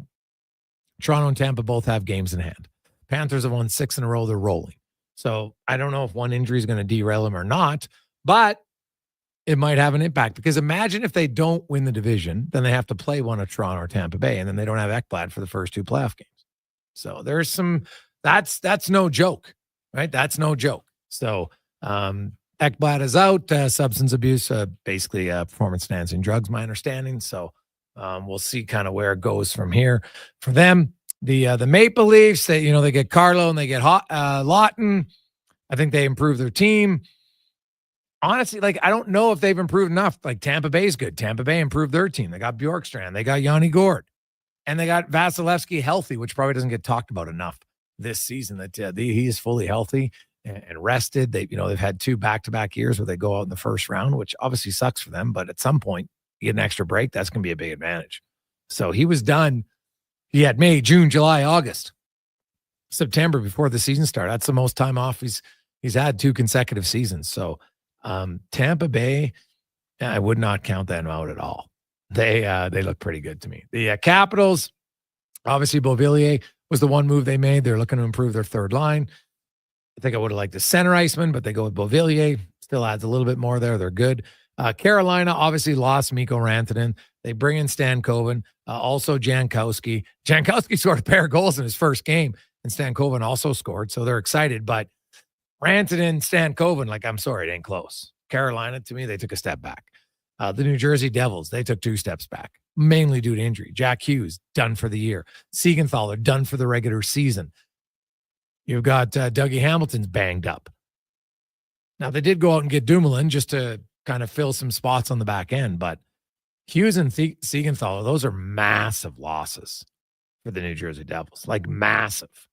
I'm not sure you can overcome it, so we'll see. The Blue Jackets made the one addition. They get Luke Cunnin from San Jose, and they're 1-0 since the trade deadline. Currently in a playoff spot, they're looking good. Ottawa, of course, they made a huge deal. Josh Norris, Bernard Docker go to Buffalo. Dennis Gilbert, the defenseman, and Dylan Cousins go to Ottawa. They won on the weekend, fired up. They get that big win over the Rangers. Then they have that was the overtime win, and now they're playing tonight.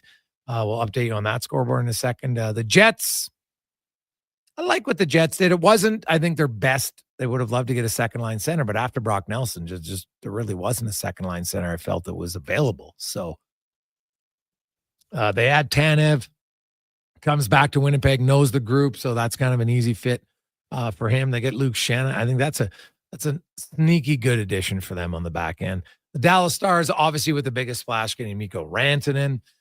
We saw the Oilers physical on him. Jones hammered him. Walman hammered him. The Avs, they made huge trades. They get Nelson. Then they trade Koziol for Middlestad. They'd already traded Ryan Lindgren. Like, their roster looks very different. They look pretty good. The Knights, they got Riley Smith back. Not having a great year, but we'll see. The Oilers, you know what they did. Walman and Frederick and Jones. The Kings, they didn't do much. Kuzmenko, that's it. The Wild, minor deal. They get Brazeau from Boston. The Flames, nothing. Canucks, not really. Blues, nope. Utah, I don't know. They're 4 out. We'll see if they can get back in the race. But the big news is Florida, I think, today. The Red Wings and Senators, huge game. Puck just dropped in Ottawa tonight. The Red Wings trying to end of 5 games. They lost 6 in a row last year. Could you imagine if they do it again? And I would point to bad asset management when it comes to defensemen in that organization. Philip Bronick, Jake Walman, they had both of them. They paid San Jose to take Walman, gave him a second, and then they took a first and a second for Roenick from Vancouver. And man, look at their defense. Look at their defense score right now. You don't think Walman and Roenick would give him a pretty good top 4? Yeah, they would. Really good. Really good. The Oilers out shooting the Sabres 11-7, and keep in mind, shots on goal don't include posts, as the Oilers hit a few tonight so far, but they trail 1-0. Thompson takes a shot. Stuart Skinner stops it. Then he goes to get the rebound and pull it in, and he misses it. It's kind of, you don't see that goal very often. Obviously, it's not even bad rebound control. It's just, I don't even know how you'd call it, but it's a play that you would like him to make. So, we'll see what the Oilers do, but they were all over the Sabres in that period, controlled a lot of it. You play like that, they should win the game. We'll see how it goes. On behalf of Connor Halley, I'm Jason Gregor. Have yourself a wonderful Monday. Enjoy the game. We'll break it all down tomorrow. Talk a little NFL free agency. We'll wrap up that. It's been a busy day. On behalf of Declan Kruger, Connor Halley, I'm Jason Gregor. Have yourselves a lovely Monday evening. Let's get to the comment on the Sports 1440 update, brought to you by Legacy Heating and Cooling. Home of the no payments, no interest for 1 year on your AC unit. Stay warm all winter. LegacyHeating.ca. Good night.